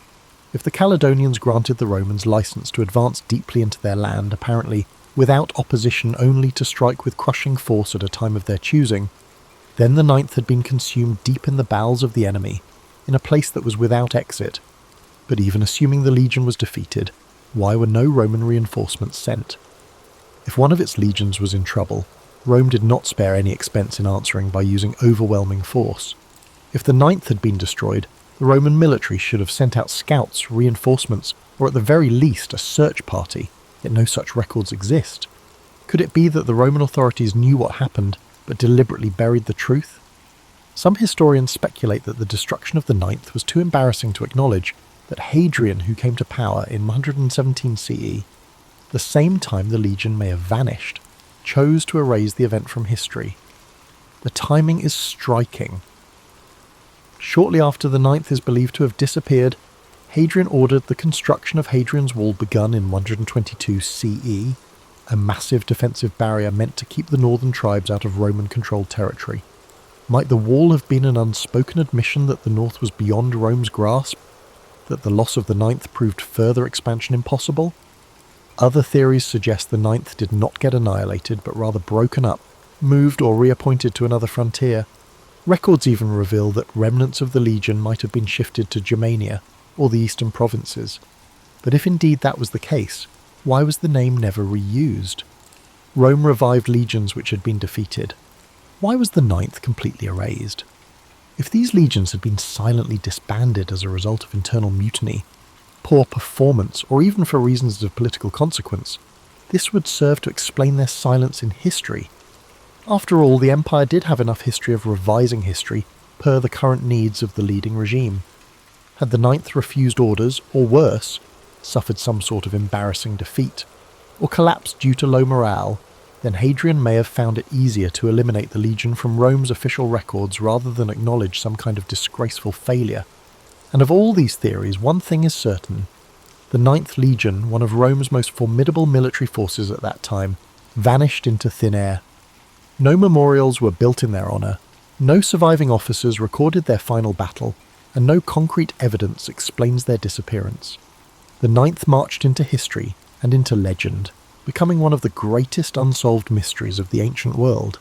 If the 9th truly met its demise in the grim wilds of Caledonia, then hanging in the back of history there is one burning question. Why did nobody save them? Rome was an empire founded on her military. Thus, when the legion faced an existential threat, whether to reclaim lost territory or to avenge their fallen comrades, reinforcements were usually dispatched. But when the 9th vanished, there was no Roman response on record, no counterattack, no inquiry, no wild expedition to retrieve the fallen standard of the legion. The 9th simply disappeared from history. It is an unsettling prospect that can be put as a question. How can more than 5,000 trained men vanish without this being noticed by anyone? In the best scenarios, maybe Rome never actually found out. If the Ninth had been lured onto hostile soil, say tricked into believing they were marching towards some kind of skirmish, only to be completely surrounded, the slaughter could have been so swift and total that no messenger survived to report back. In the days before modern communications, legions depended upon runners and scouts for delivering information. In any one cataclysmic battle, if the Ninth had been destroyed, no one would have lived to issue the call for rescue. Another theory is that Rome knew what danger the Ninth was in and simply abandoned it. By the early 2nd century CE, the empire was overextended with many fronts on which military action was needed. To the east, Rome was locked in bitter struggles against the Parthians, while across the Rhine in Germania, hostile tribes threatened the empire's borders. His predecessor, Emperor Trajan, had been aggressively expanding Rome's borders, annexing Dacia, modern-day Romania, and waging costly wars that depleted Rome's treasury. By the time Hadrian was crowned in the year 117 CE, he had but one option: to maintain Rome's tenuous grasp on Britannia or turn his attention to shoring up the empire's more valuable provinces. Hadrian's decision was clear. He gave up the policy of expansion in Britain and fortified its borders. Only a few years after the disappearance of the Ninth, Hadrian ordered the construction of Hadrian's Wall, begun in 122 CE, a huge defensive fortification across northern Britannia. Was this wall the silent admission of Rome's defeat? Did Hadrian finally realise that the no-man's land frontier up north was too hazardous to maintain? That the Ninth's annihilation proved further conquest impossible? There is also the chilling possibility that the Ninth was sacrificed for political reasons. Some historians speculate that the legion's commanders may have been involved in a failed rebellion or mutiny, leading Rome to erase them from history rather than acknowledge an embarrassing internal conflict. The Roman Empire was hardly unaware of rewriting history. It frequently happened that the names and figures of emperors were expunged from the records as if they had never lived. If the Ninth had risen against Roman rule, then it is very possible that Hadrian simply ordered them erased, thereby having their fate never recorded. Even granting the unlikely event that the Ninth was destroyed on the battlefield rather than by treachery, the Romans repressed news of military defeats. The empire, after all, was sustained by propaganda and illusions of invincibility. To let news get out that an entire legion had been wiped out could encourage further rebellions against Rome's enemies. It could have been easier for Hadrian's administration to simply bury the truth and leave the fate of the Ninth unknown. However, there are other theories that the Ninth was not destroyed but was simply removed from the records for far less sensational reasons. Some believe that the legion was quietly reassigned to another part of the empire, perhaps to the eastern provinces, since many Roman military units were stationed there against Parthian invasions. There is, however, some evidence that elements of the Ninth may have appeared in records in the Middle East decades later, but without any clear chain of command, it cannot be confirmed whether this was the same unit or just rebranding of another legion. One more troubling possibility is that the Ninth simply walked away from Rome. If this legion had endured years of harsh conditions, thinning supplies and incompetent leadership, is it possible they could have deserted en masse, melting into the wilds of Caledonia? There are accounts of Roman soldiers deserting their posts and integrating themselves into the local tribes against impossible odds. They will also have realised that they had been abandoned, and if the Ninth voted to take their leave of Rome, then they could have simply dispersed among the native people, their descendants melting into the population of Scotland without trace. Whatever the truth, the disappearance of the Ninth Legion is one of history's greatest unsolved mysteries. If they were truly annihilated in battle, their bones may yet remain beneath the hills of northern Britain, buried in forgotten mass graves. If silenced by the political machine of Rome, they will forever be lost to the mists of time, and if to disappear on their terms, leaving behind an empire that did not serve them anymore, then perhaps their legend is greater than history remembers. The disappearance of the Ninth Legion has evolved over the centuries from a mere historical mystery to a full-blown legend, serving as the catalyst for a great deal of speculation, folklore, and even conspiracy theories. With no clear answers in the ancient records, historians, archaeologists, and storytellers alike have attempted to reconstruct the fate of the lost legion. But did the Ninth really perish in the wilderness of Caledonia, or might its soldiers have survived, their story lost to history's fog? One of the most resilient theories has been that the Ninth Legion was not destroyed in Britain at all, but was instead moved, without fanfare, elsewhere in the Empire. Indeed, scattered references tend to indicate the presence of parts of the Ninth in the eastern provinces, certainly in Judea or Cappadocia, many decades later than those in which the regiment is last heard of in Britain. More probably, this would suggest that Hadrian transferred the Ninth, breaking it up and reassigning its men to other existing legions. Indeed, this would say that the legion was not vanquished on some desperate blood-drenched battlefield. The sands swallowed any traces of records in its aftermath. A sensationalistic hypothesis, popularly postulated, holds that the Ninth embarked to the east against the Parthians, and lost to native rebellions on unfamiliar fields, and not in Caledonia at all. It would not have been unusual for the Roman legions to be redeployed trouble spots throughout the empire, and some inscriptions have suggested that the remnants of the Ninth were serving in far-flung campaigns from Britain. If so, their disappearance may have been due more to gradual attrition rather than a single destruction. As survivors over time were absorbed into other units, the identity of the Ninth may have become blurred, erased by bureaucracy not battle. But if this was so, why was the Ninth never reconstituted? It was customary for Rome to re-establish such legions which had suffered defeats, sometimes with the same number but with recruits. The very fact that it was never revived suggests that something more significant actually happened, something Rome wanted forgotten. Legends and folklore suggest more dramatic possibilities. One such is the legend that says the Ninth did not perish, but instead broke its oath its men, realising they'd been left high and dry by Rome, turned their backs on the empire, and melted into the wilderness. The interpretation is partially based on a fact. Roman deserters were known to join barbarian society, even leadership in some instances. But if the Ninth did desert, might they not have been subsumed by the Caledonian or Pictish tribes, their armaments and knowledge of Roman tactics giving the natives a decisive advantage in future conflicts? Indeed, some have gone so far as to speculate that descendants of those lost Roman soldiers continued to live among the northern tribes, their lineage surviving long after Rome itself had fallen. This has been the inspiration for several works of fiction, most notably Rosemary Sutcliffe's novel The Eagle of the Ninth, where the remnants of the legion escape into the highlands, hiding amongst the tribes and keeping their Roman identity secret. Of course, it is highly speculative, but the idea of a Roman legion abandoning its empire and disappearing into the mist-covered hills is a tantalizing prospect, one that inflames the imagination as much as any historical theory. Then there are more supernatural accounts, the whispered rumours of ghost legions, accursed battlefields, and restless spirits. Various local legends say it never left Britain at all, but was instead wiped out in a battle so fierce that their spirits still haunt the land. For centuries, stories have been passed down of Roman ghosts that march along countryside roads in Scotland. On misty nights, some say, the faint din of clashing swords and rhythmic tramp of iron-clad feet can still be heard echoing through the hills. The truth of what happened to the Ninth Legion may never be fully revealed.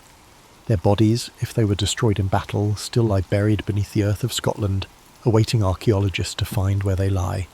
If they were quietly reassigned, the last remnants of their history might be tucked away in forgotten inscriptions on crumbling Roman monuments. But had they run, were leaving Rome, beginning to reinvent anew, far up north, then this is a story not about vanishing but of reinvention, about the few who wanted more than to choose between liberty and empire, and by that choice would become the stuff of legends. Whatever the truth, the Ninth Legion is one of Rome's greatest mysteries, a shadow in the annals of history, a whisper of a force that once marched beneath the eagle standard, but whose fate is unknown. Its story stays out there in the fog, beyond the reach of certainty, waiting for those who would uncover the past. Centuries have seen both historians and archaeologists look through the Roman records, analyse ancient inscriptions, and excavate various battle sites in Britannia in order to find evidence that might confirm the ultimate fate of the Ninth Legion. Yet the answer continues to elude them. A piece in a game of jigsaw. A tale half buried beneath the earth. The first known history of the Ninth Legion dates back to the time of Julius Caesar, who had raised this very legion during his Gallic campaigns in the 1st century BCE. Over time, records trace its movements across the empire from Hispania to Germania and finally to Britannia, playing a major role in suppressing the revolts and defending Roman rule. Yet, after 117 CE, its trail goes abruptly missing from history. For many years, the prevailing theory among scholars was that the ninth ended its days in Britain, most likely in a catastrophic defeat at the hands of the northern tribes. This view had been apparently substantiated by what seemed to be the most relevant piece of evidence, a stone inscription found in Eburacum, modern York, dated around 108 CE, recording the ninth instation in Britannia. This has been the last sure notice of the Legion on British soil, yet no Roman sources actually report its destruction, and that begs a question. If the ninth was wiped out, why is there no written account of its defeat? Rome was not at all shy about recording the deaths of legions. When the Teutoburg forest disaster of 9 CE led to the destruction of 3 Roman legions, it was well documented. For the ninth, there is only silence. This silence has engendered other theories in which the ninth was not destroyed in Britain, but moved elsewhere within the empire. Some other scholars believe that this could have been transferred to the eastern provinces, probably Judea or Cappadocia, to assist in conflicts against the Parthians or Jewish revolts. One inscription found in Nijmegen in the Netherlands suggests that some remnants of the ninth were indeed there around 20 CE, but whether this constituted a detached unit or survivors from a previous campaign, nobody can be certain. And yet there is no definitive proof that the entire legion was ever redeployed elsewhere. Archaeologists looking for the physical evidence for such a scenario, the destruction of the ninth can in Britain, have found no battlefield, no mass grave, no abandoned camp to verify this theory of annihilation. A few have pointed to Inch Tooth Hill, an abandoned fort in Scotland, as one possible site of conflict. Others have looked to the area around Hadrian's Wall that was built only a few years after the ninth vanished. Yet no evidence has turned up to prove it. No broken shields, no lost eagles, no bones of dead soldiers. If the legion was cut to pieces in a last great battle, where are the biddies? One theory is that the ninth was destroyed piecemeal in a series of smaller battles. The Caledonians and Picts did not fight like the Roman legions. They were guerrillas, striking in hit-and-run raids and melting away into the landscape. If the ninth was bled to death in some sort of long campaign, suffering ambush after ambush, then there may not be one battlefield where their bodies lie, but rather their deaths scattered across the wilds of Scotland, lost in the mists of time. Another theory is that Hadrian's Wall itself holds the key to the disappearance of the ninth. Constructed between 122 and 128 CE, the wall made for a significant shift in Rome's strategy. Northern expansion was replaced by reinforcing the border. Some historians even feel this decision was based directly on the fate of the ninth, as Hadrian himself realised that Caledonia was simply too dangerous to hold. Cut to pieces in some disastrous campaign, it may have provided that final warning that persuaded the Romans to draw back and dig in rather than advance. After decades of excavations, no concrete evidence has turned up so far that could explain what happened to the Ninth Legion, and the hunt goes on. Archaeologists continue to trawl Britain's landscape for Roman weapons, mass graves, or inscriptions that just might bring the story into the sharpest view yet. Advances in satellite imaging and ground-penetrating radar in recent years have given researchers an unprecedented capability to map the sites of ancient battles in great detail, and it now raises the tantalizing prospect that one day a long-buried Roman battlefield will finally give up its secrets. For now, the ninth remains one of history's greatest enigmas, a vanished force whose fate may never be fully uncovered. Were they slaughtered in the cold highlands of Caledonia, their bodies buried beneath the heather? Were they reassigned and forgotten, their legacy erased by Rome's shifting priorities? Or did they desert their post, choosing to disappear into the north and abandon the empire that had left them behind? Whatever the truth, the Ninth Legion presses on through the mind of the historian, the archaeologist, and anyone intrigued with the enigmas of the past. Their story is a story of battle, betrayal, and the unknown. A whisper of steel and blood, lost in time, merely waiting for a voice that might tell it. The Ninth Legion's tale has largely been lost in the rear view of history. We don't actually know what happened to them. Their last journey is but a distant rumour nowadays. Nobody actually knows what happened. If they were wiped out in some murky battle, went missing in the uncharted regions of Caledonia, or simply dropped off the face of the earth for good, one thing's certain, they were never heard from again. You're familiar with that slow fog that rolls in over the hills in the morning? Yeah, their presence is sort of like that. Just fragments of stone, small memories, and those silent questions that just persist on through the centuries. When the world's all asleep beneath the stars, it's as if the ghostly echoes of the ninth are stirring again. In the silence of the Scottish Highlands, Where the wind moves like a faint breath through the glens, there are people who say the legion marches on. There are stories, old, half-remembered myths, of ghostly soldiers spotted on empty roads, of the distant rhythmic sound of iron-shod feet that appear to have no origin. Legends tell of how on certain nights, beneath a silver moon, the spirits of the ninth emerge from the shadows, caught in a perpetual march across the land that devoured them. Perhaps they were separated in the chaos of combat, their shields broken, their armour cracked by the blow of an unseen enemy too late to avoid.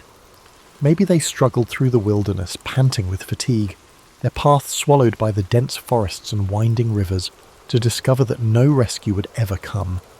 Or maybe they simply dissolved into history, their final battle so conclusive, so absolute, that Rome chose to forget them, to let them slip away like a dream slipping beyond memory.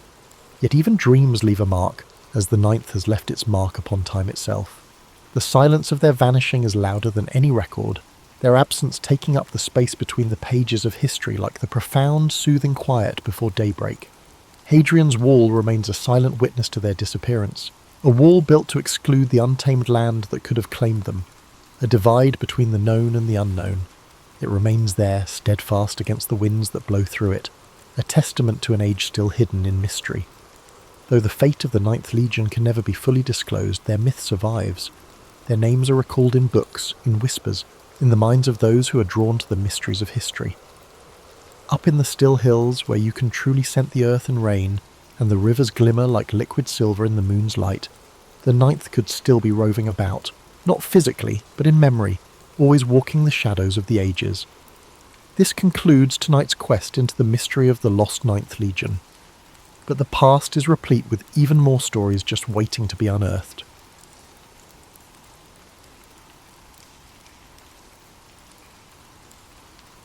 It is the 3rd century BCE in the ancient city of Syracuse, a bustling Greek settlement on the island of Sicily.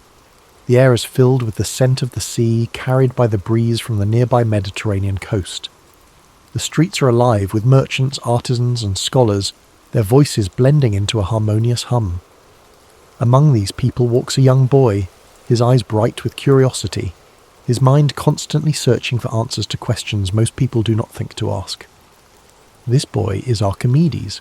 Born to a family of intellect and privilege, Archimedes' father, Phidias, is an astronomer who nurtures his son's love for learning. From a young age, Archimedes is fascinated by the world around him. The way the stars move across the night sky, the precise mechanics of gears and levers, the simple yet profound mysteries of numbers, all of these captivate his developing mind.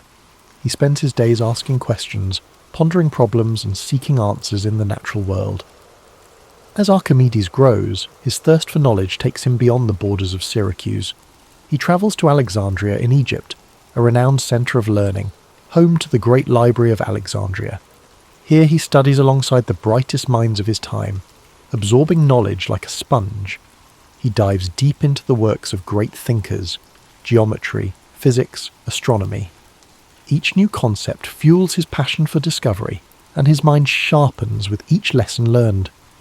Upon returning to Syracuse, Archimedes dedicates himself to a life of study and invention. He spends his days in quiet contemplation, often retreating to his study or wandering the shores of the sea. His mind dances with ideas, equations, and theories. He is not concerned with wealth or fame, but with understanding the fundamental principles that govern the universe. One of his most famous discoveries begins in a moment of quiet observation. The story goes that King Hero II, ruler of Syracuse, asks Archimedes to determine whether a crown made for him is pure gold, or if the goldsmith has mixed in lesser metals. Pondering this problem, Archimedes relaxes into a warm bath, the water rippling around him. As he lowers his body into the tub, he notices how the water rises, displaced by his form. In that instant, a revelation strikes him, the principle of buoyancy. He realizes that by measuring how much water an object displaces, he can determine its density and thus its purity. Overcome with excitement, he leaps from the bath and runs through the streets shouting, "Eureka! Eureka!" Greek for "I have found it." This moment, though simple, is a breakthrough in science and engineering, demonstrating Archimedes' brilliance and his ability to find solutions in the most ordinary of experiences. This principle, now known as Archimedes' principle, lays the foundation for understanding buoyancy and density, concepts that will influence science for centuries to come. Archimedes' work continues to expand. He is fascinated by the power of simple machines and begins to develop tools and mechanisms that demonstrate the incredible potential of levers, pulleys, and screws. He famously declares, "Give me a place to stand, and I will move the earth." These words reflect his deep understanding of the mechanical advantage provided by levers. He designs ingenious contraptions such as the Archimedean screw, a device used to raise water for irrigation and drainage. This invention, with its elegant spiral structure, helps farmers move water efficiently and will continue to be used for centuries in different parts of the world. Archimedes' mind does not rest. He explores the mysteries of geometry, calculating areas, volumes and surfaces with astonishing precision. He develops formulas for the areas of circles, the volumes of spheres, and the properties of parabolas. His work on the mathematics of shapes lays the groundwork for calculus, a field that will not fully develop until many centuries later. In addition to his theoretical work, Archimedes applies his knowledge to practical problems. Syracuse faces threats from rival powers, and Archimedes' inventions become tools of defense. He designs war machines, catapults, cranes, and even rumored death rays that use mirrors to focus sunlight and set enemy ships ablaze. These devices, products of his genius, help protect his city from invaders. Yet for all his achievements, Archimedes remains humble, his mind always focused on the pursuit of truth. His days are spent drawing diagrams in the sand, solving equations and pondering the mysteries of the universe. His joy lies not in the recognition of others, but in the quiet satisfaction of discovery. As you breathe deeply and slowly, imagine Archimedes in his study, the soft glow of an oil lamp illuminating the scrolls and diagrams spread before him. The gentle sound of waves drifts through an open window, a soothing rhythm that accompanies his thoughts. The air is filled with the faint scent of parchment and seawater. In this moment of stillness, there is a profound sense of peace, a quiet celebration of the mind's limitless potential. Archimedes' life, though dedicated to discovery, ends in a moment of tragic misunderstanding. During the siege of Syracuse by the Roman army, the city falls despite its defences. As the soldiers enter, Archimedes is engrossed in his work, drawing a mathematical diagram in the sand. A Roman soldier approaches him, but Archimedes, absorbed in his thoughts, asks the soldier not to disturb his circles. In a tragic instant, the soldier strikes him down, unaware of the brilliance of the man before him. But though his life is cut short, Archimedes' legacy endures. His discoveries, his inventions, and his insights into the world of mathematics and physics continue to inspire generations. His work becomes the foundation for future scientists, engineers, and thinkers, a testament to the enduring power of curiosity and intellect. As you drift further into sleep, let the story of Archimedes remind you of the beauty of exploration, the joy of discovery, and the quiet power of the mind. His life teaches us that the pursuit of knowledge, no matter how simple or complex, is a journey worth taking. Each question we ask, each problem we solve, brings us closer to understanding the wonders of the world. As you sink deeper into the gentle embrace of sleep, let the wisdom and wonder of Archimedes' life continue to guide your thoughts. His journey was one of relentless curiosity, an unquenchable thirst for understanding the mysteries of the universe. Even now, centuries later, his discoveries ripple through time, touching the modern world in ways both seen and unseen. Picture the quiet streets of ancient Syracuse once more. The sun has set and the city is cloaked in twilight. The gentle sound of the sea rolls in the distance, its waves washing softly against the stone walls of the harbour. Lanterns flicker along the narrow alleyways, casting warm pools of light onto the cobbled streets. Somewhere in this peaceful setting, Archimedes walks slowly, his mind alive with thoughts and ideas. He is at ease, his steps unhurried, the weight of his questions a welcome companion rather than a burden. This tranquility reflects a life devoted to understanding, to peeling back the layers of the world to reveal the beauty beneath. Archimedes saw the universe as a grand puzzle, one that could be unravelled with patience, logic, and observation. He understood that the smallest discoveries could lead to the grandest truths. that even the most complex problems could be solved by breaking them down into their simplest forms. Imagine him standing by the shoreline, the breeze rustling his robes, the salty air filling his lungs. He gazes out at the expanse of the sea, the horizon a seamless blend of water and sky. In his mind, the sea is not just a vast body of water, but a dynamic system governed by principles he can explore and understand. To Archimedes, every wave, every ripple tells a story of motion, force, and balance. His world is alive with meaning, a canvas on which the laws of nature are painted with exquisite detail. He returns to his workshop, a quiet space filled with scrolls, diagrams, and tools of his trade. The air carries the scent of ink, parchment, and aged wood. The room is dimly lit by the soft glow of an oil lamp, its flame dancing gently. Archimedes leans over a table strewn with geometric figures and mechanical designs. His fingers trace the lines of a new invention, his mind focused yet serene. Each stroke of his quill, each measurement, is a step in his never-ending quest to understand the world more deeply. His life reminds us that knowledge is not just power, it is also peace. The act of learning, of discovering, brings with it a calm certainty, a quiet joy. Archimedes found solace in his work, in the simple yet profound pleasure of solving a problem, of uncovering a truth that lay hidden just beneath the surface.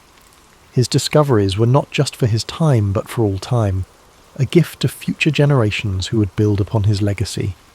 Allow your mind to rest in this world of gentle discovery, where questions are welcomed and answers are earned through patience and insight. Let the image of Archimedes' quiet contemplation bring you comfort. His life shows us that there is beauty in thought, in exploration, in the pursuit of knowledge. No problem is too large, no challenge too daunting when faced with a calm and determined mind. As you breathe slowly and deeply, feel a sense of calm curiosity settle over you. The worries of the day drift away, replaced by the stillness of this moment. The gentle rhythm of your breath becomes the heartbeat of your own quiet discoveries.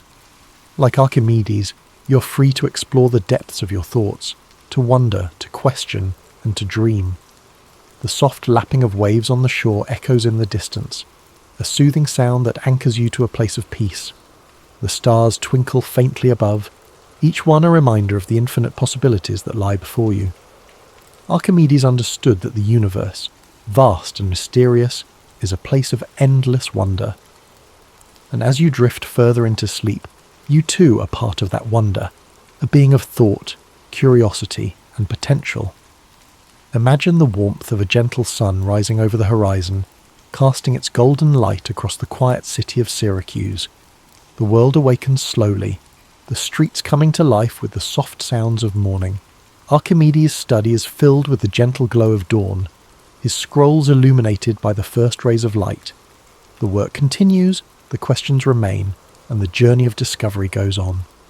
In this moment, you're wrapped in a blanket of peace and possibility.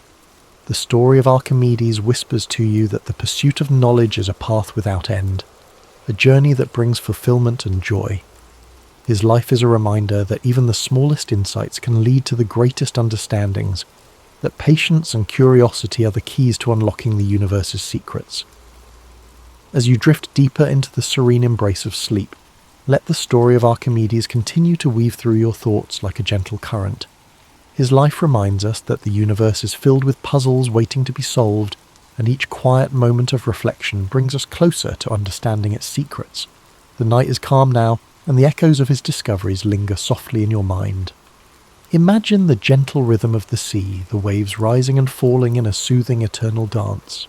The moon casts a silvery light upon the water, its reflection shimmering and rippling with each movement. This same sea, with its endless motion, once inspired Archimedes to develop theories of fluid mechanics, his brilliant mind observing patterns and laws hidden in the simplest of things. To him, the sea was more than just water. It was a universe of knowledge, a place where physics, geometry, and nature met in perfect harmony.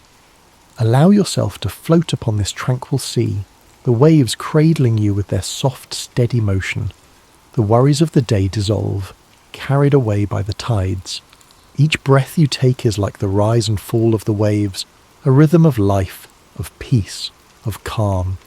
You're held safely in this space of quiet discovery, where the world's complexities fade into simplicity and every thought leads you closer to rest. Picture Archimedes seated on a sun-warmed rock by the shoreline, a piece of parchment resting on his knee. The wind tousles his hair as he sketches shapes and equations with a steady hand. His eyes are focused, yet there is a deep peace in his expression. The world is his canvas, and with every observation, every calculation, he adds a stroke to the masterpiece of human knowledge. His mind is a sanctuary, a place where curiosity flows freely, unencumbered by doubt or fear. In your own mind, you too have this sanctuary, a place where thoughts drift like clouds, where questions are welcomed, and where answers are like stars twinkling softly in the night sky. There is no need to rush, no pressure to understand everything at once. The act of wondering, of exploring is enough. This quiet space within you is a reflection of Archimedes' own calm, thoughtful mind, a place where peace and discovery coexist. As the night deepens, the sounds of Syracuse fade into stillness. The bustling markets, the clink of hammers in workshops, the calls of merchants, all grow quieter, like the world itself is gently falling asleep. The only sounds that remain are the whispering of the sea and the soft sigh of the breeze. Archimedes continues his work, his mind at ease, immersed in the beauty of the world's mysteries. In his final moments, Archimedes was said to have been absorbed in thought, drawing figures in the sand. Even as chaos swirled around him, his focus remained unbroken, his mind lost in contemplation. This dedication, this unwavering love of knowledge, is a gentle reminder that we, too, can find peace in the simple act of thinking, of observing, of being present with our thoughts. As you breathe in deeply, imagine the sand beneath your feet, warm and soft. The gentle waves wash over your toes, each ripple a soft caress that soothes and relaxes you. The horizon stretches endlessly before you, the boundary between sea and sky blurred by a golden haze. This endless horizon is like the realm of knowledge, a place where there is always more to explore, more to understand, more to discover. Feel the weight of your body sinking into comfort, your muscles relaxing, your mind unwinding. The story of Archimedes lingers like a comforting presence, a reminder that within you is the potential for great insight, for curiosity, for peace. You are part of the same universe that Archimedes sought to understand, a universe filled with beauty, logic, and wonder. Now let go completely, surrendering to the calm embrace of sleep. The sea of your thoughts grows still, the waves gentle and soothing.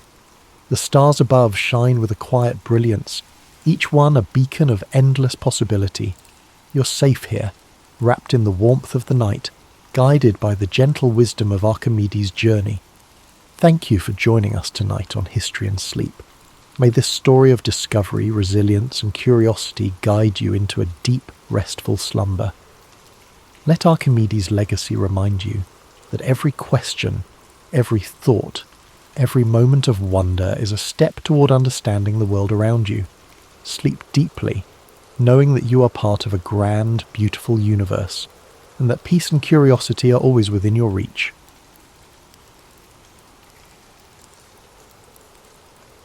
In the year 896 CE, in the heart of Baghdad's intellectual quarter, Al-Hussein bin Qasim brushed desert dust from the folds of his linen robe. Unaware of the storms that fate would soon unleash upon him, he studied the myriad scholarly gatherings outside the House of Wisdom. Voices blended into a layered chorus. Mathematicians debated geometric proofs, poets recited verses on ephemeral beauty, and astronomers charted celestial mysteries. The call of knowledge was unstoppable, and its echoes hinted at new horizons beyond the city's walls. Although he hailed from a modest family of date merchants, Al-Hussein possessed an innate curiosity that surpassed every constraint of status. Weeks earlier, he had been approached by the renowned translator Yunus al-Kindi, who recognized promise in his approach to ancient texts. Yunus had whispered rumors of a manuscript stored in a distant library along the Red Sea coast, a codex said to hold fragments from vanished civilizations. For Al-Hussein, the prospect of unearthing lost secrets eclipsed all thought of comfort or security. On that mild autumn morning, The city's horizon shimmered with trade caravans and the swirl of travellers from every corner of the known world. Greek philosophers, Persian scholars, and Indian mathematicians crowded the thoroughfares, exchanging theories and goods under the caliph's tolerant gaze. Their house of wisdom had become a magnet for knowledge, a beacon that drew in talents as diverse as the spices sold in Baghdad's markets. Under this atmospheric mosaic, Al-Hussein felt keenly that his destiny extended beyond these storied streets. Yunus al-Kindi had given him a letter of passage, sealed with the translator's distinctive monogram, allowing safe conduct through the desert routes. The cryptic list of questions about that ancient codex, queries no one else could decipher, loomed large. Al-Hussein grasped the significance. If the manuscript existed, it might reveal the lost methodologies of a civilization rumoured to have harnessed knowledge of geometry, astronomy and medicine far beyond the current era. Discovery meant prestige, but also the possibility of rewriting entire chapters of known history. Pressing the letter against his chest, Al-Hussein reflected on his father's tales. The desert, unpredictable and capricious, consumed unprepared wanderers without mercy. Tales of caravans lost in sandstorms or raided by marauders haunted the nightly gatherings in local tea houses. Still, the lure of revelation eclipsed any fear, and he resolved to depart at dawn the following day. Engaging a caravan of spice traders, he planned to share provisions and glean from their survival knowledge, forging alliances in an environment where trust was currency. Sunrise found him at the city gates, where camels groaned beneath woven saddlebags stuffed with exotic goods. Saffron from Persia, frankincense from Oman, and turquoise from far-off lands. The caravan leader, an experienced merchant named Mariam bint Sa'id, cast an eye over Al-Hussein. She was known for her leadership and her capacity to navigate shifting alliances among tribal factions. Though suspicious of scholars who ventured out of libraries, she recognised the advantage of travelling under the banner of the prestigious House of Wisdom. As the gates of Baghdad shrank behind them, the caravan merged with the vast desert's hush. Dawn's golden light outlined distant dunes that seemed both majestic and forbidding. Al-Hussein observed Mariam directing her charges to form a staggered line, minimising exposure to roving bandits. Occasionally the wind carried the bray of donkeys or the low murmur of traders discussing profit margins. For Al-Hussein, the emptiness was a blank canvas waiting for stories etched by the footprints of those audacious enough to cross it. At midday, the caravan paused for a respite. While others took shelter from the heat, Al-Hussein found himself marvelling at ancient rock carvings etched into a nearby cliff. Figures of hunters and astronomers hinted at a lineage of knowledge older and more mysterious than any library's scrolls. He gently traced the outlines with a practiced fingertip, sensing a kinship with those lost voices that once tried to record their world. If even in these remote corners human curiosity thrived, what wonders awaited him further ahead? As dusk approached, the caravan set up camp in a shallow wadi where sparse vegetation offered an anchor against shifting sands. Smoke curled from small cooking fires as conversations turned reflective under the emerging constellations. Al-Hussein unravelled a worn scrap of parchment, Yunus's instructions, and studied the cryptic glyphs he would eventually need to identify. An undercurrent of excitement within him, tempered by the realization that he was crossing into unknown domains. Tomorrow, he told himself, would be the first step into discovery's deeper realm. In the early dawn, the caravan pressed eastward toward a series of desert oases, whispered about in old merchant journals. Each oasis served as a precarious lifeline against the relentless, punishing heat, and Mariam's leadership ensured their small group navigated meticulously. She brokered safe passage with tribal patrols, offering tokens of trade in return for unimpeded travel. Meanwhile, Al-Hussein keenly observed everything: the subtle changes in wind direction, the traces of ancient pathways etched into sandstone, and the silent resilience of his fellow travellers. The first oasis they reached was little more than a cluster of date palms around a seep of brackish water. A half-crumbled stone marker bore inscriptions so worn that Al-Hussein could decipher only fragments. Something about an old boundary line, perhaps delineating the domain of a once powerful clan. While camels drank, he sketched these faint markings onto a scrap of parchment. He felt an inexplicable sense of kinship with the countless travellers who had paused here, bridging centuries with a simple act of thirst-quenching. Under midday's glare, mirages shimmered like spilled quicksilver on the horizon, testing the caravan's resolve. Mariam instructed everyone to conserve water. No idle talk, no unnecessary movement. The group fell silent except for the shuffle of feet and the jingle of harnesses. Al-Hussein, though parched, studied the desert floor for any sign of hidden paths. He noticed shards of rock that might have been left by travellers or storms. Each shard, he thought, was an artifact, a clue to this vast land's deeper story. Late that afternoon, they encountered a wandering nomad who carried a battered lute. His desert-weathered face spoke of countless roads travelled. In exchange for water, he offered a ballad about a hidden city said to rise from the sands once every century. A place with alabaster walls, if legend could be trusted, concealing a trove of scrolls older than Babylon. Al-Hussein listened, heart quickening.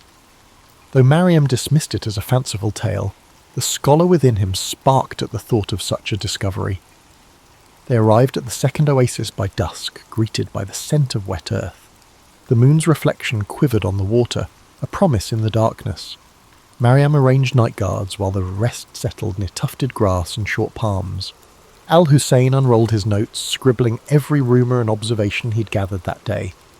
He felt a stir of anticipation, thinking of Eunice's letter and that elusive codex. If legends held any truth, perhaps the path he followed would branch into revelations. Before sleep, the caravan huddled for a supper of flatbread and dried figs.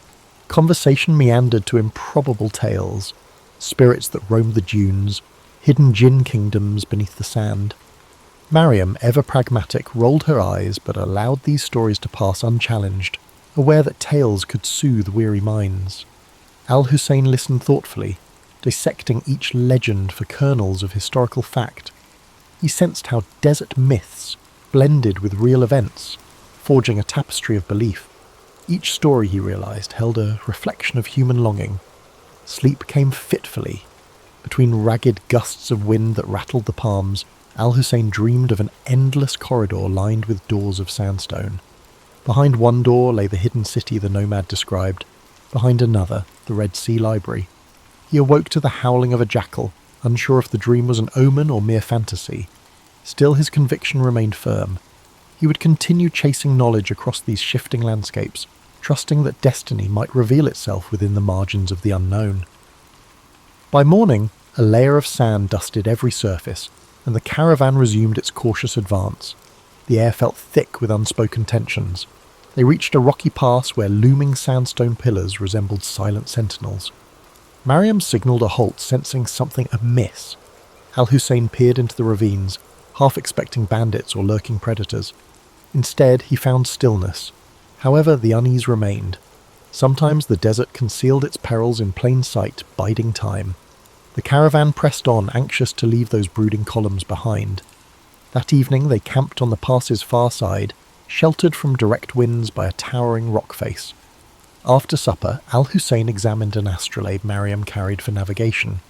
The device's etchings mesmerized him, reminiscent of the geometric wonders housed in Baghdad. He wondered if the rumoured codex might expand upon such celestial insights. As the fire died down, he sat, reflecting on how each horizon revealed new questions, not answers. Perhaps the desert's greatest secret was its power to kindle an unending quest. Beyond the pass, dawn unveiled a stark plateau where the wind carried the faint tang of salt. Mariam reckoned they were approaching the edges of a vast basin leading toward the Red Sea. Al-Hussein noted the powdery residue that clung to his sandals, forming a pale crust whenever the wind surged. Fragments of shells occasionally glittered underfoot, relics of a primordial sea that had long since receded. In that silent expanse, the ancient interplay of water and desert seemed to whisper clues of hidden transitions. Moving carefully, the caravan traced a path across parched flats where cracks laced the ground in elaborate patterns. Each fissure suggested the land was thirsting for a rain that might never come.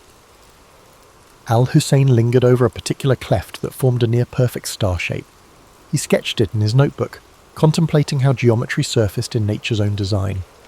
The interplay of shapes and lines called to mind the rumoured codex, possibly containing knowledge that bridged the gap between the natural world and human understanding. By midday the heat intensified, pressing against them like an unseen hand. Water became precious currency.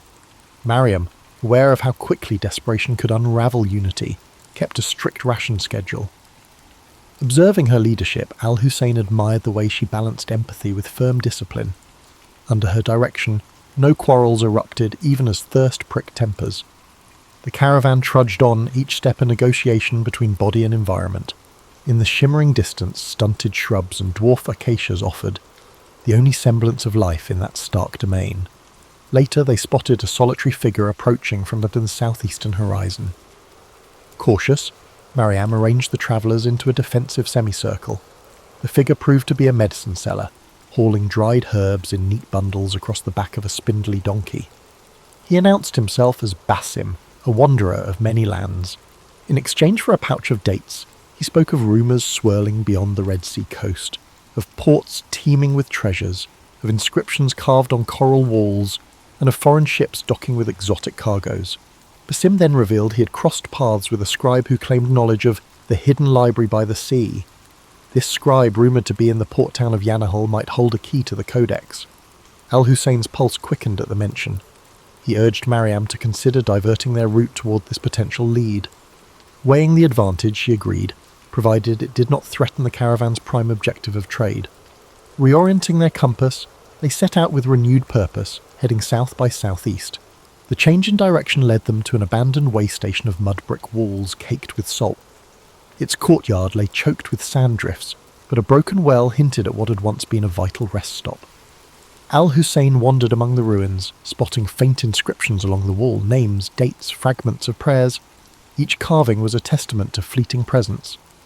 Here stood proof that even the harshest wilderness could not stifle the human urge to leave a trace. Yet the desert had really reclaimed so much.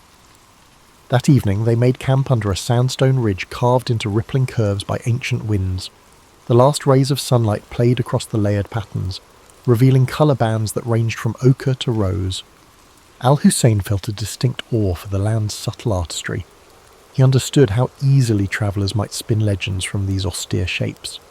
Perhaps behind every myth there lay a kernel of truth about wonder. Perhaps the rumoured hidden city or the library derived from real glimpses of grandeur swallowed by time. As the night grew cool, Mariam permitted a small fire. Conversations ran softer now, with a thread of expectancy woven into each word. Basim spoke of trade centres bustling with sailors from distant empires, Zanj, Gujarat, even the far-flung kingdoms beyond the Indian Ocean.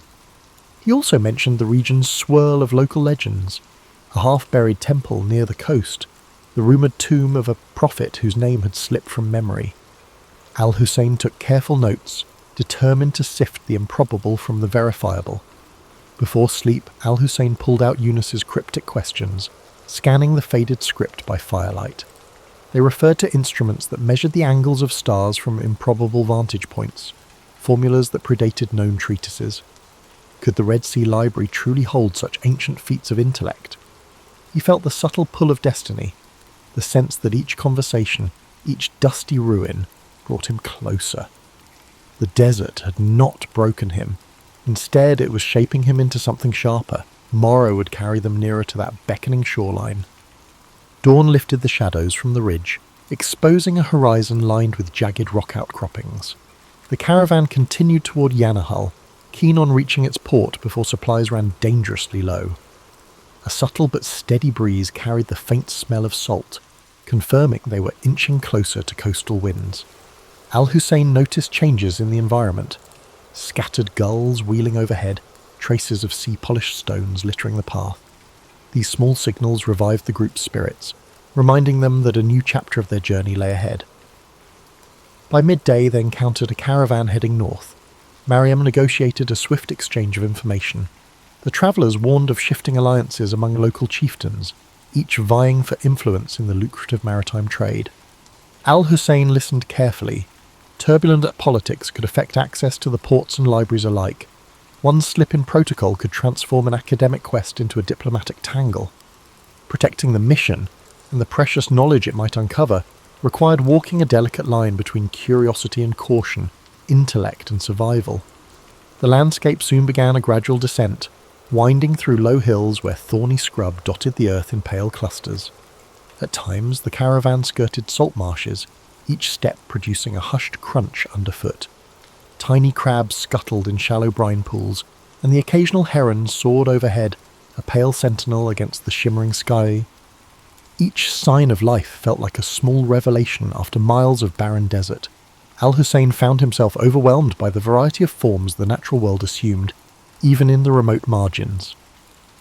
Late that afternoon, they spotted Yanahal in the distance, a sprawl of mud-brick dwellings with roofs of thatch or tiled clay, punctuated by the taller silhouettes of warehouses near the docks. Thin pillars of smoke curled upward, and the distant clang of metal suggested blacksmiths plying their trade.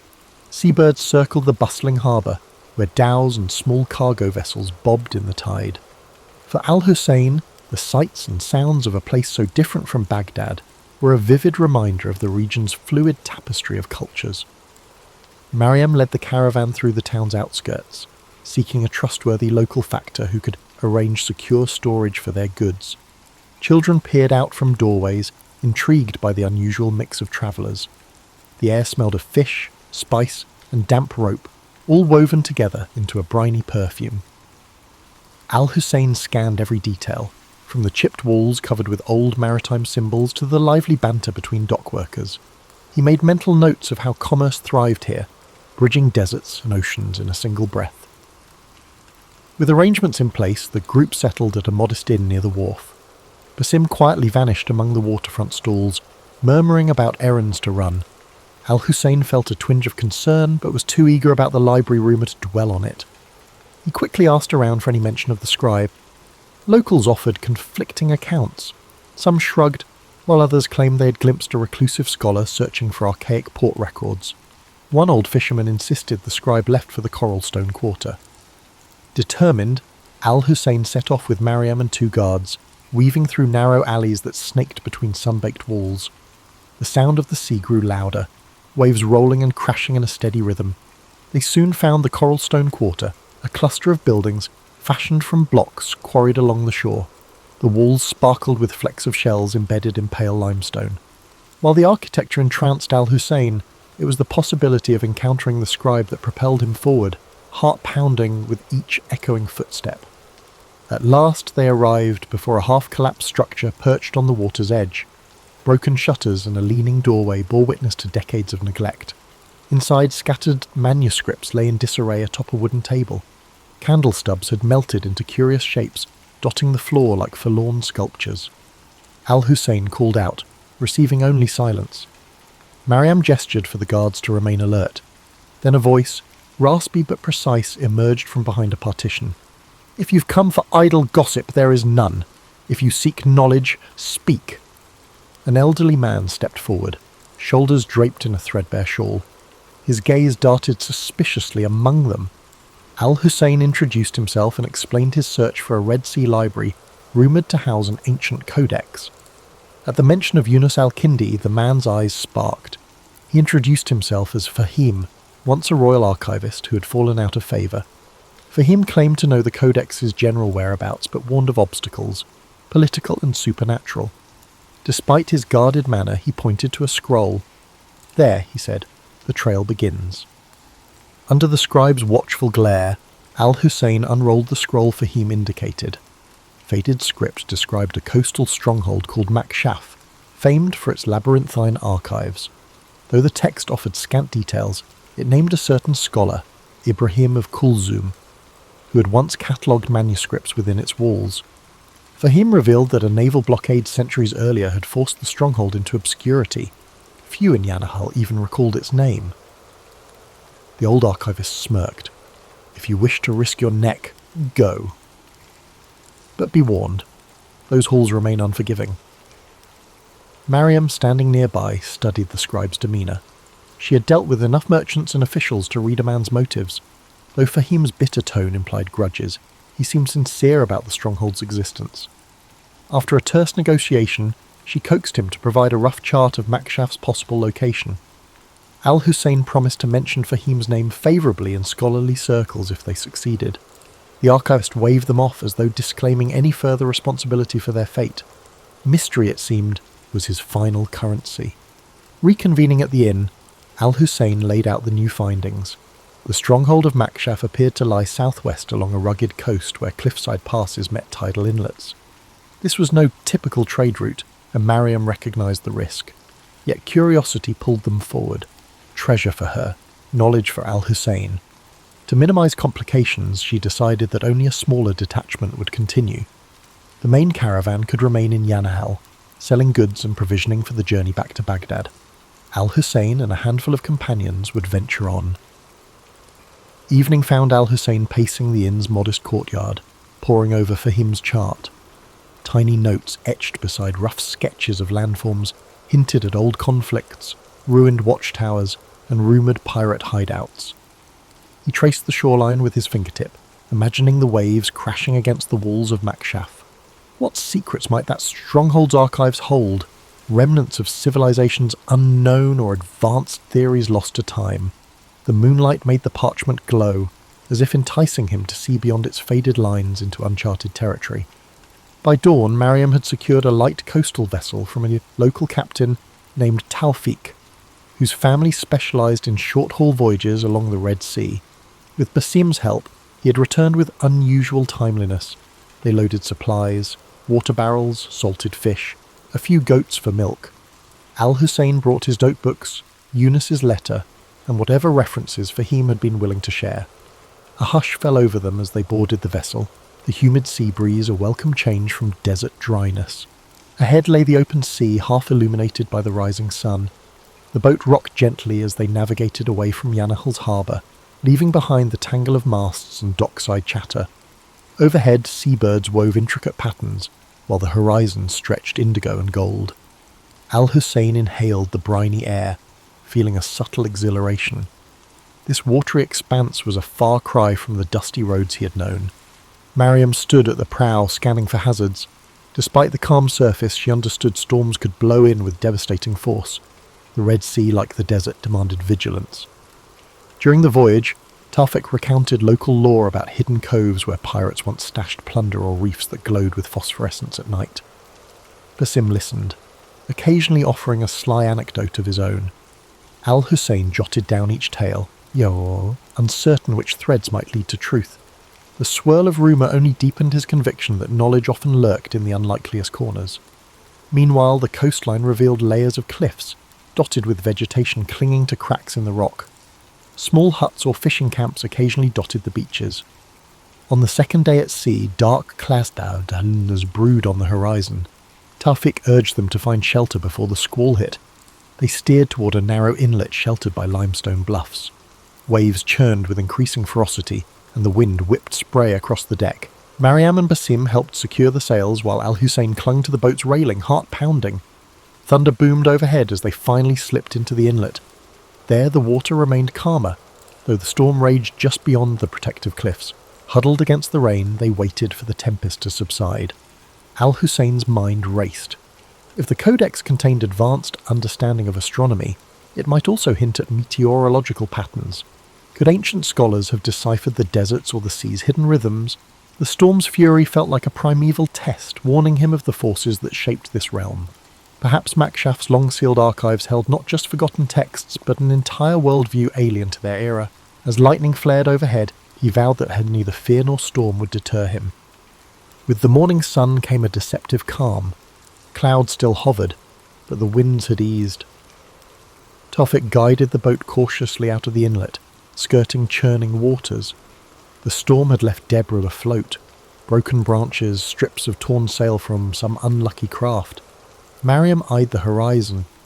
Though the worst seemed past, the sea remained unsettled, each wave a reminder of nature's caprices. Al-Hussein, pages damp but intact, felt a renewed urgency. The storm's violence had sharpened his resolve to reach Makshaf and uncover its secrets. As they followed the coastline, steep cliffs rose, their bases gnawed by waves. Occasionally they glimpsed narrow ledges or goat paths zigzagging upward, suggesting that people once traversed these heights. Tawfiq pointed out a distant structure atop a cliff, a toppled watchtower, perhaps a remnant of Makshaf's old defences. The sight quickened everyone's pace. If that tower marked the outskirts of the stronghold, they were close. Still, the approach looked treacherous, with no easy landing place visible among the rocks and swirling currents. They eventually located a craggy beach where erosion had carved out a small pebbled cove. Unloading the vessel was a precarious dance of timing each wave's retreat. Mariam directed the transfer of provisions while Taufik secured the boat to a natural cleft in the rock. Overhead, seabirds screeched, and the wind whipped salt-laden spray against their faces. Al-Hussein carefully shielded the charts and manuscripts, mindful that a single misstep could end his entire quest. This shoreline felt like a threshold between rumour and tangible discovery. A short climb inland revealed a rocky plateau dotted with tough grasses and scattered boulders.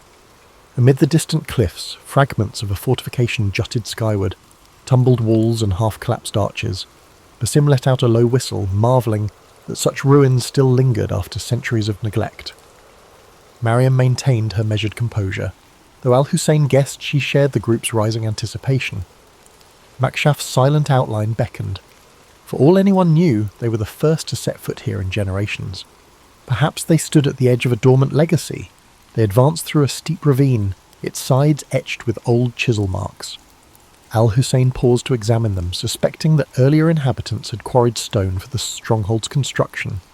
The ravine opened into a hidden valley where an arched gateway lay partially buried by debris. Time and storms had battered its keystone, leaving a sizable gap.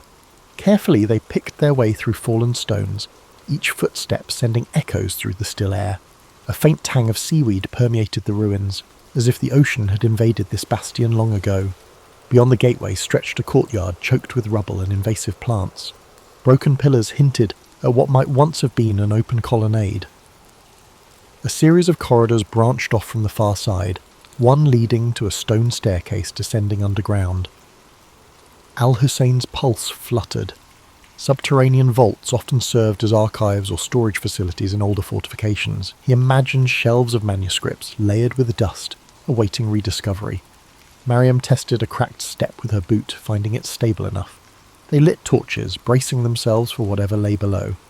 The descending passage felt claustrophobic, each echo magnified by the damp walls. A battered iron gate at the bottom yielded to Basim's determined shove. Within lay a series of vaulted chambers. Water trickled from hairline cracks in the ceiling, pooling on the floor in irregular puddles. Their torchlight flickered over broken crates, corroded lanterns, and scraps of rotting cloth. Al-Hussein's eyes darted around, desperate to find any sign of records. Then in a corner, he spotted what appeared to be a carved stone plaque emblazoned with geometric designs. Approaching it, he realized the plaque was part of a larger fixture. A sealed doorway. Intricate lines fanned outward from a central motif, echoing the patterns in Eunice's cryptic notes. Could this be a hidden archive within the stronghold? Eagerly, Al-Hussein traced the grooves with a fingertip. Mariam hovered, scanning for potential threats. Basim ran his hand along the wall's perimeter, eventually finding the faint outline of a release mechanism. When he pressed it, the plaque shuddered, revealing a narrow gap. Stale air seeped out, carrying hints of mould and ancient parchment. Torchlight spilling through the gap illuminated a cramped chamber lined with stone shelves. Al-Hussein's heart soared. Rolled manuscripts lay scattered, some disintegrating at the touch of the moist air. He gingerly lifted a small codex bound in faded leather, its cover emblazoned with unfamiliar symbols. Though the text was partially illegible, diagrams of star charts and geometric constructs were visible, aware that he was crossing into the realm of legends made real. With mounting excitement, Al-Hussein and Mariam inspected the shelves, hoping for a more complete find. Many manuscripts had succumbed to rot or water damage, leaving illegible stains where words once lived. Still, glimpses of diagrams, star maps, and cryptic notations sparked Al-Hussein's imagination. Each surviving scrap offered a puzzle, references to advanced mathematics, mentions of distant lands, and hints of medical treatises. The codex Eunice had mentioned might lie deeper within or be scattered among these fragile scrolls that teetered on the brink of disintegration.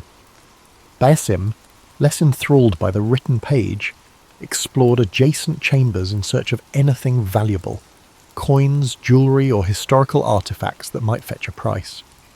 He returned empty-handed, muttering about collapsed tunnels and corridors blocked by a rubble.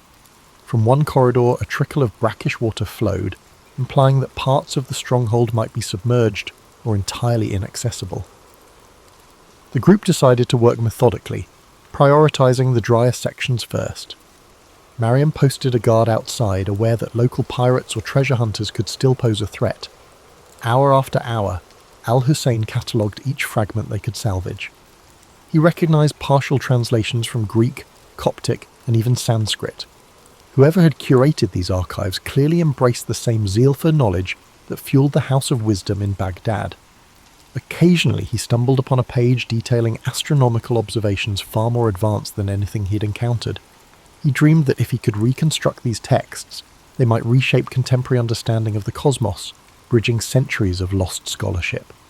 He remembered Eunice's cryptic list and felt a surge of vindication. Progress was slow, the air in the buried chambers remained thick, occasionally forcing them to retreat above ground for fresh air. In the process, they discovered an intact storeroom near the courtyard containing clay jars sealed with ancient wax. Basim pried one open, revealing well-preserved grains that, while impossible to eat, illustrated that this fortress once hosted a thriving community. Al-Hussein marvelled at the notion that the inhabitants of Makshaf had walked these same corridors, their daily routines taking place above a trove of hidden knowledge, then vanishing into history. On the second evening, Mariam insisted they organise a secure campsite in the courtyard. Setting up canvas tarps where partial walls offered shelter from ocean winds, they established a routine, nights spent guarding the perimeter, days spent rummaging the archives. The only sounds were the distant roar of the sea and the shuffle of footsteps echoing in stone halls. At times, the place felt haunted by old aspirations and new ones colliding. Al-Hussein often caught himself wishing they had more time, better resources, or just a few extra hands to preserve these fragile legacies. At last, amid a heap of decaying scrolls in a far corner of the sealed chamber, Al-Hussein found it. A manuscript carefully wrapped in oiled cloth, protected from the worst dampness. Its cover bore a pattern, identical to the sketches in Eunice's instructions. Heart-hammering, he peeled back the cloth. Inside, pages of surprisingly durable parchment were covered in scripts that merged geometric diagrams with flowing text. Marginal notes in a secondary hand suggested commentary, possibly added by later scholars. This had to be the codex. A quick survey revealed passages on astronomical alignments, references to mathematical proofs that predated known treatises, and arcane symbols that defied immediate interpretation. One section even described medical herbs rumoured to thrive in remote regions. Al-Hussein felt as though he were holding an entire lost epoch in his hands. Mariam, seeing his awe, asked if this was truly what they had risked so much to find. He nodded, tears brimming unbidden. The codex might reshape fields of learning, if only it could be safely transported and studied. Next came the dilemma of extraction. The codex was too precious to leave behind, but the path back was fraught with uncertainty. The sea journey, the threat of storms, and the watchful eyes of potential bandits all loomed large. Mariam proposed packing the codex in multiple layers of protective cloth and assigning it round-the-clock guards. Basim chimed in with a plan to mask their departure by spreading rumours of a fruitless search, hoping to deter opportunists. Al-Hussein agreed, recognising that knowledge could be as dangerous a treasure as gold. With their plans set, they gathered what manuscripts they could carry, focusing on the codex and a few other promising relics. Standing at the fortress threshold, Al-Hussein took one last reverent look at the silent corridors. He imagined the generations who might have come here seeking truth, only to vanish beneath time's shifting sands. Now he held proof that their efforts had not faded entirely. As the group stepped out into the briny dusk, he realised his journey was far from complete. The desert had tested him, and the sea had threatened him, but this triumph opened countless new doors. History was not a fixed tapestry, it was ever unfolding, waiting for those willing to traverse the unknown in search of revelation. Paris in the 1920s was alive, champagne corks popping, jazz clubs buzzing, and fashionable Art Deco lights twinkling. To astute visitors, Paris offered endless possibilities. Travellers flocked to the Seine at night, British tourists with pastel-coloured suits, American expatriates, and European industrialists with fat wallets. It was perfect for a resourceful con man with a convincing story to sell. For Victor Le Renard Le Maire, the city vibrated with cigarette smoke and colourful posters. He was not always Le Renard or in Paris. Born in a small village on the Austrian border, he was captivated by the world beyond the mountains. While other boys herded sheep, Victor watched travellers in their streamlined car. He saw that the most persuasive could sell peasants anything, from worthless medicines to bewildering life insurance. Young Victor discovered that a good tale was worth more than gold. That's when locals dubbed him Le Renard, the fox, after he exchanged worthless trinkets for a prized hunting rifle. In a village of rumours, that tale spread quickly. As a boy, he learned to shape people's perceptions to see what he wanted. By adulthood, his skill was sharp. He mastered languages, studied psychology, and honed his sophisticated demeanour. He'd earned a tidy fortune from his swindles across Europe, letter forgery, impersonating nobility at social events, and selling near-new antiques. Each time he was being investigated by the authorities, he'd vanish, reappearing in Vienna, Milan, or Berlin, a step ahead. Victor arrived in Paris following the Great War with a suitcase and a shy smile. He had settled in within a month after reading an article about the cost of keeping the Eiffel Tower standing. It was built for the World's Fair in 1889. It was costly to maintain, and some people did not appreciate its appearance. There were strong protests against its demolition, despite the fact that it was popular among visitors. Victor learned of this news. He spent days in Champs-Élysées cafes hearing conversations on city projects. He learned that bureaucratic decisions were bogged down by red tape and that the city lacked money. He considered if he persuaded someone that the government of Paris was planning to dismantle the Eiffel Tower to sell it as scrap, he could become rich. It was a wild scheme. Failure would turn him into a laughingstock. But a success was possible. Victor considered it for a night. He figured the more ridiculous the scam, the more people might be made to believe it. Who would fake the sale of France's most iconic landmark? He thought it needed high bureaucratic flair, like forged papers and stamps. Rumour and secrecy would be at his side. If he succeeded, he'd vanish, rich and legendary. He spent the next few days poring over the engineering wonder, absorbing facts such as its metal mass, elevator upkeep, and the way the tower accommodated activities ranging from tourism to radio reception. With these details, he was able to address prospective buyers with authority. He took a lavish suite at the Hôtel de Crillon, pretending to be a high-ranking official. To add authenticity to his deception, he engaged an engraver for stationery of his imaginary Ministry of Post and Telegraph, since the Eiffel Tower was also a radio centre. The last touch put him in official mode. Paris, for all its beauty, also had its share of opportunistic entrepreneurs.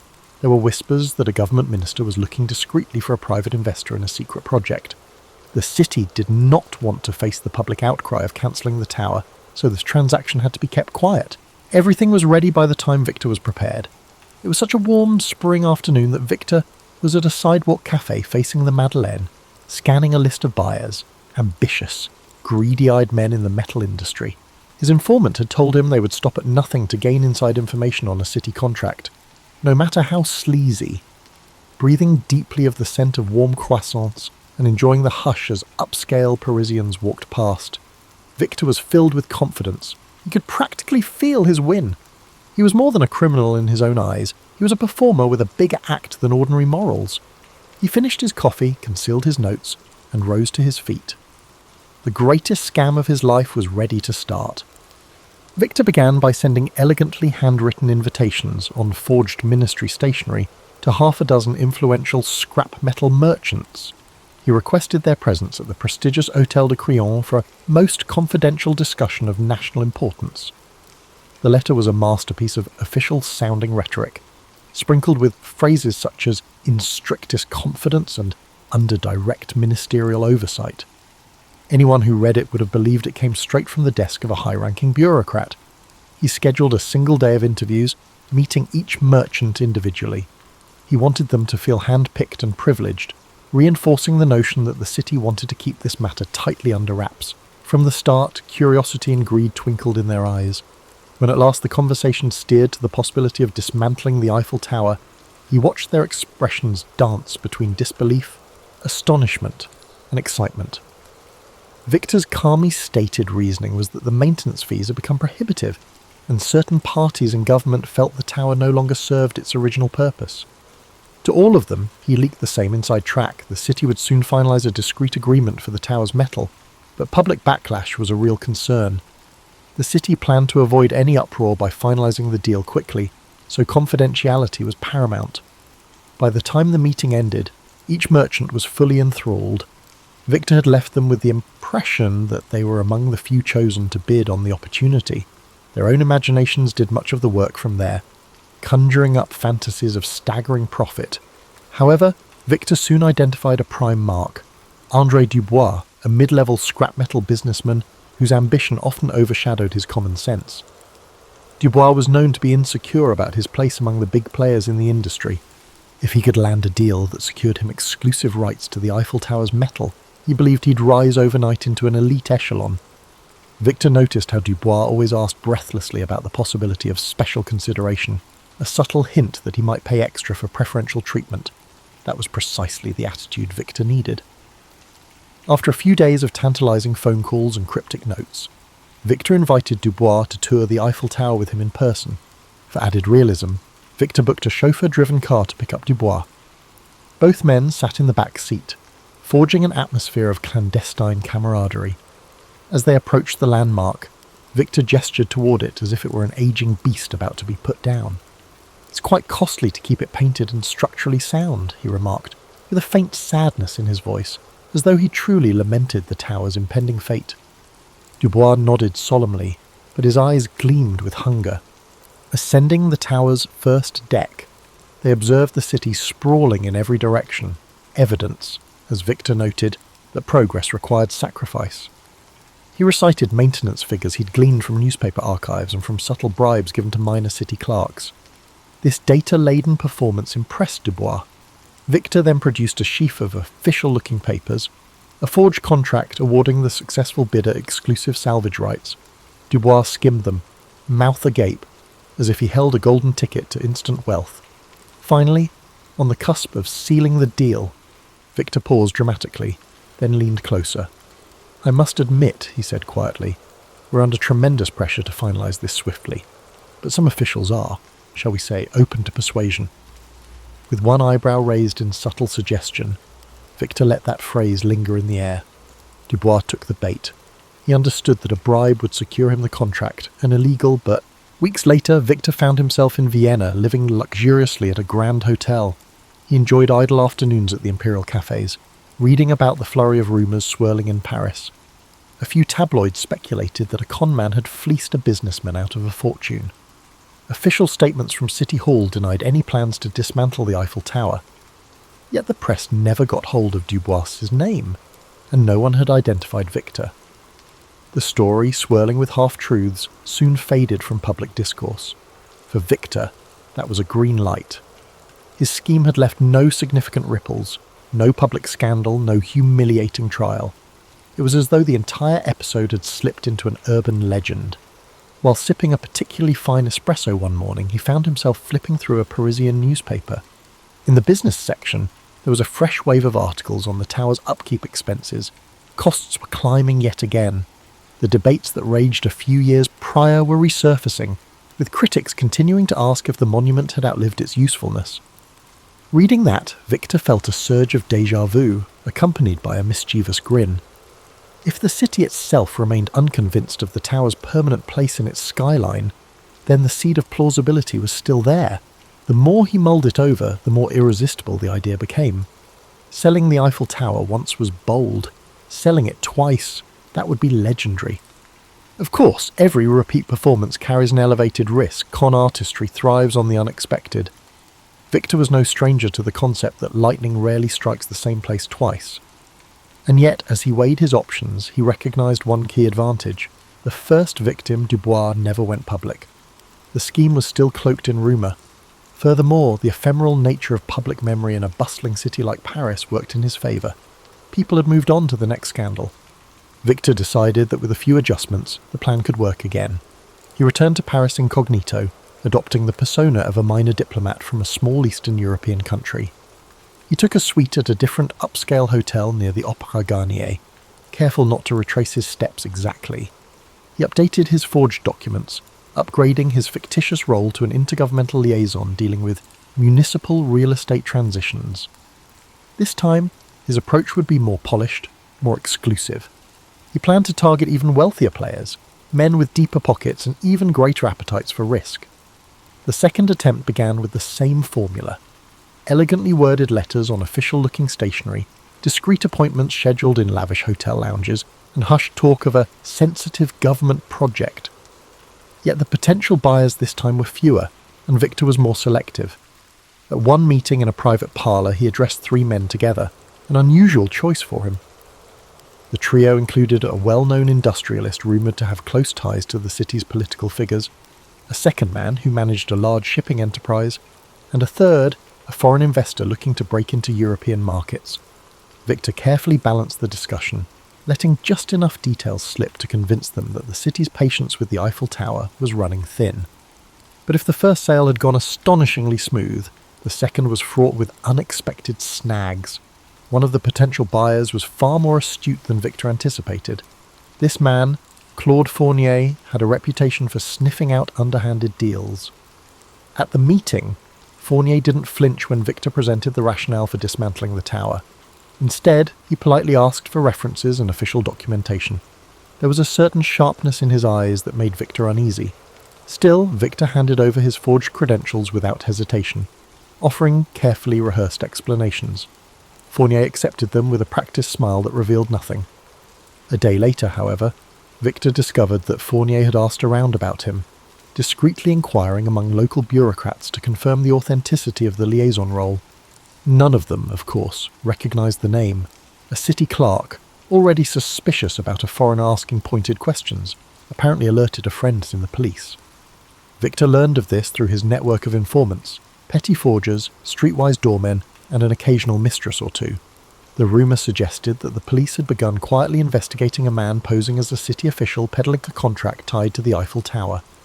For the first time in his career, Victor felt the heat close in.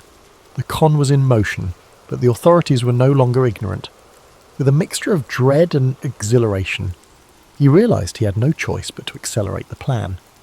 He zeroed in on the second potential mark, an overly ambitious shipping magnate named Marcus Weissman, who had a penchant for shady dealings. Over dinner at a private club, Victor dangled the tower's contract before him as if it were a rare gem. Weissman, too enticed by the prospect of beating out his competitors, took the bait. Still, the tension was palpable, even as Weissman scribbled out a cheque big enough to make Victor's heart flutter. There was a persistent, nagging awareness that time was short. He needed to vanish before Fournier's inquiries led the police to his door.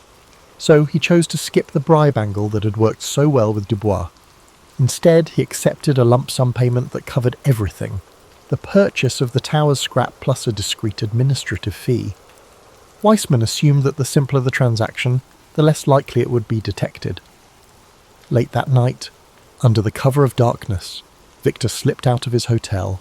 He carried a small valise stuffed with his ill-gotten gains, heading straight to the Gare de Lyon. By dawn, Victor fled to Monte Carlo, a glittering haven of high rollers and exile aristocrats. Initially, he relished the sweet satisfaction of having bested not just one, but 2 gullible buyers. He told himself he had achieved what no other conman in history had dared. Alone in a lavish suite overlooking the Mediterranean, he replayed the final moments in Paris, the anxious hurry to collect Weissman's cheque, the furtive glances at the station, and the first sunrise that found him safely out of reach. Now, with the sea breeze caressing his face, he figured it was only a matter of time before rumours of the second sale caught up to him. For a few months, he maintained a low profile. He frequented the Monte Carlo casino under a false identity, staying clear of any large wagers that might draw attention. He used coded telegrams to stay in touch with his forgers and informants back in Paris. From them, he learned that Fournier had indeed pressed the police for an investigation. Weissman, facing public humiliation and potential legal woes, tried to keep the matter as quiet as possible, hoping to recover his money through any means short of a public scandal. Still, the police smelled something big. They had never heard of such an audacious swindle, and that alone piqued their interest enough to keep them digging. Eventually, investigators uncovered the faint tracks Victor left behind, receipts at the hotel, witnesses who recalled a confident, well-dressed man with a foreign accent. They pieced together the timeline of his meetings, even found traces of his forged stationery. Before long, they had a name, though it remained unclear if Victor Lemaire was real or an alias. With pressure mounting, the authorities circulated descriptions to major European cities, urging border agents and local police to keep an eye out. One photograph, taken secretly by a curious bystander at the Eiffel Tower, showed a side profile that might have been him.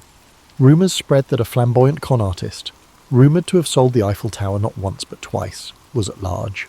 Despite the noose tightening, Victor couldn't resist the lure of one last escapade. He reasoned that living on the run forever would be unbearable. Why not gamble big while he still had some measure of control? So, one evening at the casino, dressed in a crisp dinner jacket, swirling a glass of fine cognac, he sat at a roulette table. In a dramatic flourish, he placed a small fortune on a single bet. It was uncharacteristic of him to risk real money on chance. He usually preferred to rig the odds through manipulation. But something inside him craved the adrenaline rush. The wheel spun, heart pounding. He watched the tiny ball bounce from slot to slot. When it finally settled, it landed on red, a loss for Victor's black bet. Though it was only a fraction of his earnings, the defeat seemed like an omen.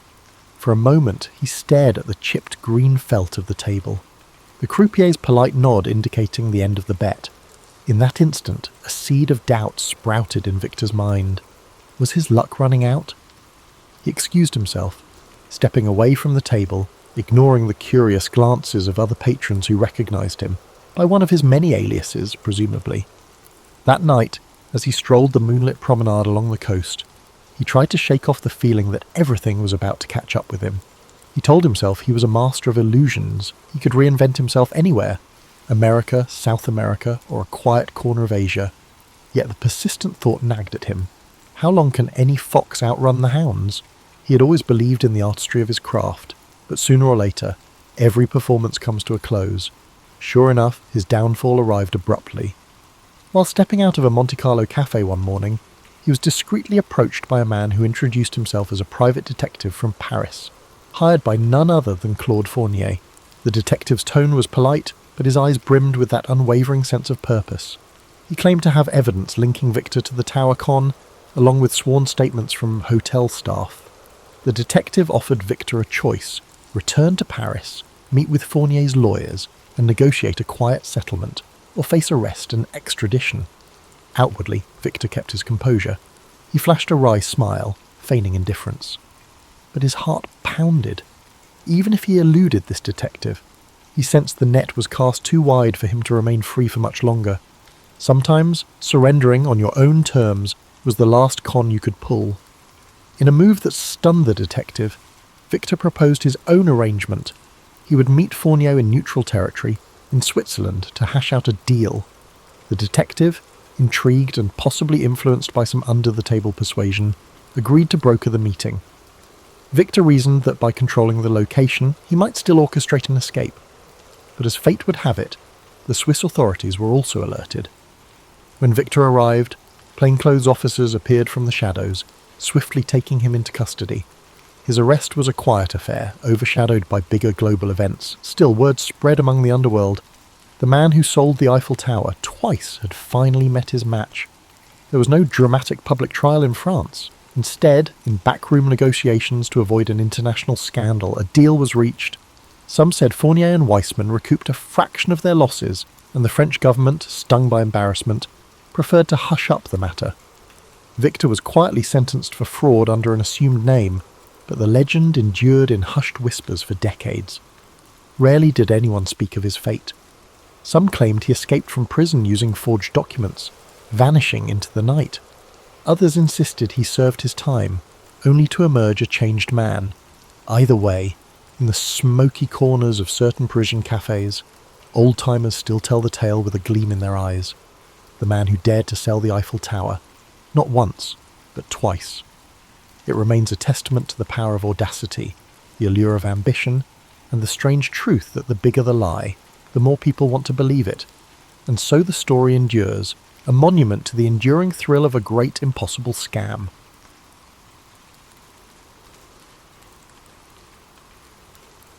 Aristotle's story begins over 2,000 years ago, in 384 BCE, in the ancient city of Stagira, located in northern Greece.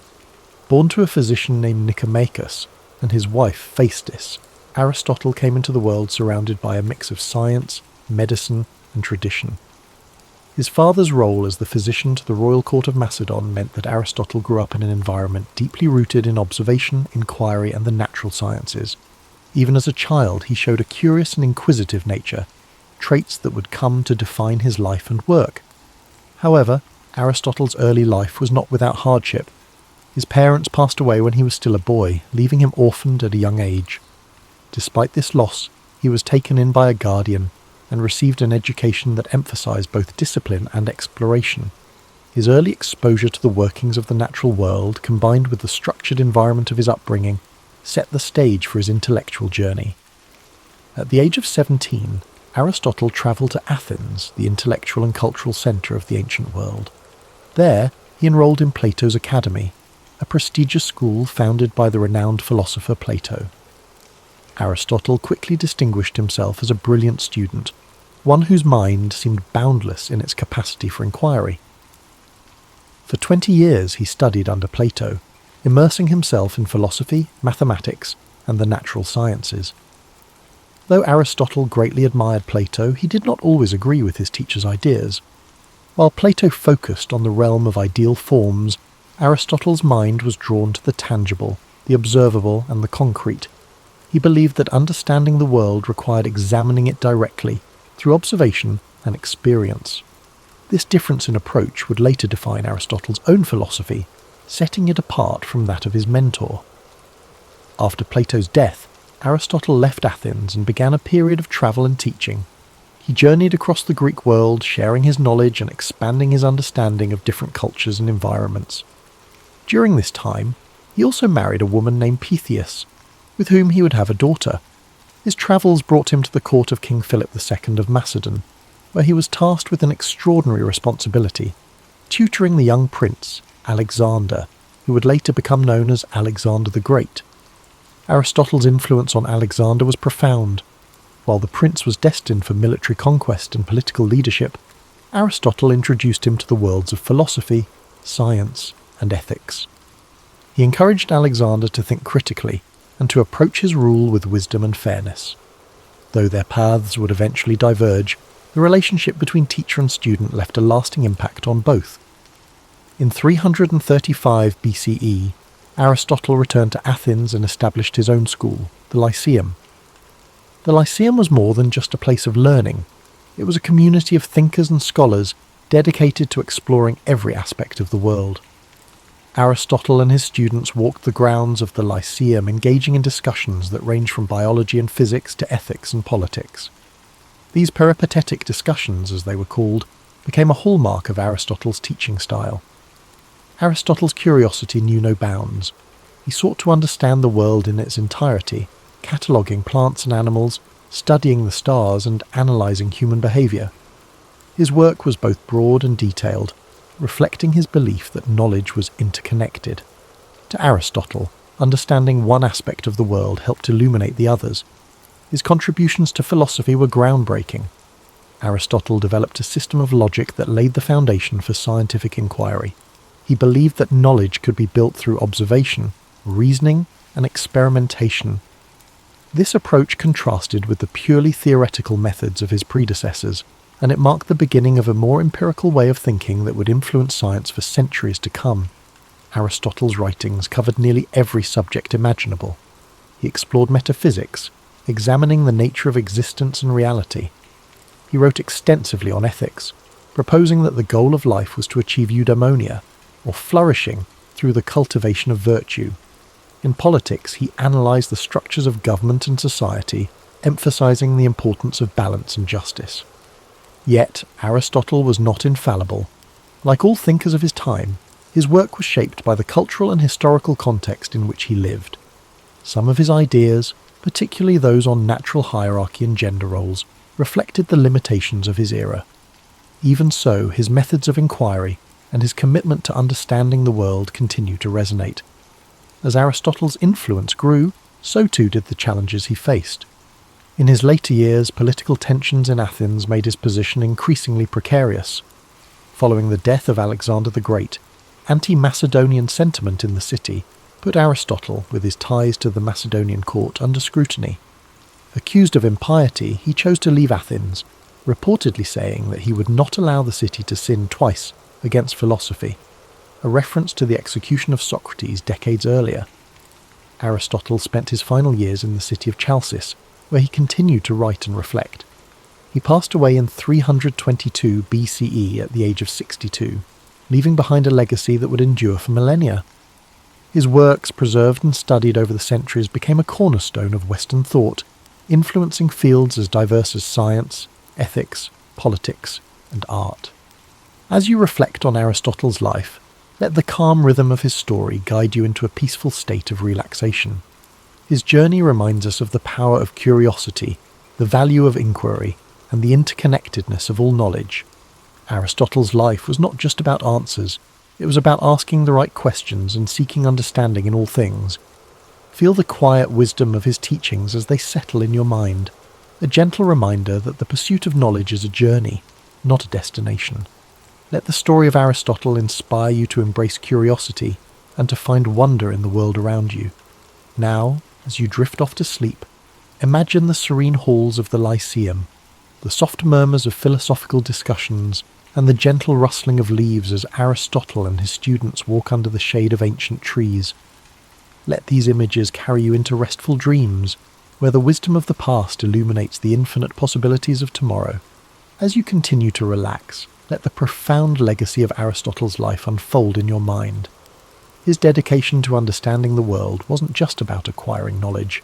It was about seeking harmony, balance, and truth in everything around him. Aristotle believed that knowledge was interconnected, and through his teachings, he encouraged others to see the unity between the natural world, human behaviour, and the cosmos itself. Imagine Aristotle walking through the Lyceum, the warm sun filtering through the trees as he engaged in thoughtful discussions with his students. His words carried a sense of purpose, guiding those who followed him to think critically and observe the world with care. These walks, known as peripatetic lectures, were not just a means of sharing knowledge, they were a journey of discovery, where every step brought new insights and understanding. Aristotle's influence reached far beyond his own lifetime. His writings were preserved and studied by scholars throughout history, shaping the foundations of many disciplines. In the Middle Ages, his works became central to both Islamic and European philosophy, earning him the title of the philosopher among medieval scholars. His contributions to logic, ethics, and the natural sciences provided a framework for future thinkers, from Thomas Aquinas to Galileo Galilei.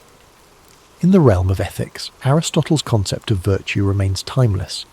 He believed that the key to a fulfilling life was finding the balance between extremes, a concept he called the golden mean. For Aristotle, courage lay between recklessness and cowardice, generosity between stinginess and extravagance. This philosophy of moderation offers a calming and thoughtful perspective, reminding us that harmony often lies in balance. As you reflect on these teachings, let their wisdom bring a sense of calm and clarity. The idea that life's challenges can be approached with balance and thoughtfulness is a comforting reminder that, even in times of uncertainty, there is a path forward that brings peace and understanding. Aristotle's work on the natural sciences was equally revolutionary. He believed that observation and experience were the keys to understanding the world. He meticulously studied plants, animals, and celestial phenomena, striving to uncover the principles that governed their existence.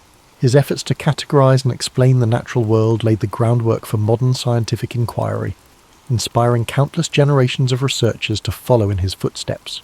Picture Aristotle seated in quiet contemplation, surrounded by scrolls and diagrams, his mind alight with questions about the universe. The gentle hum of the world around him, the rustling of leaves and the distant chirping of birds served as the backdrop to his endless curiosity. This serene image reminds us of the beauty of learning and the quiet joy of discovery. In his exploration of politics, Aristotle emphasized the importance of community and the role of government in promoting the common good. He studied different forms of governance, analyzing their strengths and weaknesses. His belief that humans are political animals underscores our innate desire for connection and cooperation. Aristotle's insights into the nature of society encourage us to think deeply about the ways we interact with one another and the systems we create to support our collective well-being. As the rain falls gently outside your window, imagine the ancient world Aristotle inhabited, a world filled with wonder, where the mysteries of existence invited exploration and understanding. Let his story remind you that curiosity is a gift, one that opens the door to endless possibilities. Now, as you drift deeper into relaxation, picture the stars shining above the Lyceum, their light guiding Aristotle and his students as they pondered the mysteries of life. The The gentle rhythm of their footsteps, the soft murmur of their voices, and the stillness of the night create a peaceful atmosphere, one that invites you to find rest and serenity in your own journey. Aristotle's life was a testament to the power of inquiry, the joy of discovery, and the interconnectedness of all things. His teachings remind us that knowledge is not just about understanding the world, it's about finding our place within it and striving to live in harmony with ourselves and others. Let the quiet wisdom of Aristotle's journey settle into your thoughts as you rest. His legacy is not just one of intellectual brilliance, but of a life deeply dedicated to understanding the beauty and complexity of existence. Aristotle saw the world not as a collection of separate pieces, but as an intricate tapestry, where each thread is connected to the others in profound and meaningful ways. Imagine the calm serenity of ancient Greece, the golden sunlight cascading over the white stone columns of the Lyceum as Aristotle strolled its pathways, surrounded by students eager to learn. They debated, questioned, and explored every aspect of life, from the nature of the stars above to the behaviour of the animals in the fields nearby. Their conversations were filled with curiosity and wonder, a reflection of Aristotle's belief that every question, no matter how simple or complex, was worth pursuing. Aristotle's ability to bridge different disciplines was one of his greatest strengths. He saw no boundary between science and philosophy, ethics and politics, or art and nature. To him, everything was interconnected, part of a greater whole that deserved to be studied and understood. This holistic view of the world is a reminder of the beauty that lies in seeing the bigger picture, in understanding that each small piece contributes to something far greater than itself. As you drift further into relaxation, let the harmony of Aristotle's teachings bring you peace. His philosophy of balance and moderation encourages us to find calm in the chaos, to seek the middle ground where we can flourish. The idea of the golden mean is not just a guide for making choices, it is an invitation to live with grace and intention, to approach life with a steady and thoughtful heart. Picture Aristotle at his desk, surrounded by scrolls and notes, the flickering light of a lantern illuminating his work. The quiet hum of the night provides the perfect backdrop for his thoughts, as he meticulously records his observations and ideas.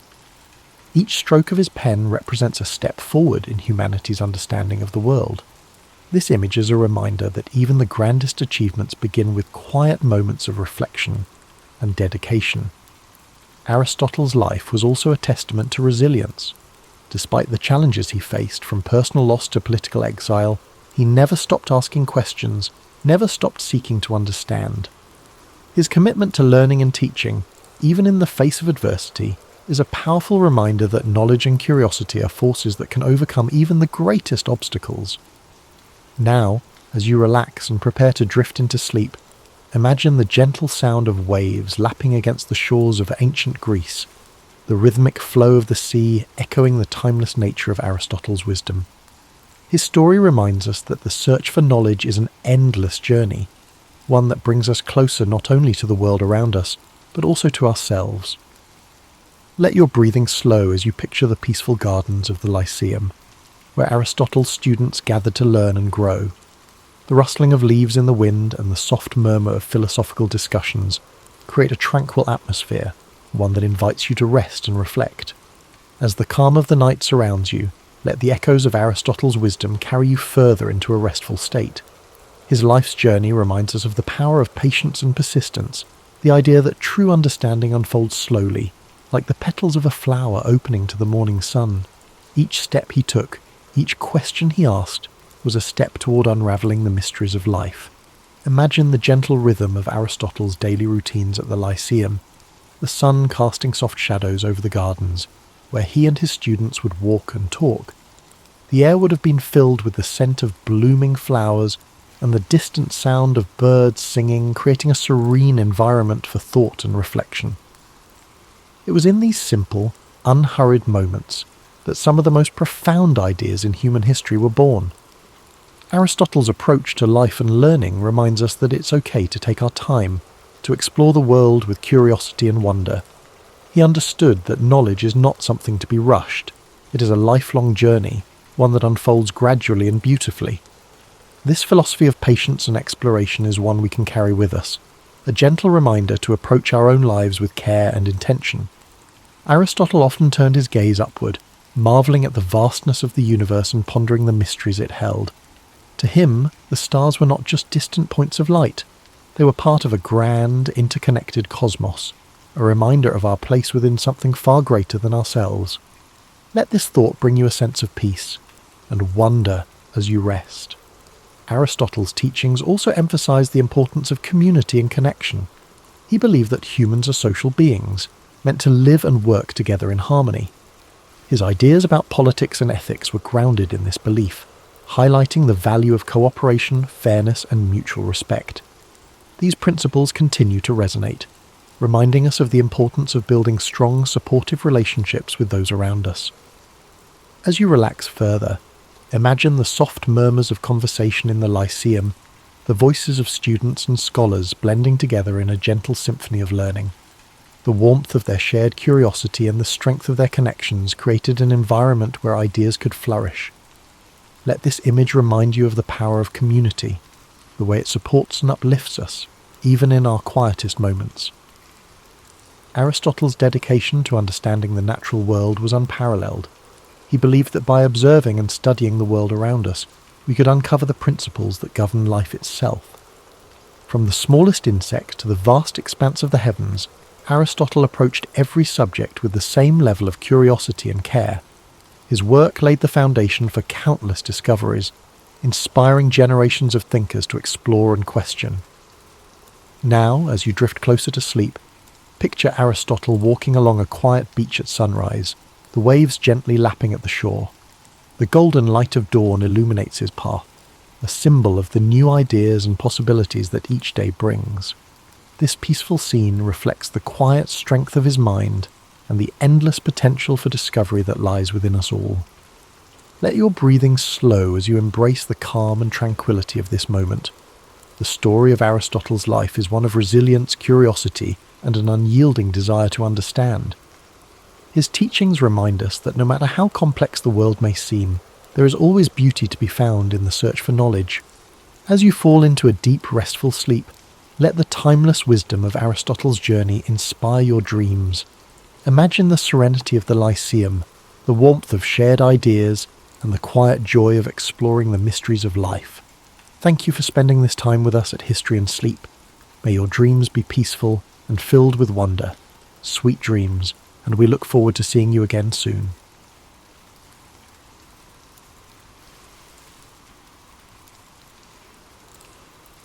Thomas Alva Edison was born on February 11th, 1847, in the small town of Milan, Ohio, in the United States.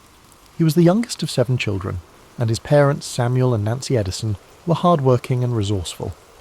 Samuel was a political activist and entrepreneur, while Nancy was a former schoolteacher who nurtured her children's curiosity and learning. From an early age, Edison showed signs of a restless and inquisitive mind. However, his education was far from conventional. He attended school for only a few months before his teacher labelled him as addled, a term used at the time to describe someone with a scattered or confused mind. This harsh judgment prompted his mother to take his education into her own hands. Nancy Edison believed in her son's potential and homeschooled him, instilling a love of reading and self-directed learning that would stay with him for life. Edison's childhood was marked by curiosity and experimentation. He set up a small laboratory in the family basement, where he conducted simple experiments and explored the wonders of chemistry.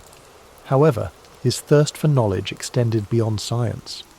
He devoured books on a wide range of topics, including history, philosophy, and mechanics.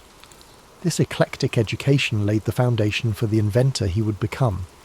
At the age of 12, Edison took a job as a newsboy and candy seller on the Grand Trunk Railway. This job allowed him to earn money while observing the workings of the industrial world. He used part of his earnings to buy chemicals and equipment for his experiments. Edison even set up a small laboratory in the baggage car of the train, where he conducted experiments during downtime. His early ventures were not without mishaps. One experiment caused a fire, earning him a reprimand and forcing him to move his activities elsewhere. Edison's life took a significant turn when he became partially deaf, a condition that began in childhood and worsened over time. Although he later offered various explanations for his hearing loss, including a train conductor pulling him onto a moving train by his ears. The exact cause remains uncertain. Instead of viewing his deafness as a limitation, Edison considered it an advantage, allowing him to focus deeply on his work without distractions. As Edison grew older, his fascination with telegraphy opened new doors. He learned Morse code and became a skilled telegraph operator, taking on jobs across the Midwest. The telegraph was one of the most advanced technologies of the time, and working with it gave Edison valuable experience in electrical systems and communication. During this period, he began to develop his first inventions, including an automatic repeater that improved the efficiency of telegraph transmissions. Empty brackets. In 1868, at the age of 21, Edison moved to Boston, a hub of innovation and industry. It was here that he created his first patented invention, an electric vote recorder designed to speed up the voting process in legislative bodies. Unfortunately, the device failed to gain traction, teaching Edison a valuable lesson about the importance of creating inventions that met practical needs. This setback did not deter him. Instead, it fueled his determination to succeed. Edison's career really took off in 1876 when he established his first research laboratory in Menlo Park, New Jersey. This facility became a centre of creativity and innovation, earning Edison the nickname the Wizard of Menlo Park. Here, he assembled a team of talented assistants who collaborated on a wide range of projects. Edison's approach to invention was systematic and collaborative, a stark contrast to the solitary inventor stereotype. One of Edison's most famous inventions emerged from this period, the phonograph. In 1877, he developed a device that could record and reproduce sound, a groundbreaking achievement that amazed the public. The phonograph earned Edison international acclaim and cemented his reputation as a leading innovator. The following years saw Edison tackle one of the greatest challenges of his career, creating a practical and affordable electric light system. While others had experimented with electric lighting, Edison was determined to develop a complete system, including generators, wiring and light bulbs that could bring electricity to homes and businesses. In 1879, after countless experiments, he unveiled a carbon filament incandescent light bulb that could burn for extended periods. This invention revolutionized daily life and marked the beginning of the electrification era. Edison's work in electric lighting led to the formation of the Edison Electric Light Company, which later evolved into General Electric, one of the largest corporations in the world. However, his success was not without challenges. The late 19th century saw fierce competition between Edison's direct current, DC, electrical system, and the alternating current, AC system, championed by Nikola Tesla and George Westinghouse. This war of the currents was a bitter rivalry, but ultimately AC became the dominant method of electrical distribution due to its efficiency over long distances. Despite this setback, Edison continued to innovate in a wide range of fields. He improved motion picture technology, developing the kinetoscope and contributing to the early days of the film industry. His laboratories also worked on advances in batteries, cement and mining technologies. By the time of his death, Edison held over 1,000 patents, a testament to his relentless creativity and work ethic. Edison's personal life was as eventful as his professional one. He married Mary Stilwell in 1871, and the couple had 3 children. After Mary's untimely death in 1884, Edison married Mina Miller in 1886, with whom he had 3 more children. Mina played a significant role in managing Edison's affairs and supporting his work, providing stability in a life often consumed by invention. As we reflect on Thomas Edison's life, it's clear that his contributions went far beyond individual inventions. He pioneered a new model of innovation, combining scientific research with practical application and entrepreneurial spirit. His work not only transformed technology, but also reshaped the way we live, work, and connect with one another. Tonight, as you drift off to sleep, imagine the flicker of an early electric light bulb, the scratchy sounds of a phonograph recording, or the hum of a motion picture projector. These were the dreams of a man who never stopped pushing the boundaries of what was possible.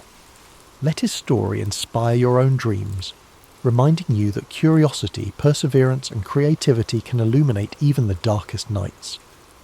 As we continue our journey through the life of Thomas Edison, let's explore the later years of this remarkable man, a time filled with continued innovation, personal growth, and reflections on a life dedicated to invention. By the dawn of the 20th century, Edison had already secured his place in history, but his drive to create and explore new ideas never waned. His laboratory at Menlo Park had given way to a larger, more advanced facility in West Orange, New Jersey, which became his new centre of operations. This expansive complex allowed Edison to work on multiple projects simultaneously and provided a space where ideas could flourish on a grand scale. The West Orange laboratory was a bustling hub of activity, where Edison and his team of assistants worked tirelessly on inventions that would shape the future. This facility housed not only research areas but also manufacturing spaces, making it a model for modern industrial research. Here, Edison's vision for invention as a collaborative process continued to thrive. During this period, one of Edison's key focuses was improving battery technology. He believed that rechargeable batteries held the potential to revolutionize transportation and energy storage. After years of experimentation, he developed the nickel-iron storage battery, which proved to be more durable and long-lasting than its predecessors.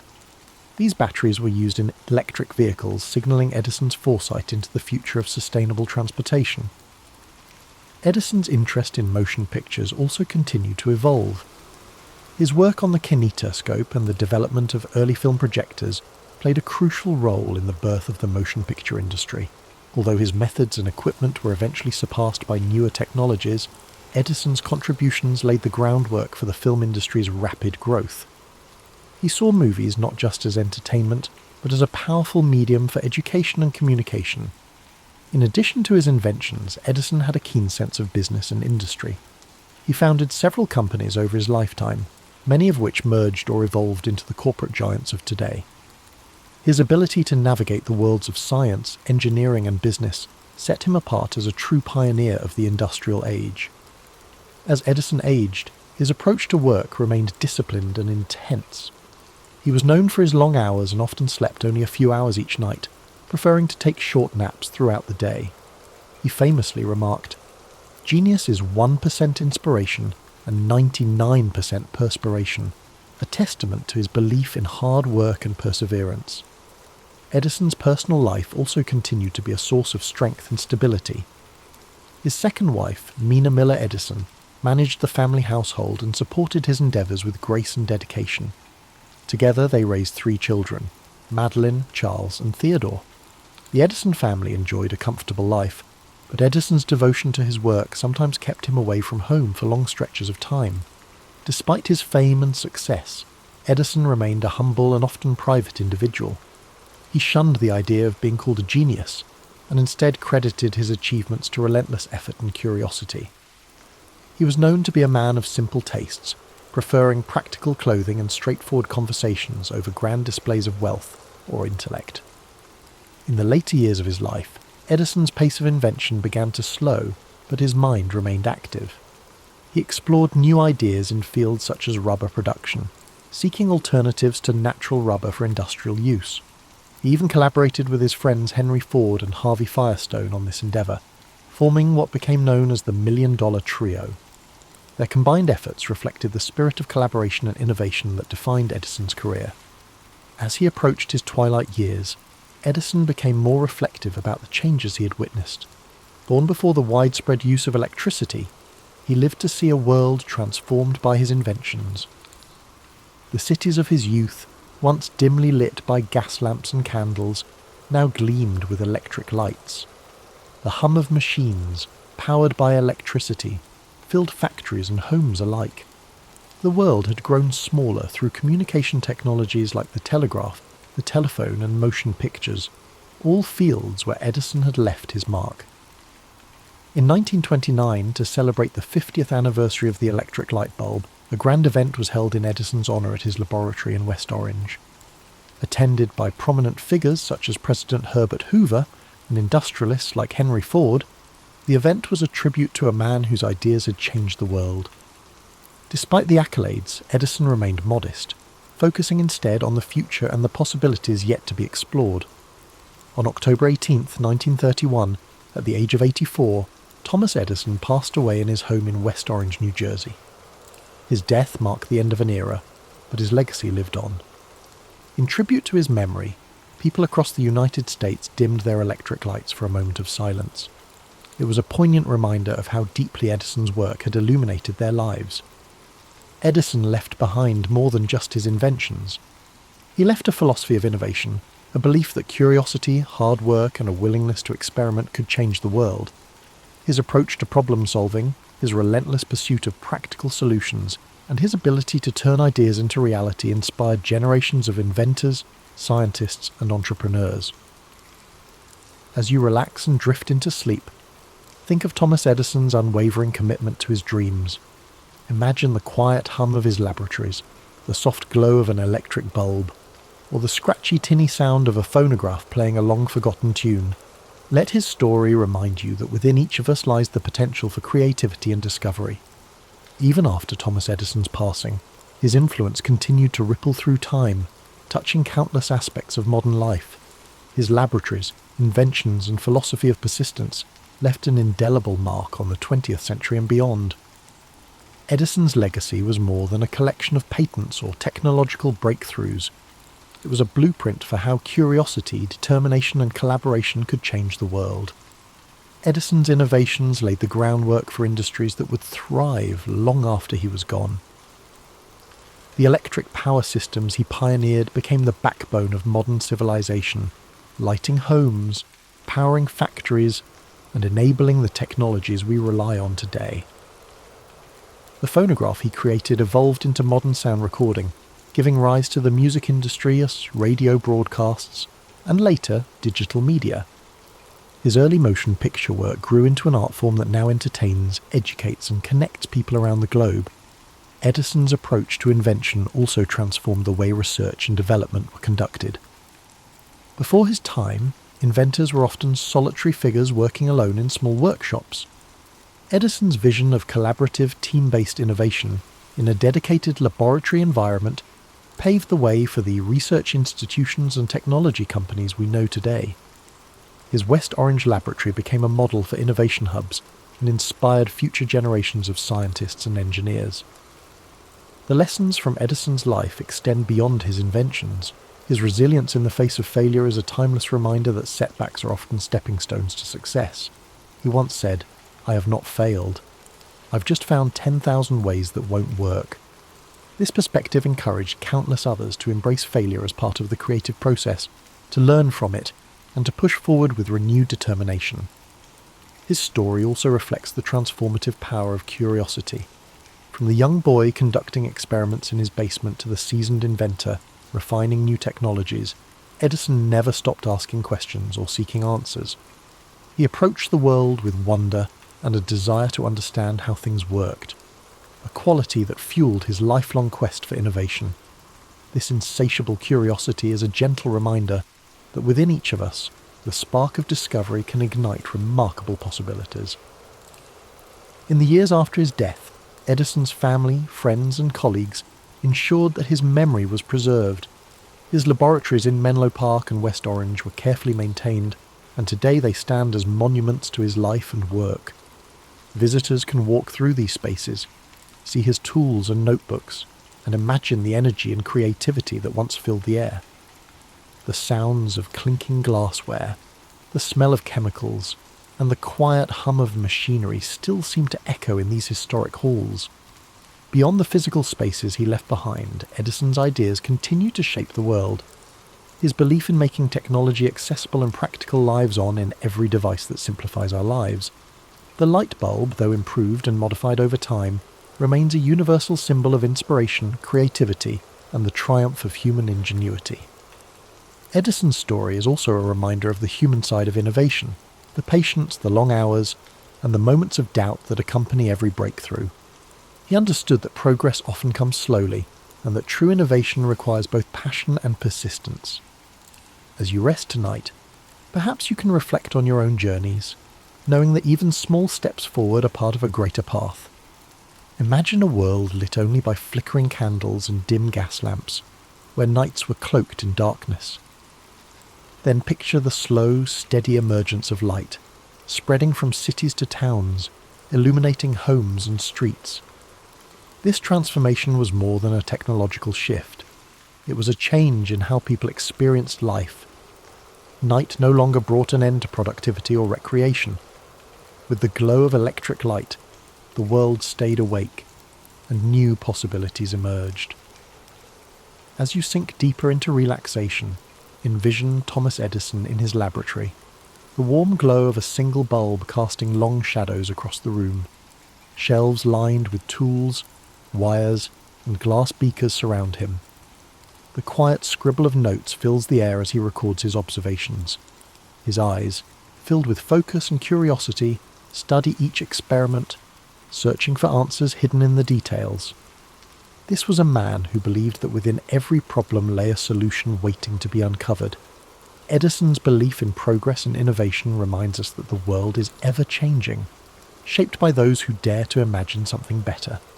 His life's work was a testament to the idea that with enough patience, creativity, and determination, we can bring light to even the darkest corners of our world. In the year 1162, amidst the sweeping steppes of Mongolia, a child was born into a world of cold winds and endless plains. This child, named Temujin, would grow to become the great Genghis Khan, a name that would echo across history as the founder of the Mongol Empire. But before he became a conqueror, he was simply a boy born into struggle, shaped by the harshness of his environment and the conflicts of his people. The Mongolian steppes stretched far and wide, a vast expanse of grasslands where the sky met the earth in a seamless horizon. Life here was simple yet brutal. Nomadic tribes moved with their herds, living off the land and surviving the harsh winters and the scorching summers. It was a world where strength, loyalty, and resilience were the keys to survival. Temujin's early years were marked by hardship. He was the son of Yesugei, a minor tribal leader, and his wife Holun. When Temujin was just a young boy, his father was poisoned by a rival tribe. This sudden loss left his family vulnerable, and they were abandoned by their own clan. His mother, Holun, took on the responsibility of raising Temujin and his siblings alone. The family was left to fend for themselves on the open steppes, relying on foraging, hunting, and sheer determination to survive. These early struggles forged a deep resilience in Temujin. He learned to endure hunger, cold, and the constant threat of violence. But he also learned the value of unity, the importance of family, and the need for loyalty. His mother's strength became a guiding force in his life. She taught him that survival required not only physical strength but also wisdom, patience, and an unyielding spirit. As Temujin grew older, he began to understand the fragmented world of the Mongol tribes. There were endless feuds, shifting alliances, and a constant struggle for power. He saw how disunity left his people vulnerable. He dreamed of something greater, of a world where the tribes could be united, where the endless conflicts could be replaced with a shared purpose. But before he could realize this vision, he faced countless challenges. Betrayal was a constant threat. One of his closest friends, Jamuka, who had once sworn brotherhood with him, would later become his rival. Temujin's path was marked by moments of capture, imprisonment, and escape. Each setback hardened his resolve.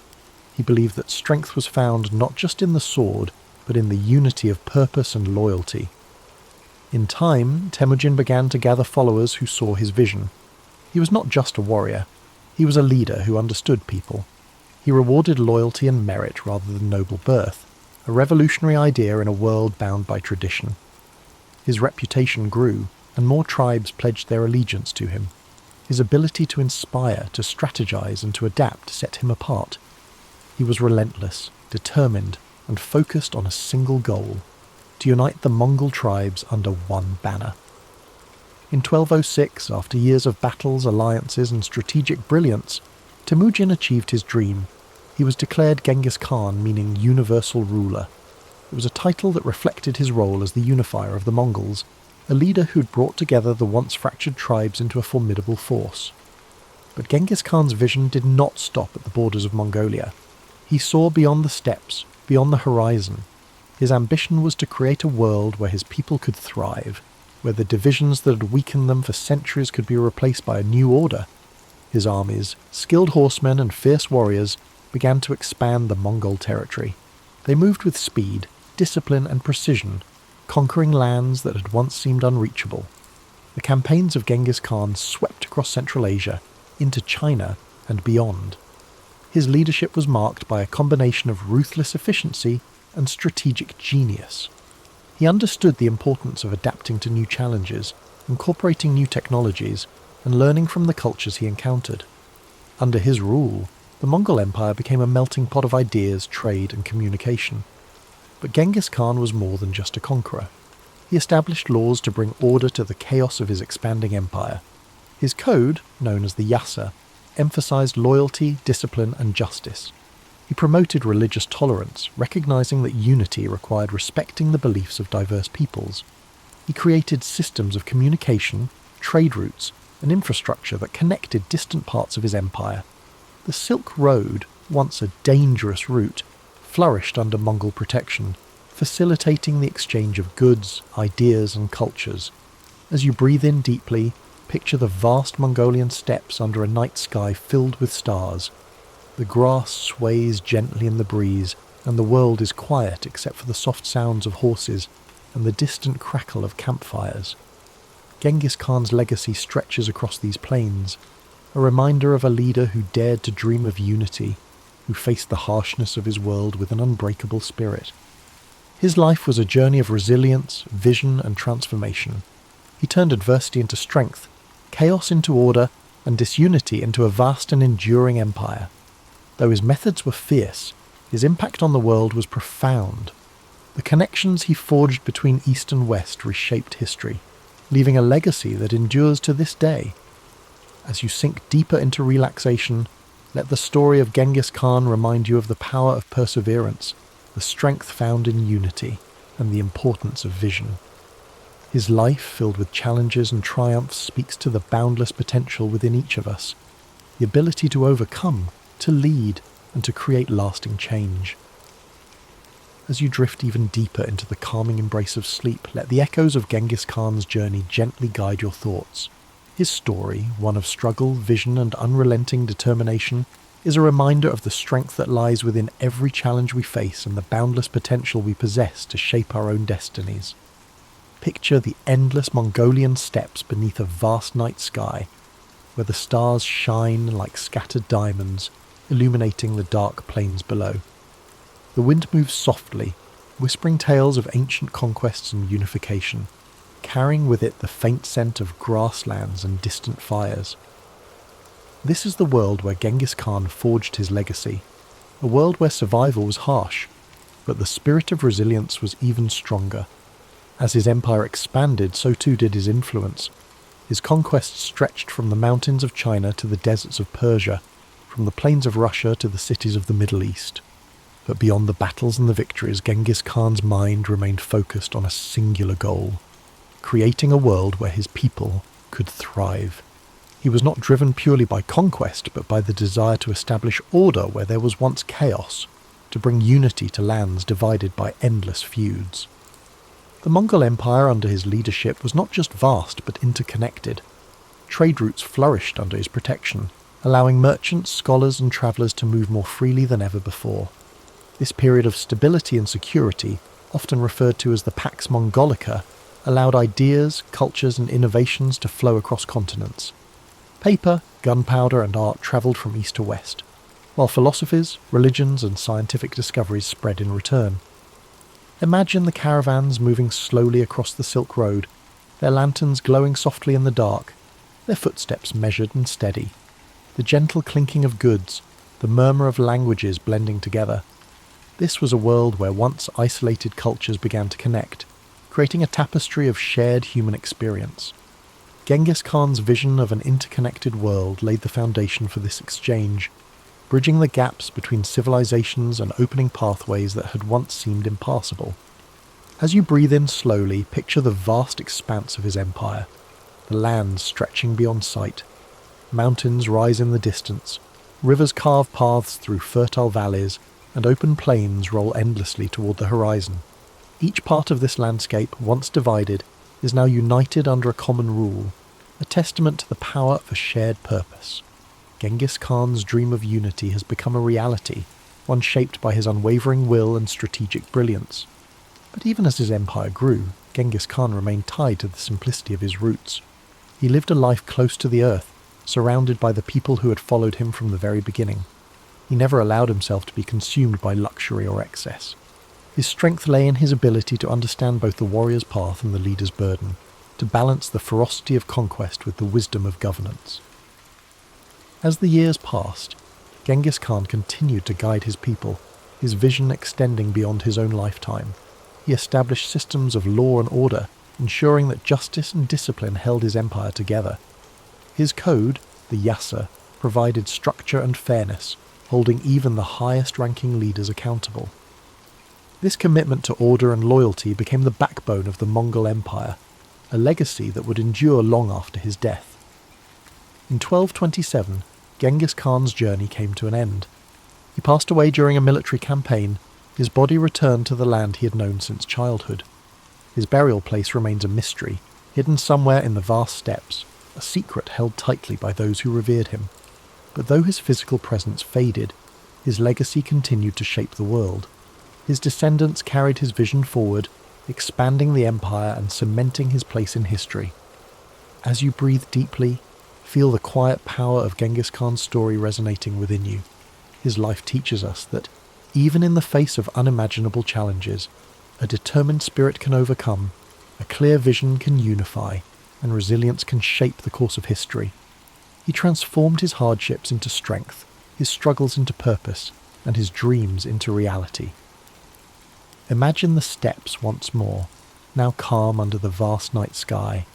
The stars continue their silent watch. The wind carries a sense of timelessness, and the land stretches out in quiet peace. The world rests much like you do now, embracing the stillness that follows the storm, the calm that comes after a journey well travelled. Allow yourself to let go completely, to surrender to this peaceful stillness. The story of Genghis Khan has taken you across endless plains, through battles, struggles, and victories. Now, you rest, knowing that strength, resilience, and vision lie within you, just as they did within him. The journey of discovery, growth, and purpose is yours to continue when you awaken. As you sink deeper into the embrace of sleep, let the echoes of Genghis Khan's legacy ripple through your mind like a soft, steady current. His journey was vast, stretching across endless plains and through the annals of history, yet his life was also a reflection of universal truths: strength in adversity, vision beyond boundaries, and the enduring power of unity. Imagine the stillness of the steppes at dawn, the first light of day casting a golden hue across the endless grasslands.